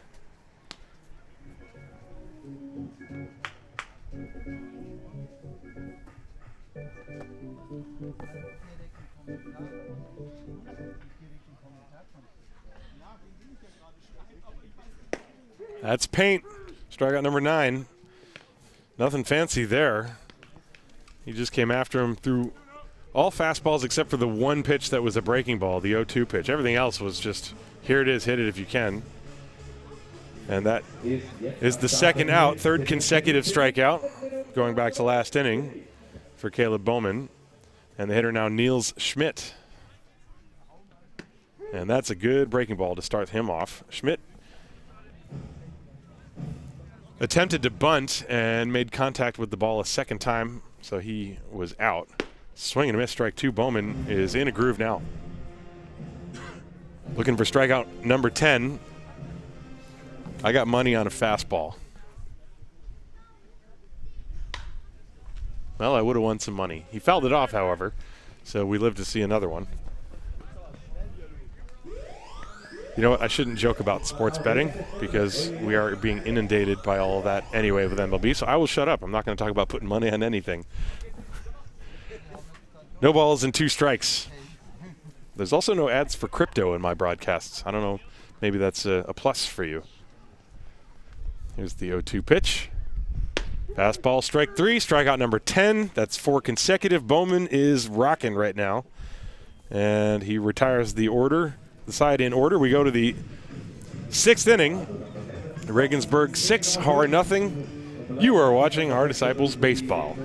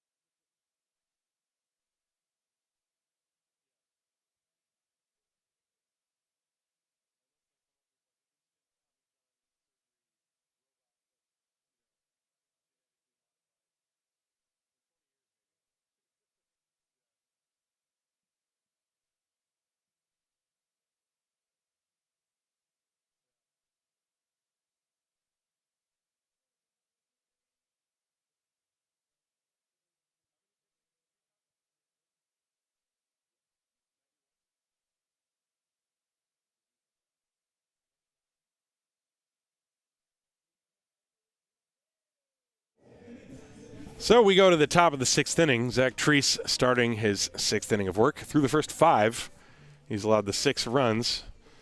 He's thrown 91 pitches, and he's dealing with 2-3-4 Lucas Jan, who looks at a ball, and then Matt Vance and Devin Ramirez Beaver.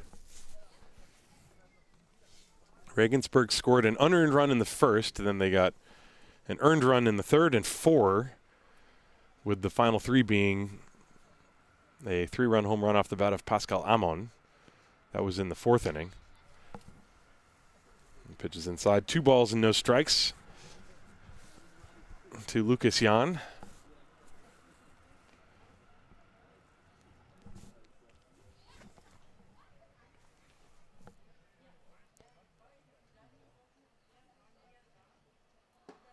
And there's a strike on the inside corner.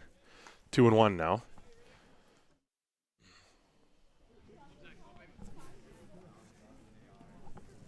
Treese trying to last as long as he possibly can. There is some activity in the Disciples bullpen, but I can't see who it is. There's a good breaking ball. Treese, of course, he's probably good for 120, 130 pitches. He might start running out of gas prior to that, but in this league, you don't have a parade of pitchers coming out of the bullpen from every team. Lasting long in a ball game is a very helpful thing for a team, even if your team is trailing. So the longer Treese can pitch in this game, the more he can keep it close. That's down low, ball 4. So Jan will reach on the leadoff walk. Checking some of the totals, we got 1. That's just the second walk, not including the intentional walk issued by Treese. He's given up 1, 2, 3, 4, 5, 6, 7, 8, 9, 10 hits. The 2 walks, 10 hits, however. 4 strikeouts. It takes me a while to read my own handwriting. Meanwhile, Dan DiBacco making sure that his shin guard is properly fastened. Matt Vance stepping up to the plate. Vance was intentionally walked. He also singled and then flied out, and he pops up a bunt. Thorpe couldn't find it, and it's behind him. Foul ball. Strike 1.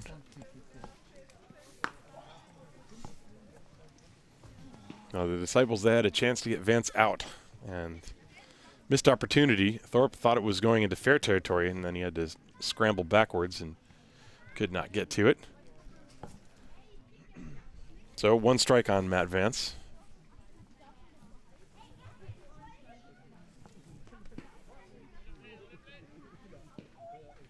Jan, the runner on first base. Pass ball inside, and Jan takes off, and the throw goes off the glove of Patrice.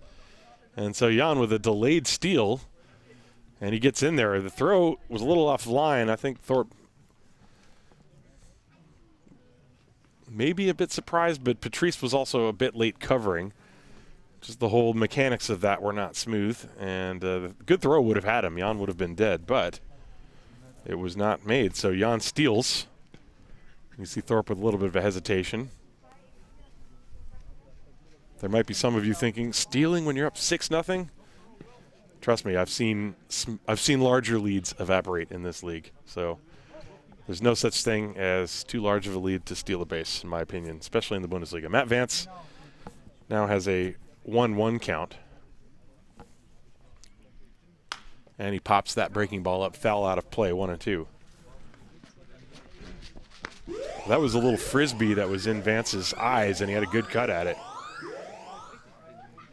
But he fouled it away.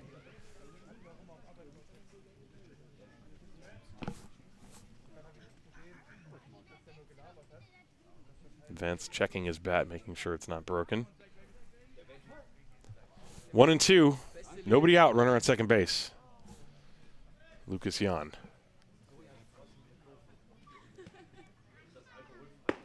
Fastball missed inside. That's a good spot for it, though. See, Vance really has been attacking the pitches out over the plate all day today. They have not really pitched him inside all that well. Well, they haven't pitched him well because he's got about 1 million hits today. 2-2. Inside, and that one went around him, I believe. Somehow it didn't hit him. It was a breaking ball. Had no bite. Did that go around the back legs? Let's check the replay. Yep, it did. I don't know how he got out of the way of that one, but he did. So the count now full 3-2. Treese. Now that's the type of slider you throw after you've thrown 100 pitches, I think. He's probably starting to get a little fatigued here. And the breaking ball, that one's inside, off the glove. Ball 4, and no advance from Jan at second base. So 2 walks to start the inning. And you wonder if that's going to at least get Alex Tufts thinking about things. You got Treese, he's out there, he's giving up a lot of hits. And now the control is starting to slip. There's definitely activity in the bullpen, but I cannot see who's throwing. The Disciples, they do have Sean Cowan.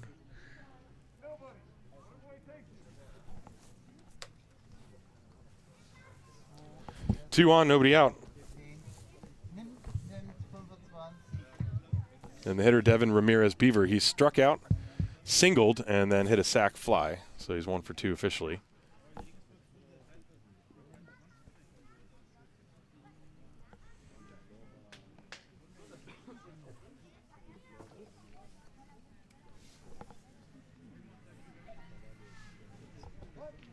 Oh, you have Amon on deck. Well, if he should come up with the bases loaded, that would be something. He's had big days here in the past. There's a ground ball tapped weakly down the third base line. Strike 1 to Devin Ramirez-Beaver.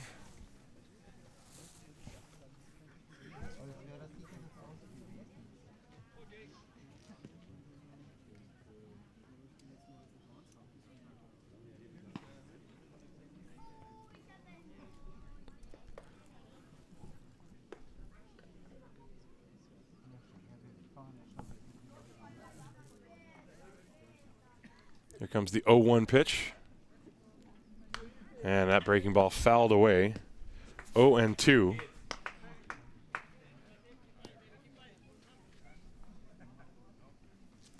There are runners on first and second.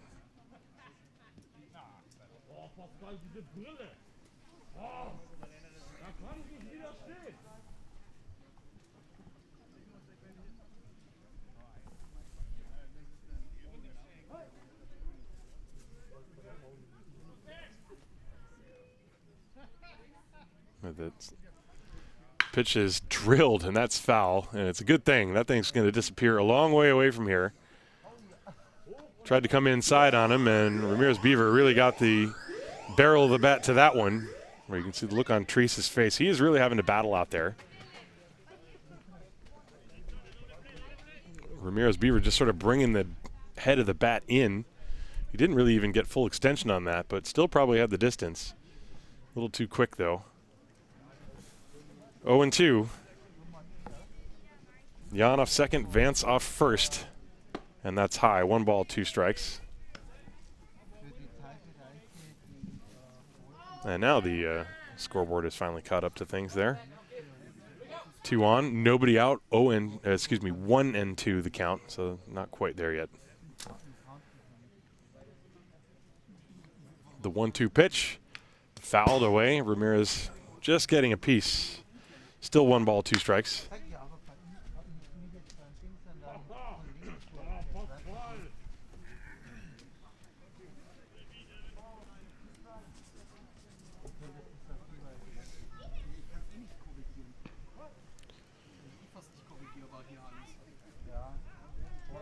One ball, 2 strikes.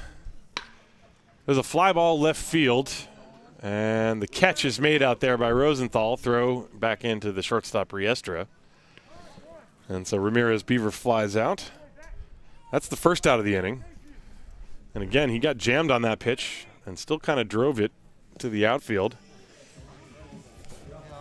So that'll bring up Pascal Amon. Amon hit a long home run his last time, a 3-run shot.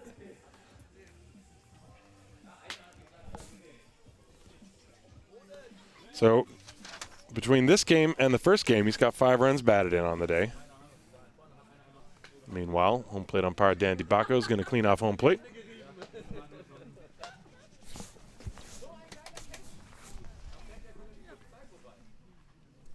So 1 out, runners on first and second. And Treese against Amon. Amon struck out and walked after the home run. And Treese again thinking about the runner Lucas Jan on second base. Bends down, grabs the rosin bag. His pace has definitely slowed down. That's probably a product of where we are in the game and his level of fatigue. And also knowing that with this lineup, when you face them 3 and 4 times, as Amon swings and misses strike 1, you got to really, you have to be inventive out there. Treese is not going to blow him away with heat. He's got to be crafty with his offerings. And so he's become very deliberate. I mean, he's had runners on base pretty much the whole game. And the pitch is outside, 1-1. Looking at the side of the ledger with the Legionnaire offense, I mentioned before there was 1-1-2-3 inning, but other than that, they've sent at least 5 batters to the plate in every inning. Breaking ball, that catches the corner, 1 ball and 2 strikes now to Pascal Amon.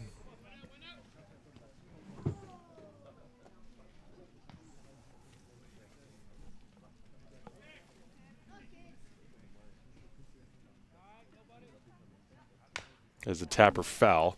By the way, in case you're wondering, so Alex Schmidt earlier injured his shoulder making a throw.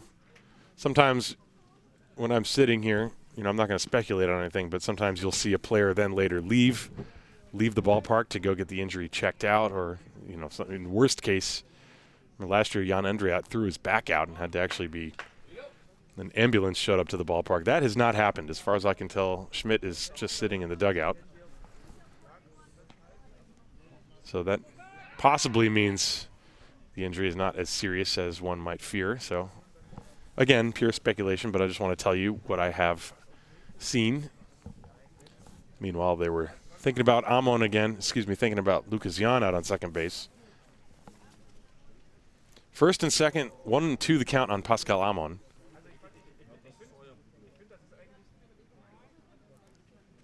And he hits a line drive to right field. That's a base hit. Jan is being waved around, and the throw will come into second base. The run scores to make it 7-0 Regensburg, and give Pascal Amon another run batted in. He now has 4 in this game and 6 on the day. RBI single. Vance stopped at second base. Take another look at this on the replay. A little one-handed swing from Pascal. And Treese at 114 pitches. His day is going to come to an end. Alex Tufts out to the mound. And so Treese, not the beginning he was looking for. He had to really battle all the way through this game. He made some good pitches, but facing a strong lineup like the Legionnaire, you just got to tip your cap when they knock it out of the ballpark, which is what Pascal Amon did. And the Legionnaire have put good swings on the game. So Tufts made the motion to the dugout, and the pitcher did not realize that it was his cue to come into the game. So we'll take a short break. Regensburg leading 7-0. It's a pitching change here.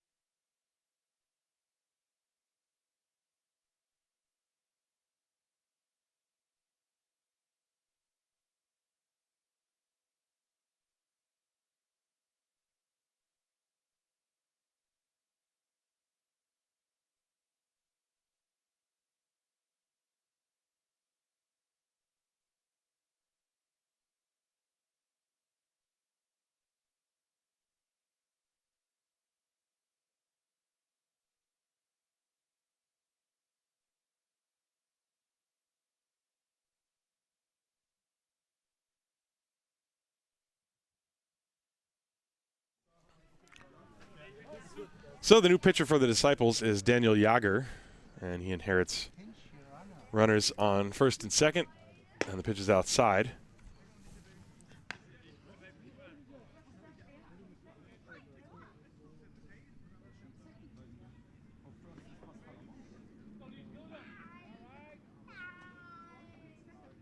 Elias Redley is pinch running for Lucas Jan. And he's going to play left field, I believe.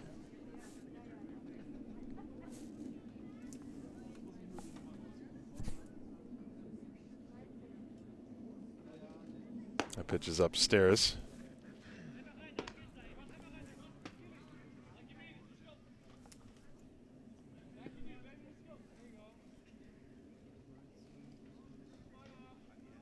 Well, we'll sort all that out in the next half inning. Meanwhile, Jager fires a pitch inside. This is David Grimes at the plate. The count is 2 balls and a strike to him. Jager, in only 3 2/3 innings last year, had an ERA around 20. He's one of the young pitchers who needs to get some more experience for the Disciples, so they're throwing him into the fire here. And the pitch is high. Ball 3-1.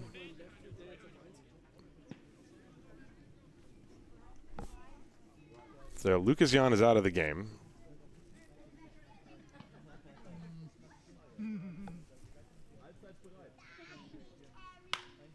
That pitch is popped up foul out of play, and the count full 3-2.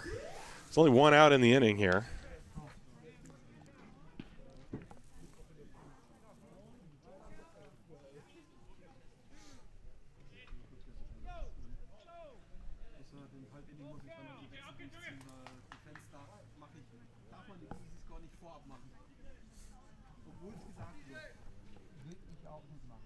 There go the runners. The pitch is popped up into right field. Schmidt started back. Now he's camped underneath it. Makes the catch, and the runners have to go back. That's the 2nd out of the inning. And so that'll bring up Elias von Garson.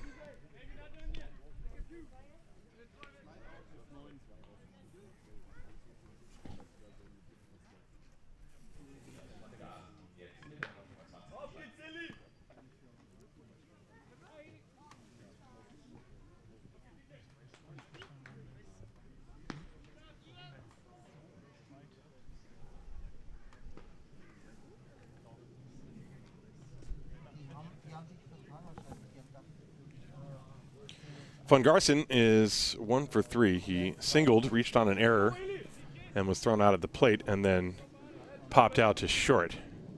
He's got 2 on here. And the pitch is a strike, a throw behind the runner at first, not in time. As Amon just got back. So Jager coming on, trying to hold it at 7-0 here. Of course, Regensburg, if they can stretch that to a 6-run lead, or excuse me, a 10-run lead. Sorry, I'm multitasking here. Then the 10-run rule would come into effect as we are in the 7th inning. Pitch in the dirt, and Von Garson advances. Amon stays put. So that's a wild pitch. Excuse me, that wasn't Von Garson. That was Vance who advanced. Von Garson is at the plate.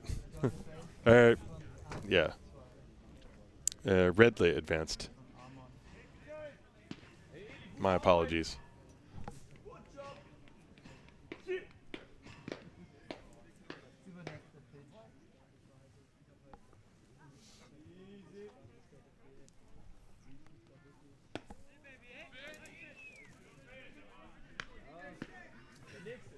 Right, I think I said Redley went in the game for Jan. He went in for Vance. So Grimes is going to play first base, and Redley will play the outfield. This is why I'm so silent. My scorebook is a mess right now. There goes the runner from first. Pitches a strike, and the throw through to second base is not in time. So stolen base.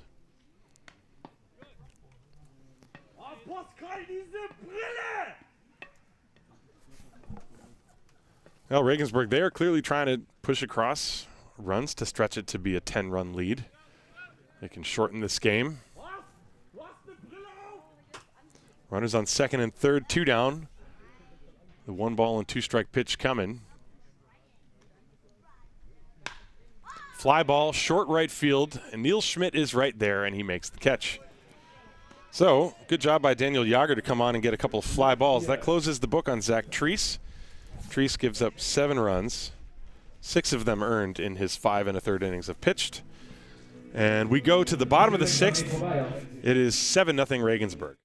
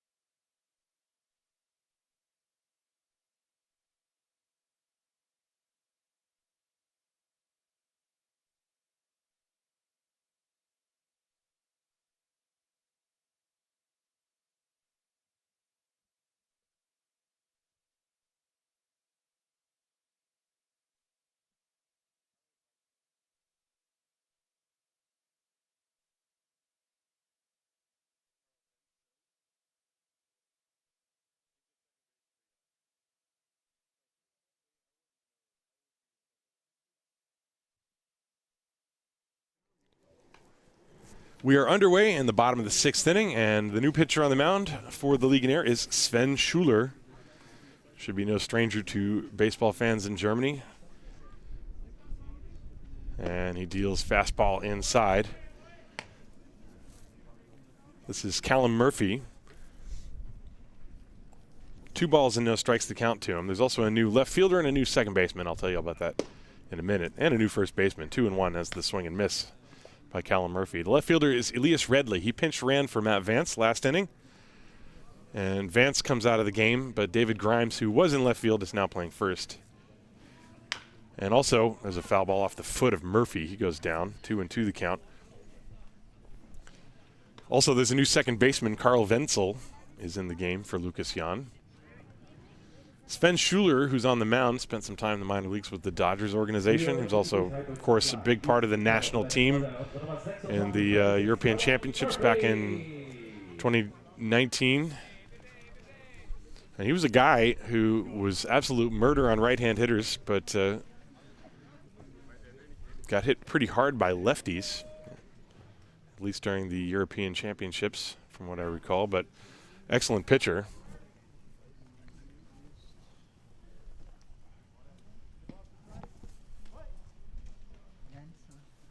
And the pitch, there's a ground ball to the left of the shortstop, and it takes a hop and bounces away. And so Mariette unable to field that ground ball. It's going to be an E6, and Murphy reaches. The infield has played in unexpected ways in this game, in both games today, really. That one stayed down. Murphy just missed it. So an E6, and Callum Murphy will lead things off on first base. And Francisco Riestra now. Disciples trailing by 7. They only have 1 hit in this game. There's a check on the runner at first. Murphy dives back. Schuler with that sidearm move to first. Kicking at the dirt on the mound.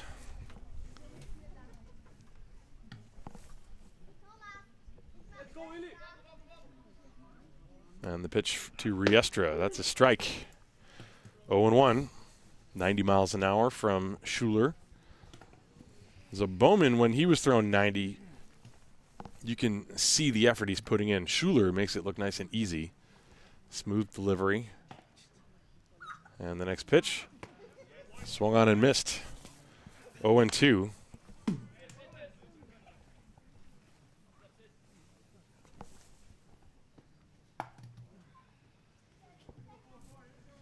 Schuler shook off the first sign. Let's see what this pitch is going to be. Fastball, and he taps it foul. That one came in 89. Maybe it was a cutter of some kind. I don't know.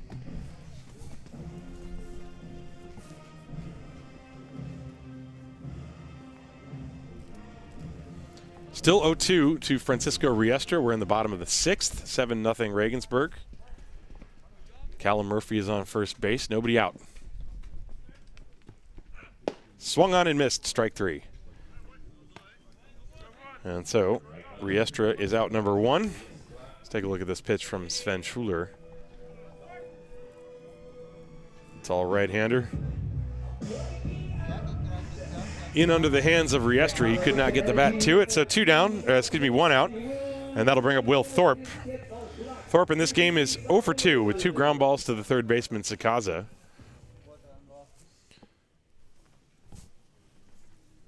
And the pitch is a strike, fastball.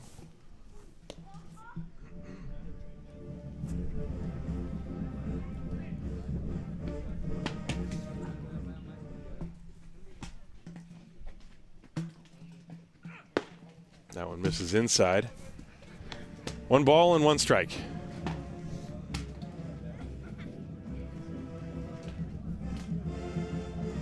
It's been a good day of baseball here in Haar Disciples Ballpark. It started out with snow, as that one bends around the outside corner.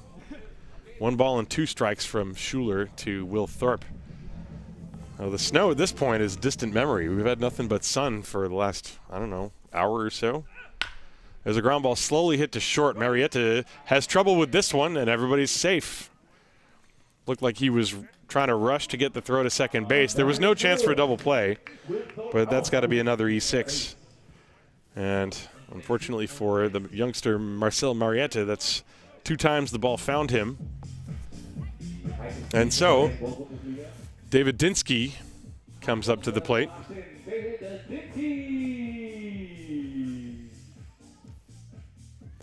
Two on and only 1 out.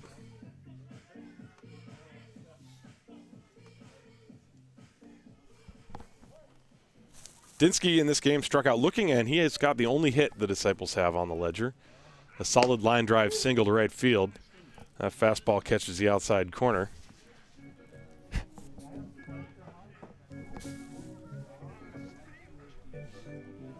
Came in at 135 miles an hour. Official. The next one. That one hits him. Looked like it maybe got him on the elbow. But he's going to take first base, and the Disciples suddenly, after 2 errors and a hit batter, now have the bases loaded. An inauspicious rally. Not exactly the hardest hit balls in this inning. In fact, there haven't been any. The hardest hit was that one right there, Dinski himself getting hit by a fastball. So, Daniel Patrice with the bases loaded. Now, he's a guy who certainly has the power. I think he led the Disciples last year in the home run department. He did. He had 5 home runs ahead of Nate Sean Thomas's 4. So if there's one guy who can bring this thing a lot closer with 1 swing of the bat, this is the guy. Bases loaded after the hit by pitch.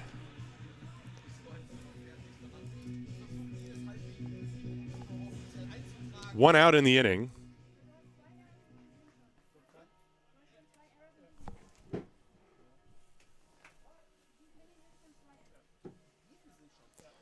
And the pitch. And he tried that slider. This one a little bit too low. 1 ball, no strikes. Patrice letting it go by. The Disciples only have 1 hit in this game.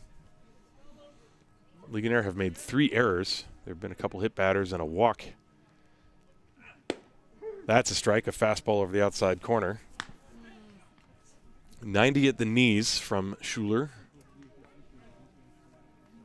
Patrice has power to the opposite field. That's a pitch. If he's looking for it, he can drive it. Easier said than done, of course. There's the 1-1 pitch from Schuler. This ball hit in the air to center field and deep. Going back, Amon, can he find it? Yes, he was turned the wrong way. All the runners tag, and the run will score. A sac fly off the bat of Daniel Patrice. But Amon was running really with his shoulders turned the wrong direction the entire time, and he somehow was able to stay with that one and make the catch. So 7-1 the score now. Sacrifice fly for Daniel Patrice. Give him a run batted in. There are 2 down. It's an unearned run, of course. And Josef Rosenthal will come up to the plate. Runners on 2nd and 3rd with 2 down now. And the pitch to Rosenthal is a strike on the inside corner.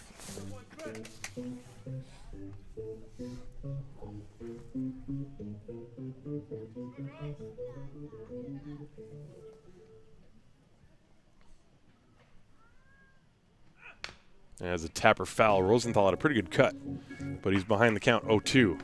So, die wird nochmal mächtig abgeklappert. Wir haben Running Scoring Position hier. Auf geht's.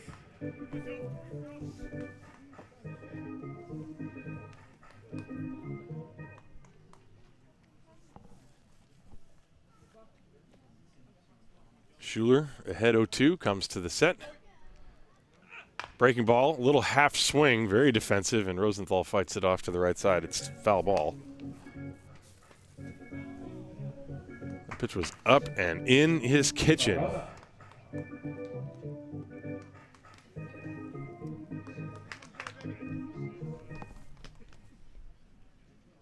Still 0-2. Runners lead 2nd and 3rd. And that's outside. 1 ball, 2 strikes. Thorpe is at 3rd. Dinski is at 2nd. Dinski, the trail runner, has excellent speed. Anything to the outfield, any kind of a hit will probably score 2. Rosenthal came through with a big hit in game 1.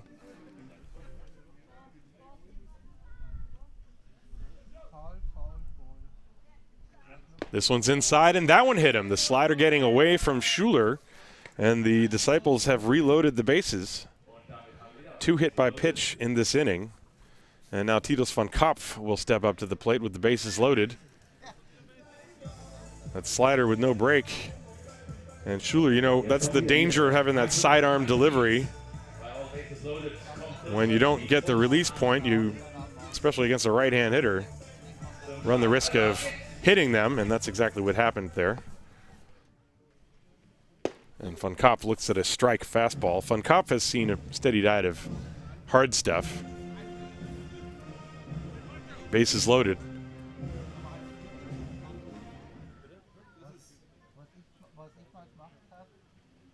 And he lines it into right field for a base hit.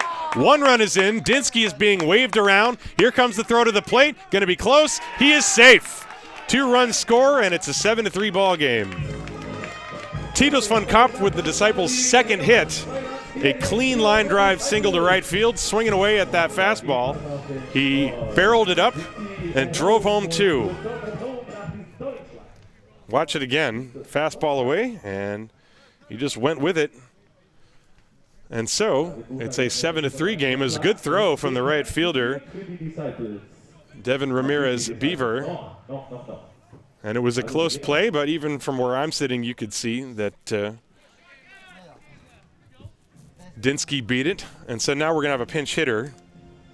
Ryan Saunders is going to pinch hit for Buchner. And he will probably go in and play first base. Saunders, who's a catcher by trade, but, you know, I mentioned that he's kind of filling in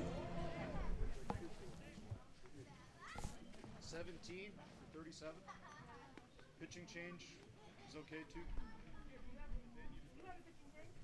I did before and I forgot to mention it. I got it. You got it? Okay,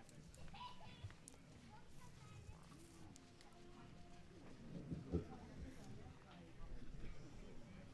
So Ryan Saunders, who had a big hit in game 1, is going to pinch hit for David Buchner. Saunders had that base hit that actually drove home the winning run in the first game, and now he's got 2 on here. Swings through a fastball there. So Saunders in there for Buchner. Buchner had been 0 for 1 with a walk and a strikeout. 2 down in the inning, runners on first and second. It is a 7-3 score. And the pitch, that's a strike, fastball over the outside edge. 91 that time. That's the hardest fastball I think he's thrown. He hit 94? Oh, wow, I missed it. There's the next one. Swung on and missed. Strike 3. So Schuler makes quick work of Saunders to end the inning, but a couple of unearned runs score. 2 errors. The Disciples get 3 runs on 1 hit, 2 errors, and 2 left on base. And we will go to the 7th inning. It is a 7-3 lead for the Guggenberger Legionäre Regensburg over the Haar Disciples.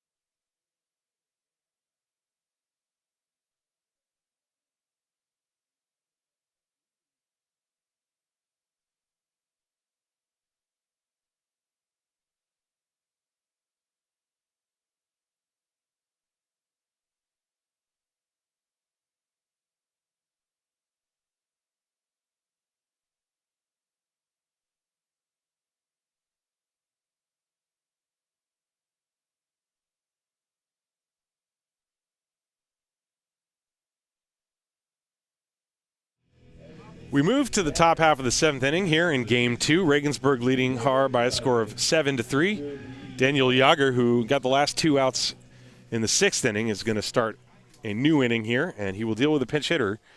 8-9-1 in the order. This is Eric Harms, pinch hitting for Mick Weigel.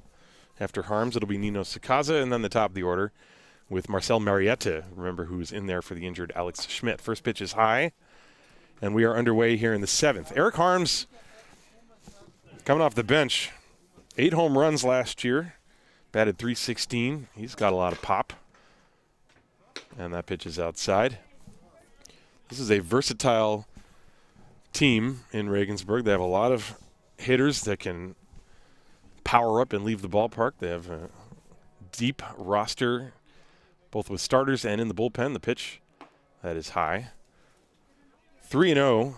From Daniel Jager to Eric Harms. Harms probably going to have the green light here, I would think.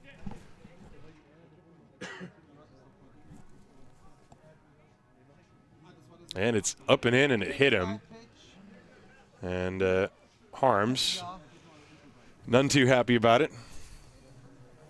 Anytime a pitch comes up in there, it's no fun. So Harms takes first base. And that's the way this inning begins. Nino Sakaza now stepping up to the plate. Sakaza flied out, singled and scored, and then grounded out, 1 for 3.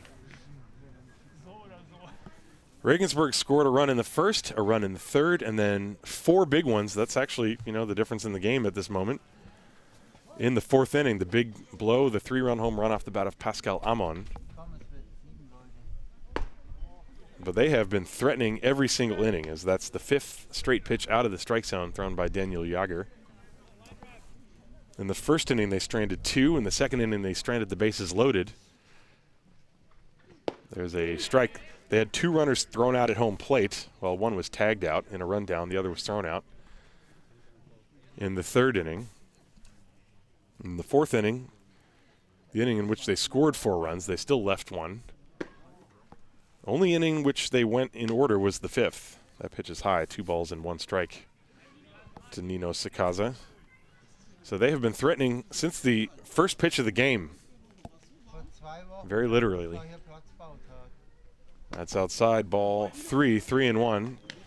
And that's the big thing that Jager struggled with in the limited duty he had last year. He's throwing strikes.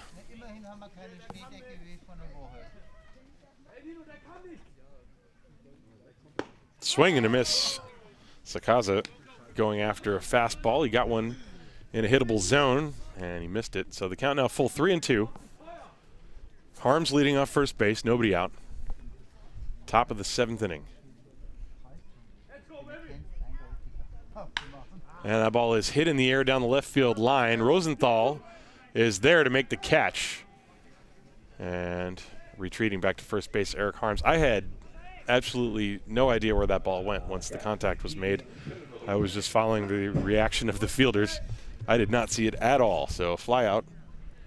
Nino Sakaza, out number 1.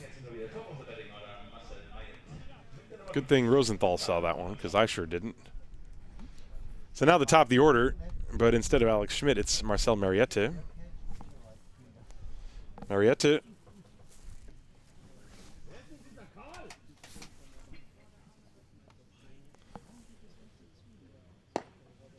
takes a ball.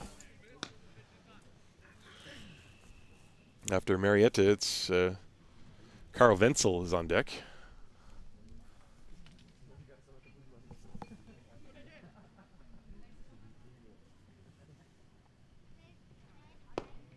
And that's ball low, 2-0. About 55 minutes of daylight left. 7:55 is the official sundown. It's now 7 p.m. right now. We're in the 7th. Most likely we'll get this one in. Oh, over the head of Mariette, 3-0.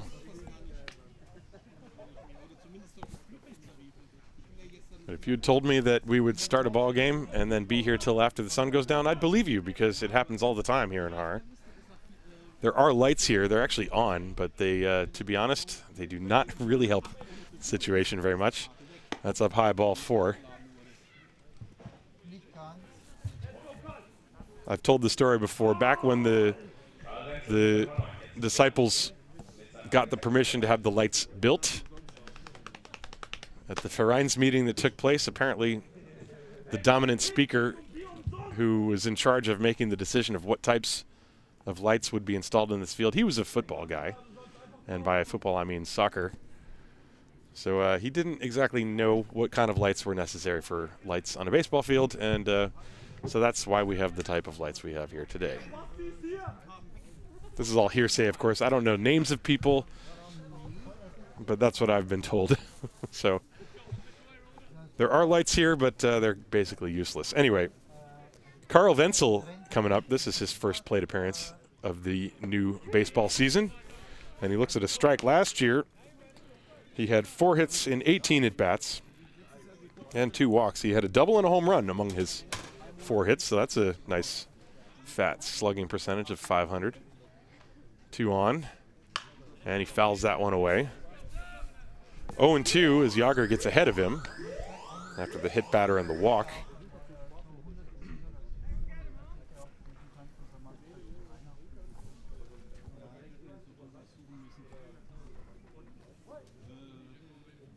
Well, for early April in Germany, you really can't ask for much better weather than this. Yes, we had snow earlier, but still, even including that. 1 ball and 2 strikes. It's not like last week where we had actual snow on the field to the point where they had to cancel the games. In fact, the entire Bundesliga schedule last weekend was canceled. Just an opening day wipeout all across the board. That pitch is up high. Mother Nature swept opening day last week. There were a few games canceled today, but they've been rescheduled for tomorrow. That's the game in Mannheim. And the pitch, that's shot down the right field line. That is going to be in there for a base hit, and it's going to get past Schmidt, go all the way to the wall, and this will score 2 runs. So Carl Wenzel drives home 2, an opposite field double. Well, I mentioned 2 of his 4 hits last year were for extra bases. Now he's got a slugging percentage of 1,000 in 2022. So nice piece of hitting. He took that pitch that was away and drove it. Take another look at this on the replay. Sliced it, and Niels Schmidt had no chance. It scooted past him, went all the way to the screen, and both runs scored easily on that. So runner at second base. There's only 1 out of the inning, and now Elias Redle in there. Redle last year batted .444, 12 hits and 27 at-bats. 2 home runs for him.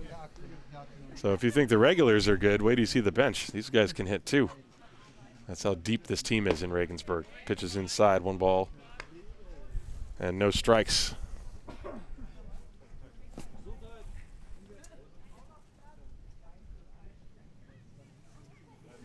That's true, I forgot. The pitch is a ground ball to the shortstop, Riestra. He's up with it, throws to first, high, and Saunders came down and was able to apply the tag somehow.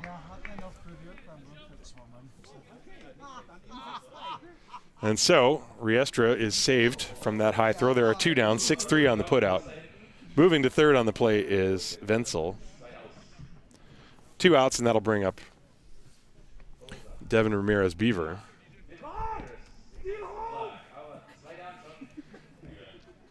I was going to say, I mentioned that the entire Bundesliga schedule was wiped out due to snow/rain. Actually, Berlin and Hamburg did play last week, and I forgot about that. So my apologies. They got to open. Everybody else got an extra day of waiting for the groundhog, I guess. The pitch is a strike to Ramirez-Beaver. I don't know if the groundhog saw his shadow or not this year, but winter definitely was 6 weeks longer than we planned. And a half swing. It's rolling fair up the first baseline. Fielded by Saunders. He takes it to the bag, and that was a little pinball hitting invisible flippers as it was going up the first baseline, and eventually caromed to Saunders. Ramirez-Beaver, a big smile on his face as he saunters back to the dugout. But Regensburg scores 2 runs that inning. 2 runs on, let's see, how many hits? Can I read my own handwriting? No, I cannot. I think there were 2 hits. No, there was a hit batter, a walk, and a double. That was it. So 2 runs on 1 hit, no errors, and 1 left. It's time for Take Me Out to the Ball Game. We go to the bottom of the 7th inning, 9-3 Regensburg.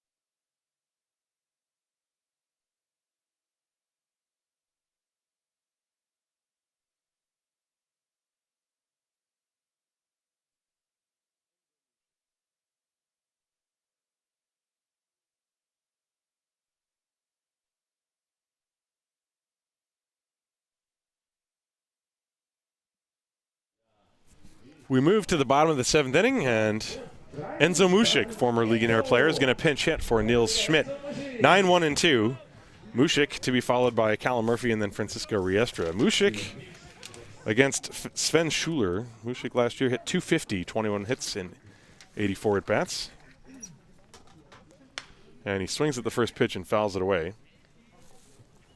So Mušik pinch hitting for Niels Schmidt. Schmidt had been 0 for 2 in this game.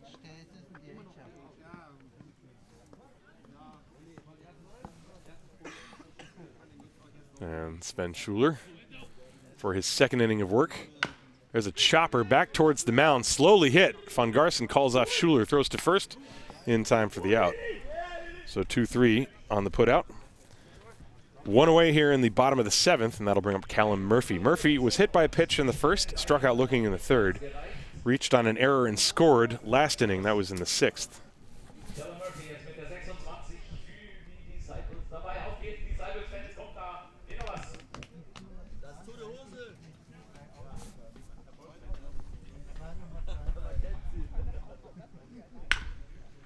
There's a fly ball to deep left field going way back, and that ball is off the net, and it actually wedges in the netting at the top of the fence. And that's going to be a double for Callum Murphy. Over the head of Elias Redley in deep left field. Again, as soon as that ball was hit, I completely lost sight of it, and I just had to watch the fielders to see where the heck the ball was going. Murphy really put a charge into that one. So there's a solid base hit for the Disciples. That is just their 3rd hit in this game.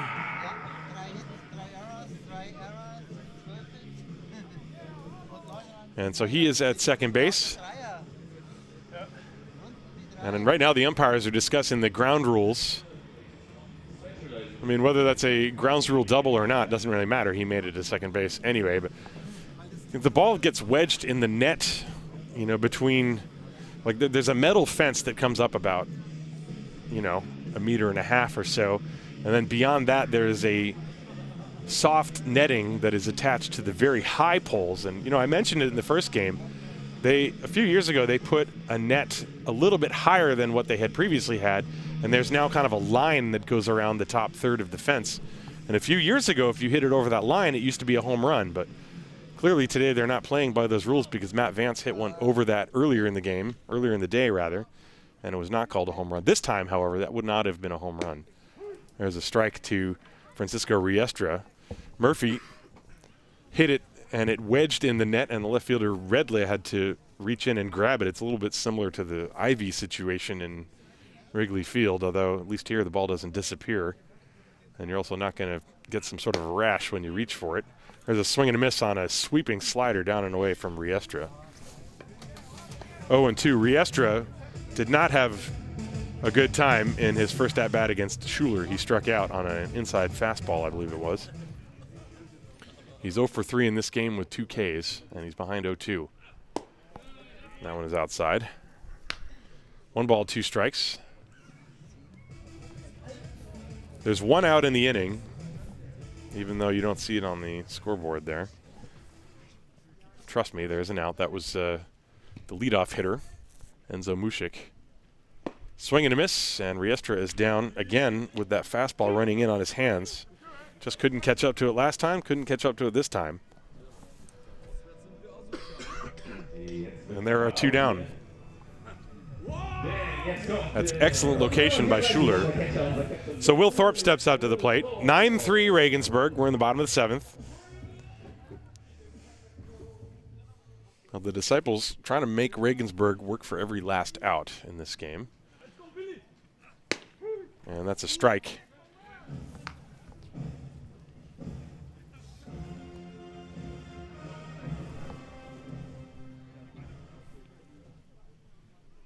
Runner on second, 2 down. And that breaking ball is too far inside. 1-1.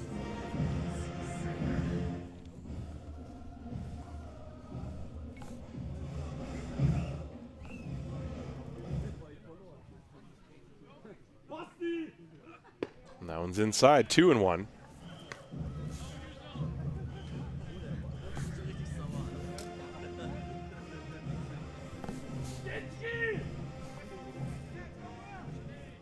Schuler has his sign. Runner leading off second base. There are 2 down. The pitch on the way. That's popped up foul, out of play. That was a fastball running in on the hands of Thorpe.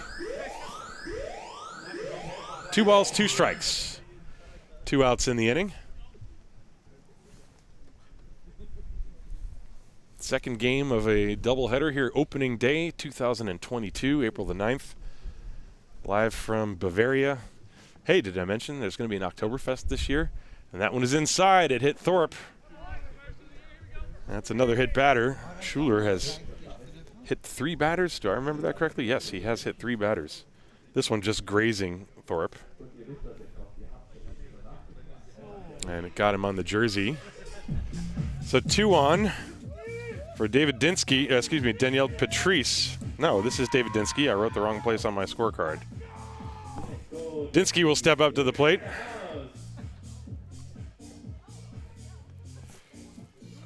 Dinski in the game today, he's got a base hit in 3 plate appearances. He was also hit by a pitch and scored. He struck out looking back in the first inning. Now he's got 2 on. And that one yanked far to the opposite side. It was a good play by Van Garsen to go grab that one. Looked like Schuler overthrew that one a little bit. 9-3. This game is closer than you might think. I've seen many 6-run deficits overcome in this league. That pitch is low. 2 balls and no strikes. The Disciples really trying to work every at-bat. Nolan West tuning in. How you feeling, Nolan? Nice to hear from you. Here's the pitch. Swing and a miss. Dinski trying to reach for that pitch that was too far away from him and yank it.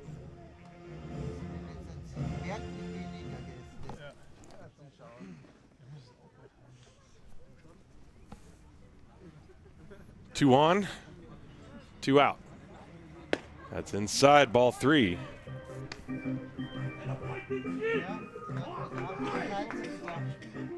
Now Schuler has not had an easy time of it. He faced 8 batters in the 6th. He was not helped by a couple of errors on the shortstop Marietta.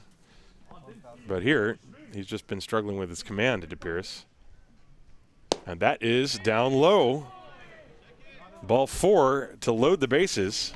So the double by Murphy, then the hit batter to Thorpe. And now the base is loaded for Daniel Patrice. And my scorebook is officially a mess, just so you know. Daniel Patrice struck out, reached on an error, and hit a sac fly. He was up with the bases loaded and drove one deep his last time. He's got another chance, and that's a strike. Fastball over the outside corner.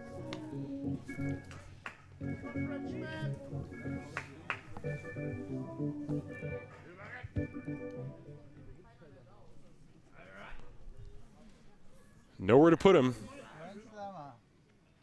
And that breaking ball is outside. 1 ball and 1 strike.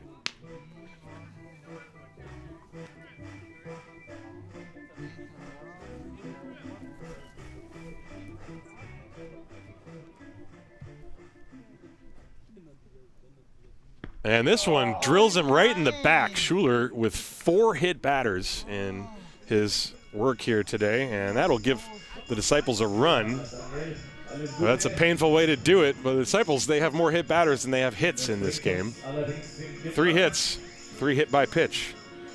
But give Patrice a painful RBI as Murphy comes around to score. Thorpe goes to third. Dinski is at second. Patrice is at first. And now Rosenthal steps up to the plate, and that also draws a mound visit by Thomas Bison. There's nobody warming in the Legionäre bullpen, unless they're using the home bullpen. But there's a bullpen down the right field line that I cannot see anybody doing anything in. Now you wonder, Schuler, how many pitches has Schuler thrown? 49 pitches for Sven Schuler, and we're in the 7th inning, so presumably there's still 2 more innings after this. And you wonder if this was not probably part of the plan for Thomas Bison to have Schuler come out here and struggle and have to throw a lot of pitches. So Josef Rosenthal, who had a big hit to help the rally in game 1, and now he's going to try to replicate that here. Bases loaded. There are 2 outs. The Disciples trying to claw their way back into this one. They trail by 5. That pitch is a ball off the glove of Van Garsen. Trying to frame it 1 ball and no strikes to Josef Rosenthal. Rosenthal has struck out twice and walked in this game.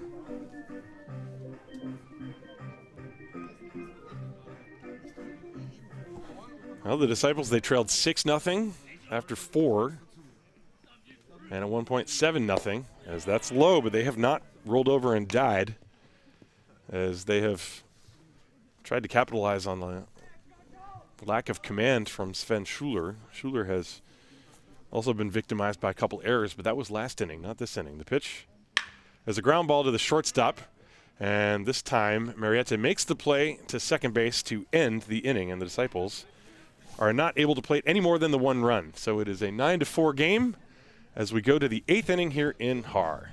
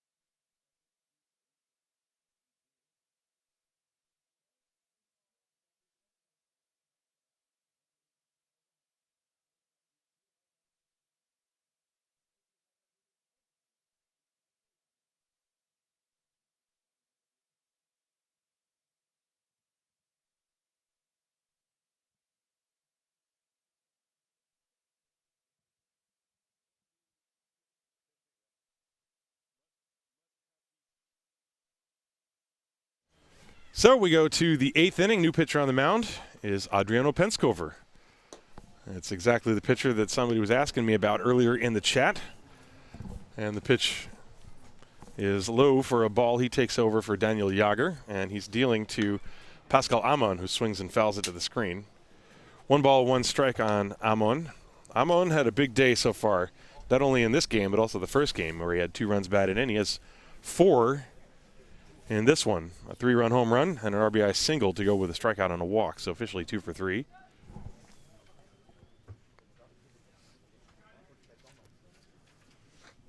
And Penskover's pitch, breaking ball, swung on and missed. 1 ball, 2 strikes.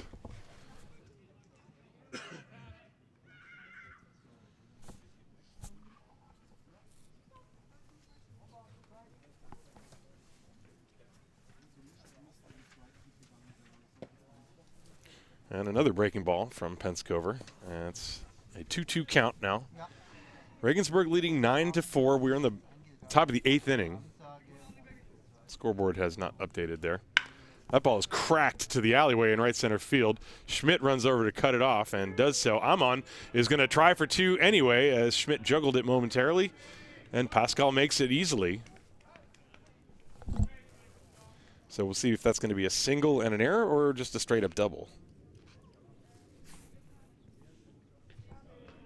And it's going to be a double.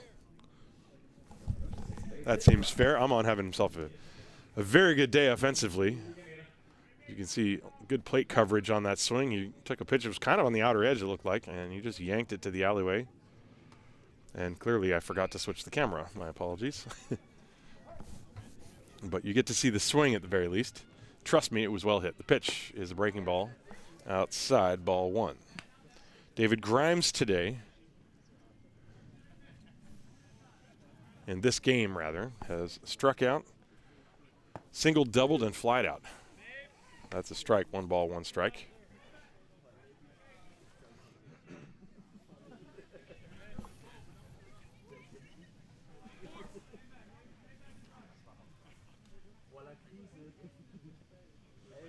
Curveball hit high in the air to deep left center field. Dinski is back. He's under it. Runner is tagging. Here comes the throw, and Dinski with a perfect one to third base, keeping Amon at second base. So a fly ball to center field for the first out, and that'll bring up Elias van Garsen.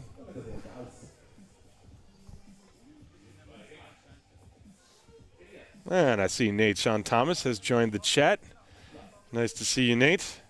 Sorry you couldn't be with us today, but look forward to seeing you out there on the field.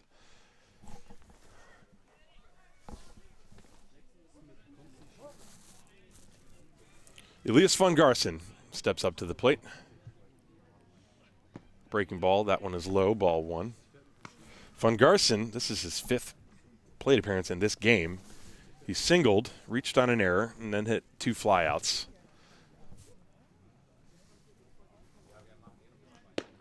There's a strike.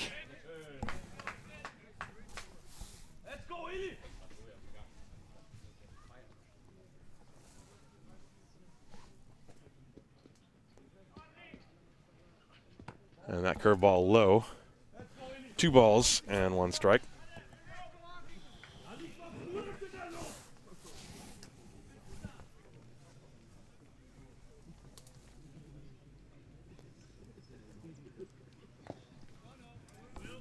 In the dirt, 3 balls and a strike.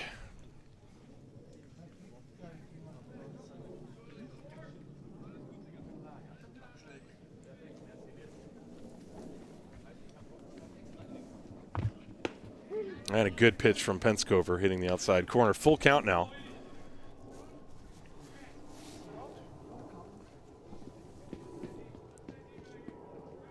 Runner leading off second base. That's Pascal Amon shading his eyes from the sun. A ground ball back through the middle. Riestra Fields throws to first in time to get him by a step. Moving to third on the play is Amon. So 6-3 on the put out. And there are 2 away, and that'll bring up Eric Harms. Harms pinch hit and was hit, and then later came around to score.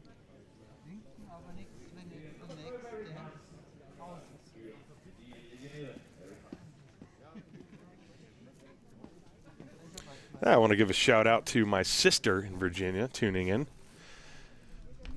Hey, Jen. How you doing? Eric Harms, pinch hit for Mick Weigel back in the 7th inning. Way back in the 7th inning. That was last inning. It seems like a lot longer ago.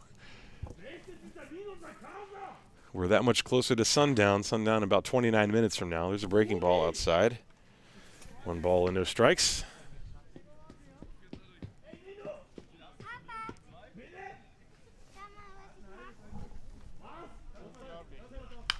Popped up.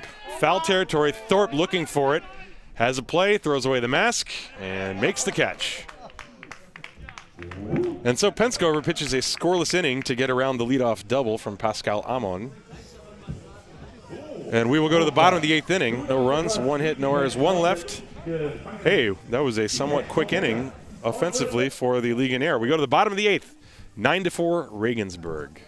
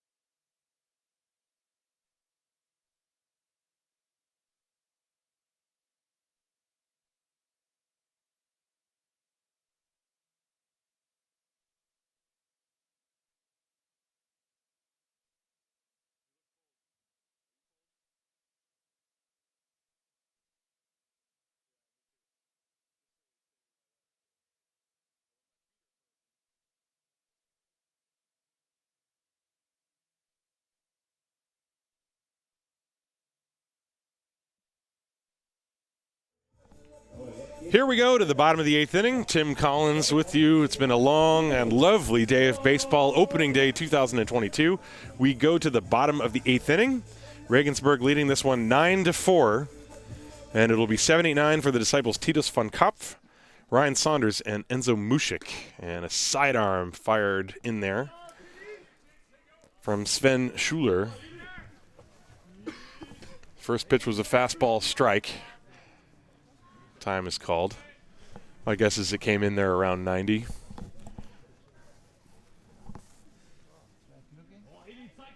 And the next one drops down even lower. That one swung on and missed, strike 2. 0-2 to Titus von Kopf.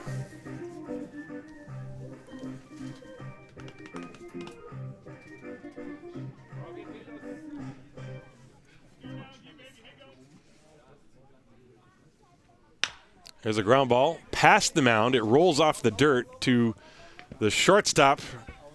And that's a nice play by Marietta to get Titus von Kopf by just a step at first base. That was a tough one. He had to grab it and throw on the run, but he made a nice play. So 6-3 on the putout. As you can see, it's starting to get dark here. But boy, what a shot. You can see the type of sky we're dealing with and the light in left center field. Those office buildings with the sun glistening off of them in right center field. It's a beautiful sight to see baseball being played in normal circumstances. Ryan Saunders takes a pitch inside, ball 1. Saunders pinch hit for David Buchner in the 6th and struck out. And he fouls that one off to the right, out of play. 1 ball, 1 strike now. Schuler faced 8 hitters in the 6th inning, and he faced 7 hitters last inning. So far, he's got the first batter out here.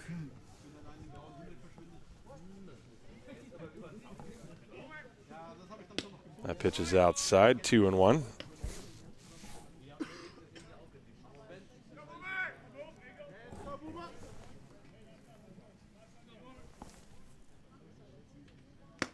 And that one is high, 3-1.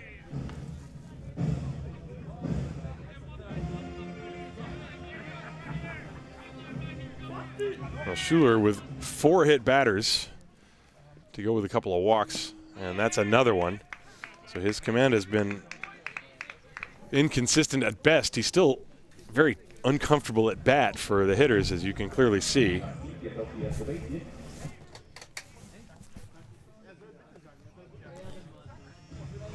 So a walk puts Saunders on first base, and that'll bring up Enzo Mushik. This is his second look. Mushik hit that little tapper in front of the plate, was thrown out by Elias von Garson. Saunders off first base, and the pitch swung on and missed. Mushik, very weak swing. It was handcuffed completely by that pitch.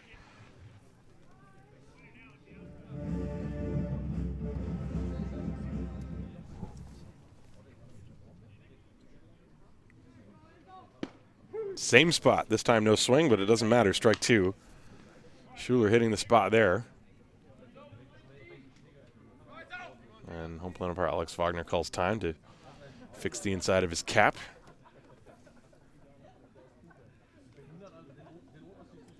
No balls, 2 strikes, 1 down.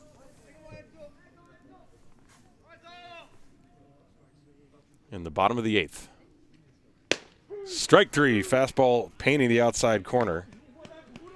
And there are 2 down. That was a very good pitch. I think possibly Mushik was looking for something with a wrinkle in it, and instead got a fastball. You can see Von Garson was actually set up over the inside corner, and that ball came back over the outer half, but it looked like a strike from where I'm sitting. So now Callum Murphy, who drilled one off the wall, and he takes a pitch low. Murphy has been impressive in his first day with the Haar Disciples.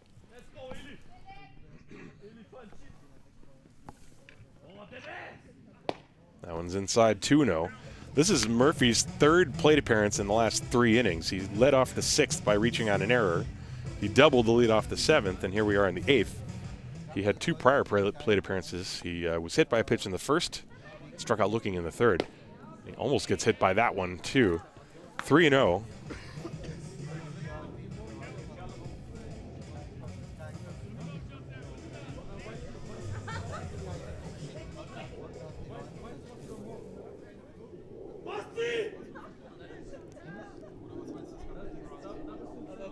And taking all the way on 3-0, and Schuler pours it in there. 3 balls, 1 strike. It has absolutely not been a walk in the park for Sven Schuler. And that one up and in, ball 4. 2 walks in the inning. And now Riestra. The Disciples just haven't been able to get a couple of big hits. They've had, a few here and there to take advantage of the situations they've been given due to the hit batters and walks and the errors. But with a 5-run lead, the Legionnaires still in relatively strong position in this game. Riestra, who has struck out twice against Schuler, looks at a pitch inside, 1 ball, no strikes. Riestra is 0 for 4 with 3 strikeouts. But the last 2 against Schuler, they were all on fastballs running in on his hands. So we'll see what he does here the 3rd time through. And Schuler trying to hit that inside corner, missing. 2-0. Sven kicks at the dirt in front of the mound.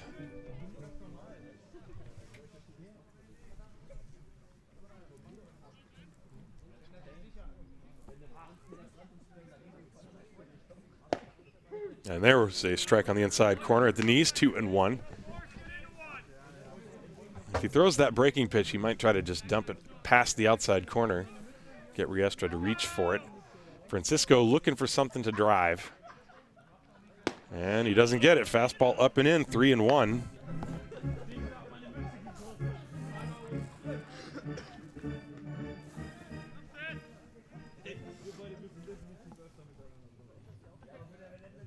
Two walks already in the inning. And that's a borderline strike called on the outside. Full count now, 3-2.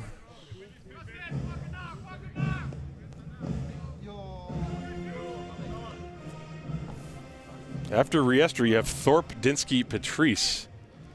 Now the Disciples have been given a lot of base runners the last 2 innings. They have cashed in some of them. And Schuler checks on the runner at second base. That's Boomer Saunders out there. Murphy, the runner at first.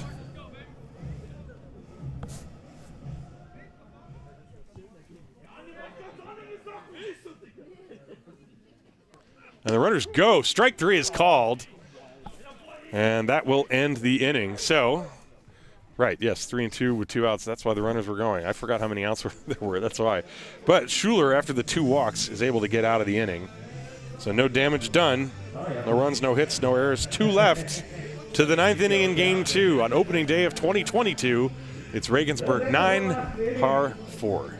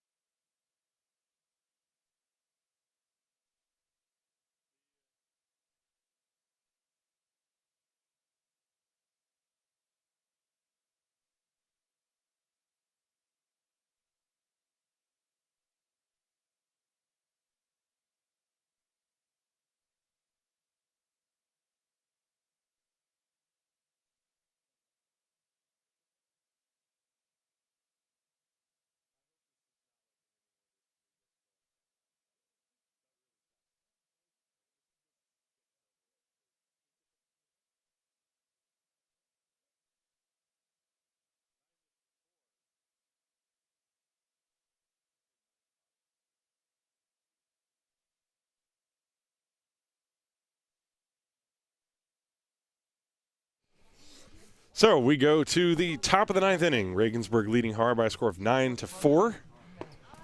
And Adriano Penskover deals a strike to Nino Sakaza. This is Sakaza's 5th plate appearance in this ballgame. Breaking ball hit off the end of the bat. A soft fly ball to shallow center field. Dinski is there to make the catch, 1 away. So Sakaza, who prior to that had 1 hit, is going to have a 1 for 5. So now at the top of the order, that'll bring up Marcel Mariette.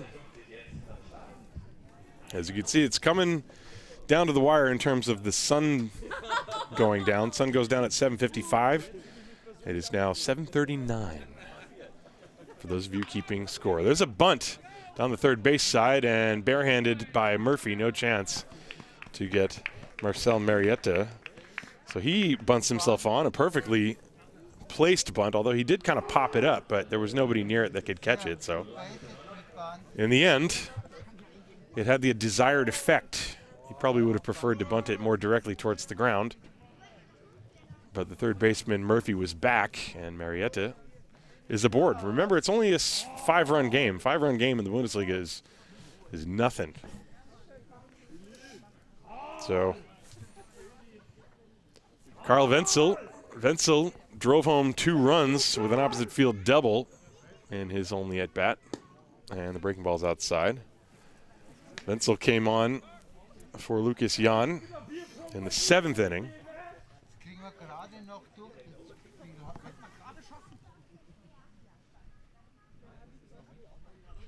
And a big swing, and he fouls it at the plate. 1 ball and 1 strike.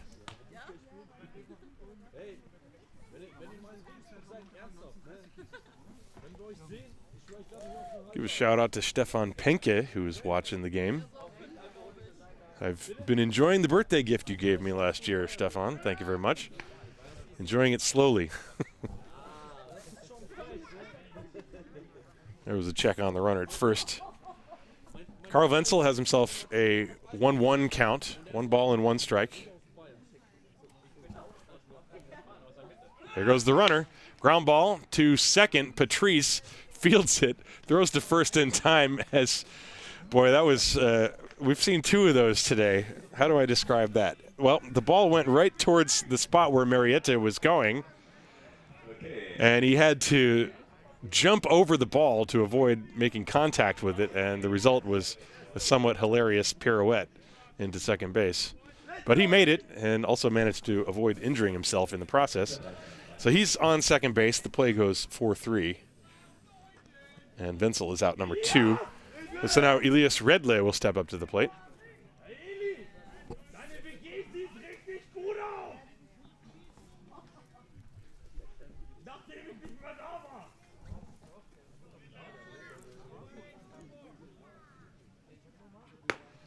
And the pitch to Redle is outside for ball 1.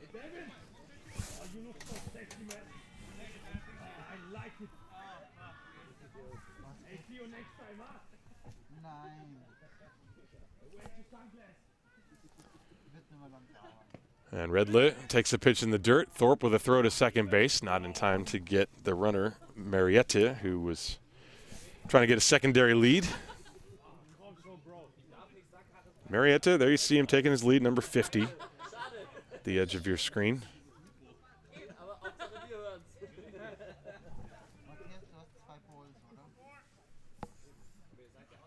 And that breaking ball is low. 2 balls, no strikes to Elias Redle. Redle came in the game for Matt Vance and grounded to short in the 7th inning. He actually came in and pinch ran for Vance.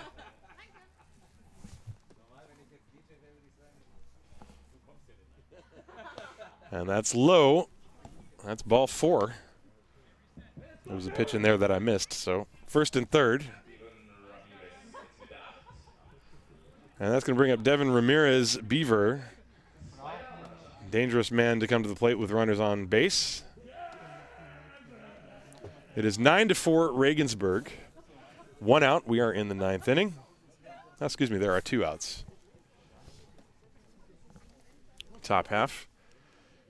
Regensburg trying to salvage game 2 after the Disciples won game 1 by a score of 5-4. And the pitch is a breaking ball outside from Penskover to Ramirez Beaver.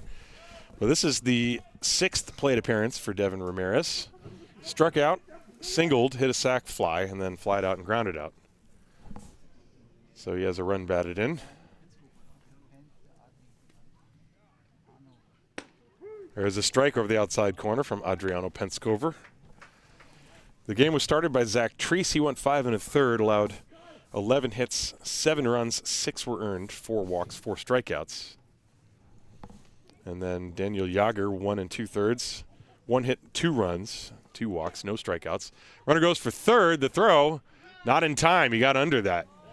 So Marietta, who was stealing on that ground out, this time he steals third base clean. Trail runner stayed put. See that big lead, and he took off on first move, and he picked a good pitch to go on, a breaking ball. Thorpe's throw was pretty good, but Marietta just beat it. So he's at third base, showing off his wheels. First and third.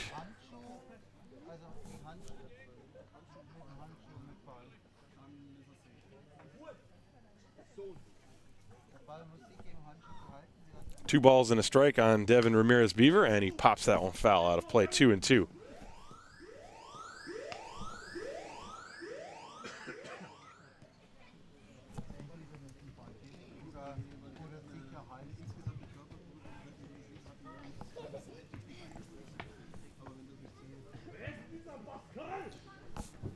I wonder if the runner from first might take off, Elias Redley. There he goes, and that's drilled to deep left field down the line. It is going to be in there. Fair ball bouncing up against the wall. 1 run is in. Here comes Redley to the plate. The relay throw from Riestra going to be close, and he is safe. Just barely got in there. I think the throw might have hit him as he was coming in. And a mild collision at the plate with Thorpe. Let's take a look at that, the replay, but it is 11-4. A 2-run double for Devin Ramirez-Beaver. And the Legionnaire leading 11-4. Watch this play, very close. And Thorpe was there receiving the throw. Didn't block the plate. Looked like maybe the foot was caught on home plate as he was sliding as well, and that's what shook him up a little bit. Anyway, 2 runs are in, 11-4. And the pitch to Pascal Amon is a strike. A 2-run double off the bat of Devin Ramirez-Beaver. He's on second base. Penskover dealing, and that's a breaking ball. That one gets off of Thorpe's glove, and Ramirez-Beaver will take third. I think that's going to be a pass ball. Let's look at this on the replay, whether it hit the dirt first or not. And it indeed is a pass ball.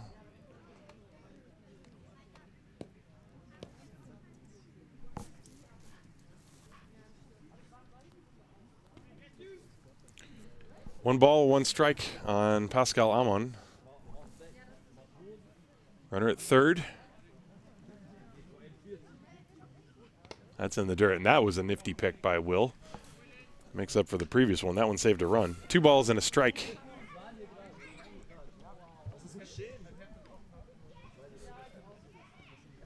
Stefan Pentke in the chat. I see your comment. Duly noted, sir. There's a foul ball off to the left. No need for a replenishment at this moment.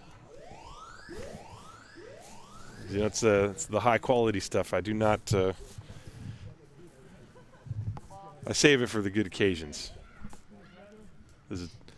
Most of you have no idea what I'm talking about. I received a very wonderful birthday gift from one of the Disciples fans last year, and might as well just tell you it's a bottle of whiskey, and I've been enjoying it, but very, very slowly because you know, whiskey needs to be enjoyed. Anyway, the pitch was low, and the count is full on Pascal Amon. Runner at third, 2 down. The pitch, ground ball to the right side, fielded by Saunders. He will flip it to Penskover covering, and the inning is over. So we go to the bottom of the 9th inning after Regensburg scores 2 runs. 2 runs on 2 hits. There were no errors and 1 left on base. We're going to the bottom of the 9th on opening day 2022. Regensburg leading this one by a score of 11-4.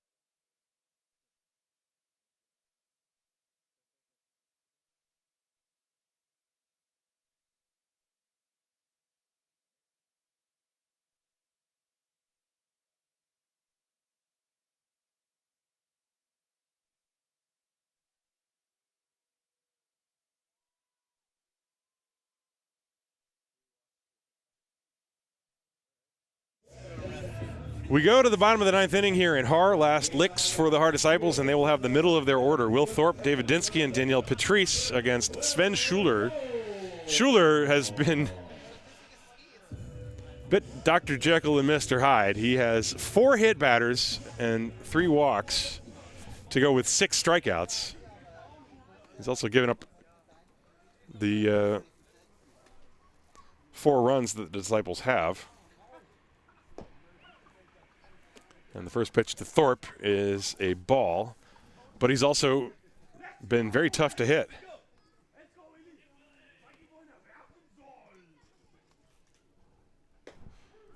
And that pitch is in for a strike.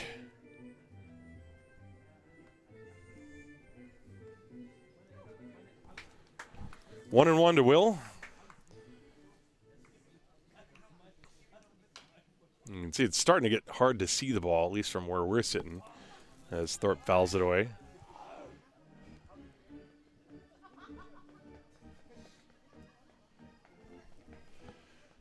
Now, the lights are on, and compared to last year, it looks like somebody actually went up the lights and angled them straight down to the ground. So they're ineffective even when they're in their optimum operational position. But they're even worse now than they normally would be. There's a bank of lights in right field that aren't even operational, apparently. As the pitch popped foul out of play. I don't know if you can see the light. You see those poles on your screen. The one to the right, there's a set of lights directly behind it from the view that you get there at home. And half of them are not even on. And then even further to the right, there are some lights. They're just pointed straight down to the ground, so not even pointing at the field. I don't know if that's due to wind or what. Pitch is low and outside. Full count now. But, yeah, anyway. Lighting situation, not optimal. And in 4 minutes, we have sundown. It's 7:51, and sundown is officially at 7:55. There used to be, I don't know if there still is, there used to be a rule, you know, that I think here in Haar, because there are lights, you're allowed to play a little bit past sundown, but I think it was something like after 20 minutes, and then you have to get both teams to agree how further they want to go. I'm pretty sure that both of these teams would prefer to just end this game here, but we will see. Ball popped up, foul territory, out of play. Well, if the Disciples can keep this thing going long enough, we might still see this situation of a suspended game. Don't ever want to give anything away, even though it is a 11-4 lead. Ain't over till it's over. And the pitch high and outside. That was another walk. Now Schuler having trouble again with the walks. And that's what the Disciples want. They want base runners. 7:52. We got 3 minutes till official sundown. At least it's not cloudy. If it's cloudy and overcast, then this place would have been dark an hour and a half ago. And we would already be probably home with a suspended game. But at least the fact that the skies are clear allows for a little bit more sunlight to come through. David Dinski stepping up. And he looks at a strike on the inside corner. Schuler started this inning with 76 pitches, I believe. So he's had a full day out of the bullpen. Thorpe virtually no lead off first base. The pitch. Strike 2, same spot, 0-2. That seems to be the way Schuler's outing has gone. He'll walk a batter, strike out the next batter. Walk a batter, strike out the next batter. 0-2 on Dinski.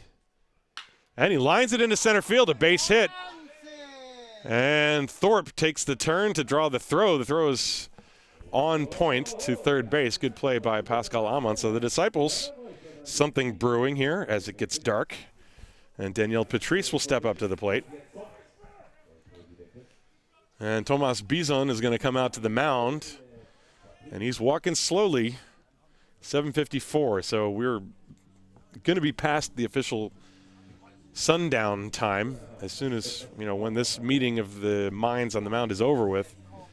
So Danielle Patrice is the scheduled hitter. There's nobody out. And so now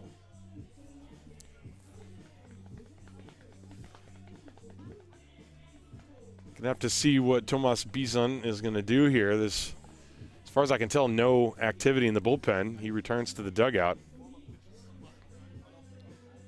Now you know that they want to end this game right here. They do not want to have this thing suspended and have to play it another time.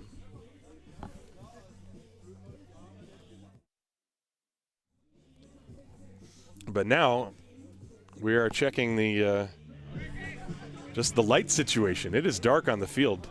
As I mentioned, the lights are not working. There's a line drive, base hit off the bat of Patrice, and Thorpe is being held at third. The bases are loaded with nobody out. So the Disciples not going down easy, and that'll bring up Josef Rosenthal. And I guess since he's a new addition to Bavaria, we got to start calling him Zepp. Der Zepp. Der Zepp wird jetzt am Schlag etwas hauen. I can tell you, the view from the center field camera makes it look like it's a lot brighter than it actually is. And also that view, from my eyes, which are admittedly old and deteriorating, it's getting dark. Here's the pitch to Zepp. Der Zepp sieht ein Strike. Nothing in one. Bases loaded. Rosenthal had a hit in the first game, looking for a hit in this game. Officially over 3, he has walked, struck out twice and grounded out. Bases loaded. Check swing, did he go? Yes, says home plate umpire Alex Wagner. 0-2. After Rosenthal, you have Titus van Kopf and then Ryan Saunders. Nobody out. It's 7:56, 1 minute past the official sundown time. So this game definitely has a time limit. There's a strikeout as Schuler comes back with the indoor slider.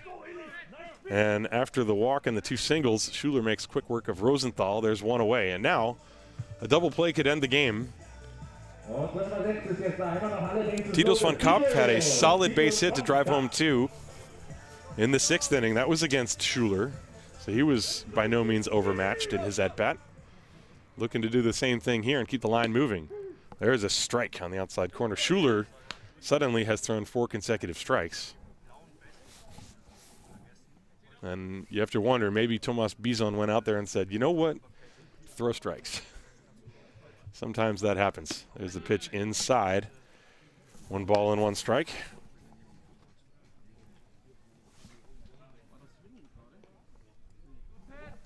One down, bases loaded, 9th inning. Time is called.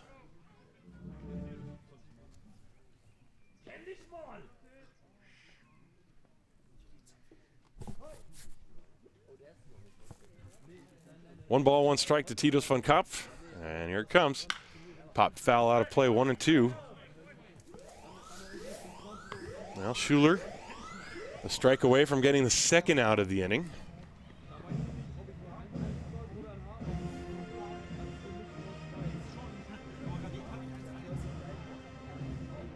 Bases loaded, 1 out. 1 ball and 2 strikes. Breaking ball inside, 2-2.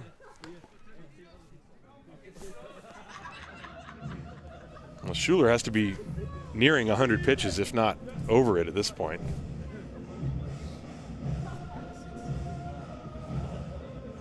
That's a lot for several innings of relief. There's a foul ball shot off to the right, chasing after a bird that was flying by in the same plane of vision that I could see. So Van Kopf stays alive. The Disciples stay alive.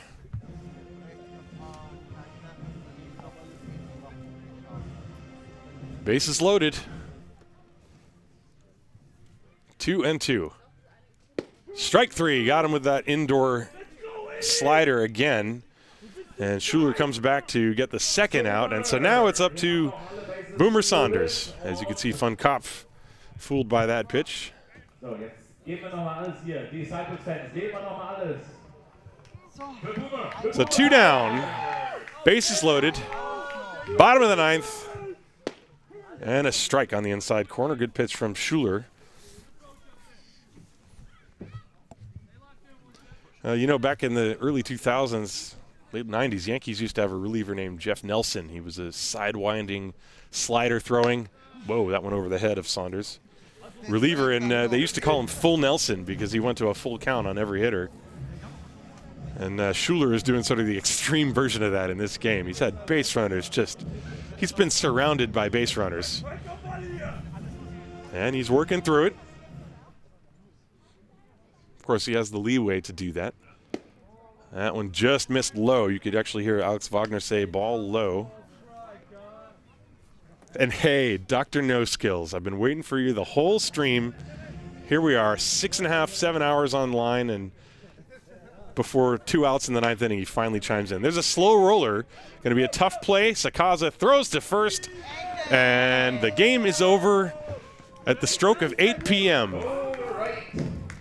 So the final score is the Guggenberger Legionäre 11, the Haar Disciples 4. And opening day 2022 is in the books, and it was a fun one. It was a good ball game. We had a nice game one, the Disciples winning 5-4. And this game, the Legionäre earned the split. It was an excellent starting performance from Caleb Bowman. A 3-run home run off the bat of Pascal Amon. And this one is in the books. So I would like to thank you guys, the viewers, for tuning in and helping keep this thing lighthearted. And it's always a pleasure to know that folks are out there paying attention and enjoying the sport of baseball.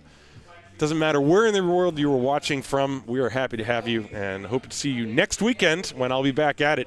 Off the top of my head, I think it's the Ulm Falcons that are coming here for a doubleheader. We will be with you then. This is Tim Collins signing off for EuroBaseballTV.com. Thanks for tuning in. Once again, the final score of Game 2, the Legionäre 11, the Disciples 4.